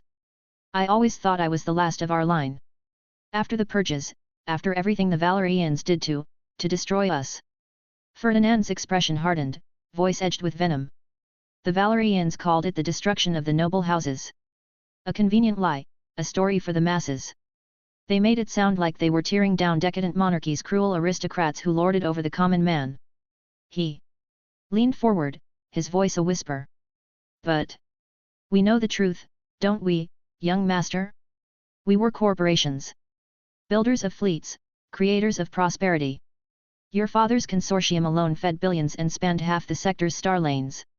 We were the foundation of civilization, and Franklin Valorian couldn't abide rivals. Lucian nodded grimly. They branded us as tyrants to justify the purge. Exactly, Ferdinand said, eyes gleaming. They rewrote history to make the people cheer while their true benefactors were slaughtered. And when the blood dried, they claimed the ruins as their own, wrapping tyranny in the flag of liberty. He moved to a particular section of the floor, fingers tracing hidden seams with practiced precision. With a muted click, a panel slid open, revealing a concealed compartment below. Before the end came, your father gave me a final task to secure certain assets. Things too dangerous to leave behind, too valuable to trust to anyone but family. And now, young master, that burden passes to you. From the hidden compartment, Ferdinand carefully lifted a small box wrought from an unfamiliar, silvery metal. Even under the dim light, it seemed to drink in the glow rather than reflect it. Its surface bore the Baptiste crest, an eagle in mid-flight, one talon clutching a sword, the other a gear, a symbol of their dynasty's dual legacy as warriors and builders of industry. Ferdinand held it as one might cradle a relic. This was hidden before the purges began, he said softly, almost reverently. Your father knew the storm was coming. He wanted to ensure that when the Valorians burned our fleets and slaughtered our bloodline, something of us would endure. He extended the box to Lucian, his hands steady despite the weight of the moment. Your father left this for you, young master. He believed, no, he knew you would one day need it. Even if he could not have imagined the hell that would bring you here. Lucian's hands trembled slightly as he accepted the box. The metal was warm to the touch, and he could feel a subtle vibration emanating from within, as if the container held something alive, something eager to be released. The locking mechanism was biometric, designed to respond only to Baptiste genetic markers. Lucian pressed his thumb against the scanner, and the box opened with a soft hiss of escaping atmosphere. Inside, nestled in what appeared to be some form of stasis field, was a device unlike anything Lucian had ever seen. It was roughly spherical, about the size of a human heart, and constructed from materials that seemed to shift and flow like liquid metal. But it was the symbol etched into its surface that made his blood run cold, an 8-pointed star that seemed to burn with its own inner light. What is this? Lucian whispered, though part of him already knew the answer would change everything. Ferdinand's smile returned, but there was something different about it now, something predatory that had been carefully hidden beneath decades of servile behavior. Your family was innovative in their approach to technology, young master. In the final days of the Civil War, when it became clear that conventional weapons would not be sufficient to resist the Valorian advance, your father authorized research into alternative power sources. Lucian lifted the device from its resting place, surprised by how light it felt despite its apparent complexity. The 8-pointed star seemed to pulse in rhythm with his heartbeat, and he could swear he heard whispers just at the edge of perception, voices speaking in languages that predated human civilization. "The heart of the Omnissiah," Ferdinand said, his voice taking on a reverent tone that Lucian had never heard from the man before. "A power source that draws its energy from the immaterium itself. Your father believed it could power weapons capable of bringing down even the Valorian war machine." The device grew warmer in Lucian's hands, and the whispers became more distinct. They spoke of power, of revenge, of the means to strike back at those who had destroyed everything he had once held dear. The 8-pointed star seemed to expand, filling his vision with visions of burning cities and fallen tyrants. "How does it work?" Lucian asked, though part of him was already beginning to understand. The device was responding to his emotions, feeding on his anger and resentment, growing stronger with each passing moment. "The exact mechanisms were known only to your father's most trusted researchers," Ferdinand replied, though his eyes never left Lucian's face. "But the principles are straightforward enough. The heart creates a conduit to the warp, allowing the wielder to channel immaterial energies for a variety of purposes." As Ferdinand spoke, Lucian noticed something strange about the man's reflection in the polished surface of a nearby metal panel. For just a moment, the image seemed to flicker, revealing something else entirely, a figure that was taller, more angular, with eyes that burned with eldritch fire. But when he blinked and looked again, there was only Ferdinand, watching him with the patient expression of a loyal servant. "You've been waiting for this moment," Lucian said, the realization coming to him slowly. "All these years, you've been waiting for me to find this device." Ferdinand's smile widened, and for a brief instant, Lucian could have sworn he saw too many teeth. "I have been waiting for many things, young master.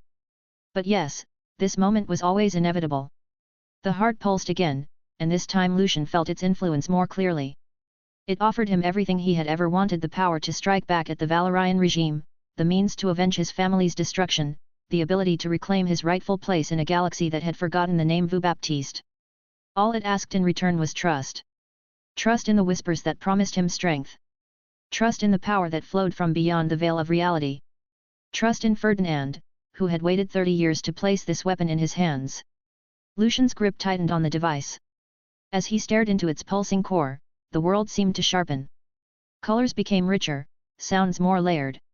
Somewhere at the edge of hearing, whispers coiled like serpents, their words just beyond comprehension. "What do you feel?" Ferdinand asked softly. "Possibility," Lucian admitted. Ferdinand's expression flickered for a heartbeat, his eyes glowed with unnatural blue fire, his smile seemed inhuman. The illusion snapped back into place before Lucian noticed. "Yes," Ferdinand murmured. "Your family's legacy. Your birthright. With this, you could rebuild everything that was taken from you." As if responding to Ferdinand's words, the device sent a pulse of energy through Lucian's nervous system. For a moment, his vision expanded beyond the confines of the small cabin, showing him glimpses of Frost City's hidden passages, of the Eternity Gate's true location, of the Liberty Eagles who even now were preparing to make planet fall. Lucian sat cross-legged on the floor, the heart of the Omnissiah resting in his lap. Its crystalline core pulsed with a slow, hypnotic rhythm, casting warped, shifting patterns of light across Ferdinand's hidden chamber. Each beat seemed to merge with his own heartbeat until he could no longer tell whether it was the device or his body dictating the rhythm. Thump! Thump! Thump thump thump! His breathing quickened as he ran his fingers along the edged patterns of its metal casing. The 8-pointed star engraved upon its surface writhed like a living thing beneath his touch, twisting and burrowing deeper into the metal, or perhaps into him. He couldn't look away.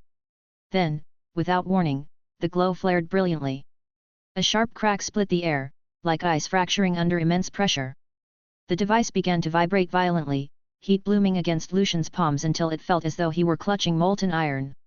He tried to drop it, but his fingers refused to obey, locked rigidly in place by some unseen force. "What, Ferdinand? Get it off me!" Lucian screamed, panic rising like bile in his throat. Ferdinand only smiled, calm and serene, as though this had been the inevitable outcome. "It is not holding you, young master," he said softly. "You are holding it." Before Lucian could protest, searing agony erupted in his chest. It felt as though claws had reached into his body, hooking around his very heart and twisting, reshaping it into something unrecognizable. He screamed a raw, primal sound of terror and pain before his vision went white, and then the world shattered into blackness. When awareness returned, Lucian found himself standing in what appeared to be a boardroom, though no boardroom that had ever existed in reality. The walls stretched impossibly high, disappearing into a haze of shadow and shifting light. The air was thick, oppressive, carrying a scent of ink, blood, and burning oil. The long conference table before him was hewn from polished obsidian, its surface alive with flickering reflections of impossible futures. Each image darted away when he tried to focus on it, as if mocking his attempts to understand. 4 figures sat around the table. They were dressed as corporate titans, flawless suits, gold watches, polished shoes, but there was something profoundly wrong about them. Their silhouettes wavered at the edges, as though their bodies were masks stretched over beings far too vast and alien to ever be contained in mortal form. Lucian's breath caught as his eyes were drawn first to the figure at the head of the table, a distinguished man with silver hair and cold, calculating blue eyes. His suit was immaculate, woven with subtle patterns that seemed to shift when Lucian wasn't looking. When he spoke, his voice carried the unshakable authority of someone who had shaped empires with a word. Lucien vous Baptiste, the figure intoned, and somehow his name sounded different coming from those lips, more important, more binding, as if it were part of some vast, cosmic ledger. Please, sit. We have much to discuss and precious little time in which to do so. Lucian's legs moved without conscious thought, carrying him toward the empty chair at the table's center. As he sat, his heart hammered in his chest. The air around each figure shifted subtly, the atmosphere bending to their presence. He realized, with a jolt of terror, that each one radiated an overwhelming emotion, raw, unfiltered, and irresistible. The first figure to his left drew his attention like a magnet. A woman, impossibly beautiful, with skin like polished ivory and eyes of deep, violet fire. Her suit was cut to perfection, accentuating every elegant curve, and she wore a necklace that glimmered like starlight. The moment Lucian looked at her, his pulse quickened, and heat flushed through his veins. Desire. Pleasure. Yearning. Her smile was devastating. Such potential, she purred, her voice like a silk glove brushing over raw nerve endings. Such delicious anger, such exquisite pain. You've suffered so beautifully, darling. It would be such a waste to let all that passion fade into obscurity. Her words slid into Lucian's mind, painting vivid images of command, adoration, and indulgence of men and women kneeling at his feet, not because they were ordered to, but because they wanted to. He could feel the intoxicating pull of her promise, the seductive whisper that he deserved to be worshipped. Violet light shimmered faintly around her like a perfume made visible. Across from her sat a mountain of a man, his crimson suit stretched to breaking over shoulders that looked built for war rather than negotiation. His hands were like slabs of meat, his scarred knuckles resting heavily on the table. The smell of iron and blood radiated from him, mingling with the faint tang of smoke. Lucian's body tensed involuntarily, every instinct screaming danger. Fear mixed with something else, respect, almost reverence for the sheer, primal power this being radiated. The brute leaned forward, his voice a guttural growl. Suffering's just the beginning, boy, he said. What matters is what you do with it. Do you let it break you, or do you break others first? Do you accept defeat, or do you take what's yours through blood and strength? His eyes gleamed like twin furnaces as his words echoed in Lucian's skull. Power isn't given. It's seized. Let me give you the strength to crush your enemies, to rip the false idols of liberty from their thrones and drown them in their own screams. The air around him shimmered red, hot, and suffocating. Lucian felt his muscles tremble, filled with a wild urge to destroy, to rend and conquer, to win. To Lucian's right sat a figure swathed in deep green shadows, a man who seemed wrong, in a subtler, more insidious way. His body was thick and rounded, not with muscle but with a strange, unwholesome vitality. His suit was immaculately pressed, yet faintly damp, as though it were sweating. The smell of decay clung to him, undercut by something cloyingly sweet, like rotting fruit. Lucian's stomach churned, yet at the same time a strange calm settled over him, like sinking into a warm bath. This one radiated acceptance, a promise that no pain, no loss, no betrayal would ever matter again. The green-lit figure leaned back, his voice soft and gentle, almost paternal. Survival, he murmured, and the single word seemed to fill the room like a living thing. That's what you've always craved, isn't it? To endure when all others fall. To stand unbroken when worlds crumble to ash. He extended a hand, and his smile was both kind and terrible. I offer you resilience beyond imagining, Lucian. Wounds will close as soon as they are made. No poison will ever touch you. No disease will ever claim you. Even death itself will find you inconvenient. Lucian's breath caught as his own flesh seemed to itch with phantom sensations, bones knitting, skin sealing, a body that could never be destroyed. He recoiled, yet part of him longed for it. Finally, Lucian turned his gaze back to the silver-haired figure at the head of the table.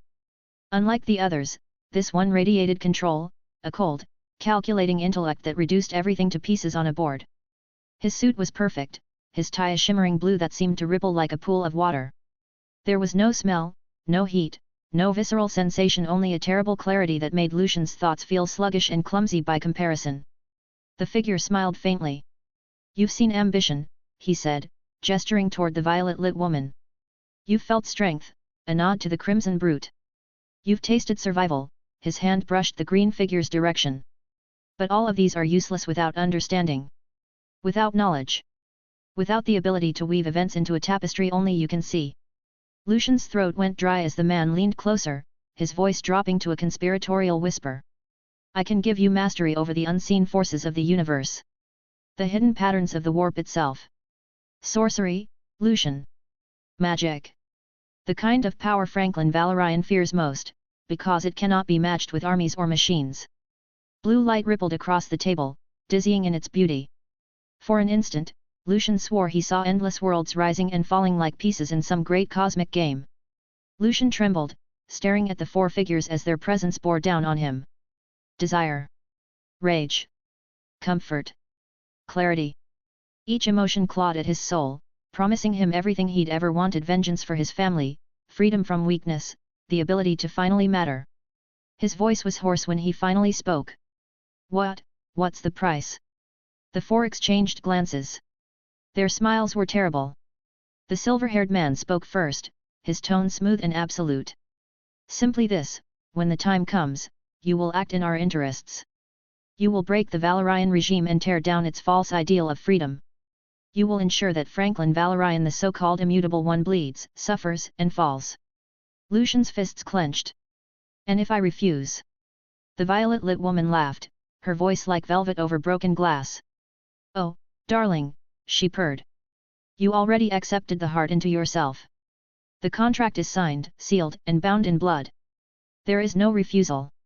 The table erupted in light. Violet, crimson, green, and blue energies surged toward Lucian, wrapping around him like chains and wings at once. The sensation was indescribable: pleasure and agony, clarity and madness, all crashing together as his mind was remade. Their voices blended into one, a storm of divine will. "We are the enemies of Franklin Valorian. The immutable one blinds the galaxy with his false light. He must be humbled, broken, consumed." The violet woman's smile widened, whispering close to his ear. "You will be our arrow." The crimson brute slammed his fists together. "Our hammer." The green figure laughed, warm and hideous. "Our shield." The silver-haired man raised his hand, and the others fell silent. "Our investment." The last word echoed as the world collapsed into darkness. Then came the sound: not the laughter of demons, not the wails of the damned. But the grinding of gears, the clanging of chains, the scream of furnaces forced to burn beyond their limits. The very air grew heavy, tasting of ash and oil, until each breath burned like molten iron. A haze rolled into the chamber, dark and acrid, carrying the stink of industry and the stench of unending war. It clung to Lucian's lungs, choking him as if the very concept of purity were being smothered beneath it. From the darkness above, something descended. It was not flesh. It was not spirit. It was architecture given hunger. Four massive, mechanical wings unfolded like a cathedral collapsing in reverse, each segment ending in scythe blades that screeched as they cut through the air. Their motion churned the noxious fog into violent swirls, scattering embers of light that hung in the air like dying stars. Its body was a lattice of iron sinew and bronze plates, a writhing amalgam of forgotten machines and broken prayers. Where eyes should have been, furnaces burned, belching smoke that stank of rust and blood. Where a mouth should have been, grinding gears turned, the sound piercing Lucian's skull until he thought his thoughts would tear apart. Then came the voice. Not words, but the agonized roar of a world being forged and broken at once. "And I am the architect of your cage, your heart." Lucian fell to his knees, gasping in the acrid air. His skin blistered where the fog touched it, but he barely noticed. The four whispered to mortals with temptation and emotion. This presence did not whisper. It smothered. The being reached for him, and the world went black. He was lying on the floor of Ferdinand's chamber, drenched in cold sweat. Lungs burning, heart hammering. The heart of the Omnissiah was gone, yet he knew with a certainty that transcended logic that it now beat inside him. But it was no longer his heart alone. Staggering to his feet, he stumbled out into the corridor. His body moved without conscious thought, drawn to a maintenance panel. He slammed his palm against it and watched in horror as wire-thin, metallic nematodes burst from his skin, burrowing into the panel. Lights flickered wildly, and suddenly information flooded his mind: troop deployments, defense schematics, communications logs. All of Frost City's secrets were his. Lucian jerked his hand back, staring in shock. In the reflection of the polished panel, he saw not just himself, but a towering silhouette with four scythe-like wings. Furnaces burning where eyes should be. Smoke trailing like the breath of a dead world looming behind him. His voice trembled. What are you? The silhouette leaned closer, its voice a whisper of grinding gears and broken prayers. The Omnissiah. The word echoed in Lucian's skull, shaking him to his core. The god of Mars, the deity of the machine cult. Was this what they had worshipped all along? A/N, hey. An extra long chapter for thee. How is everyone? My contract has finished now, I'm back home, next contract is probably October. A/N, how did y'all like this arc so far? Is it confusing? Or just barely passable? A/N, TBH, all I'm doing is reading WH40K, and the new book Era of Ruin is pretty interesting, read it. Warp Gods and Primarches, hee hee. Thanks for listening.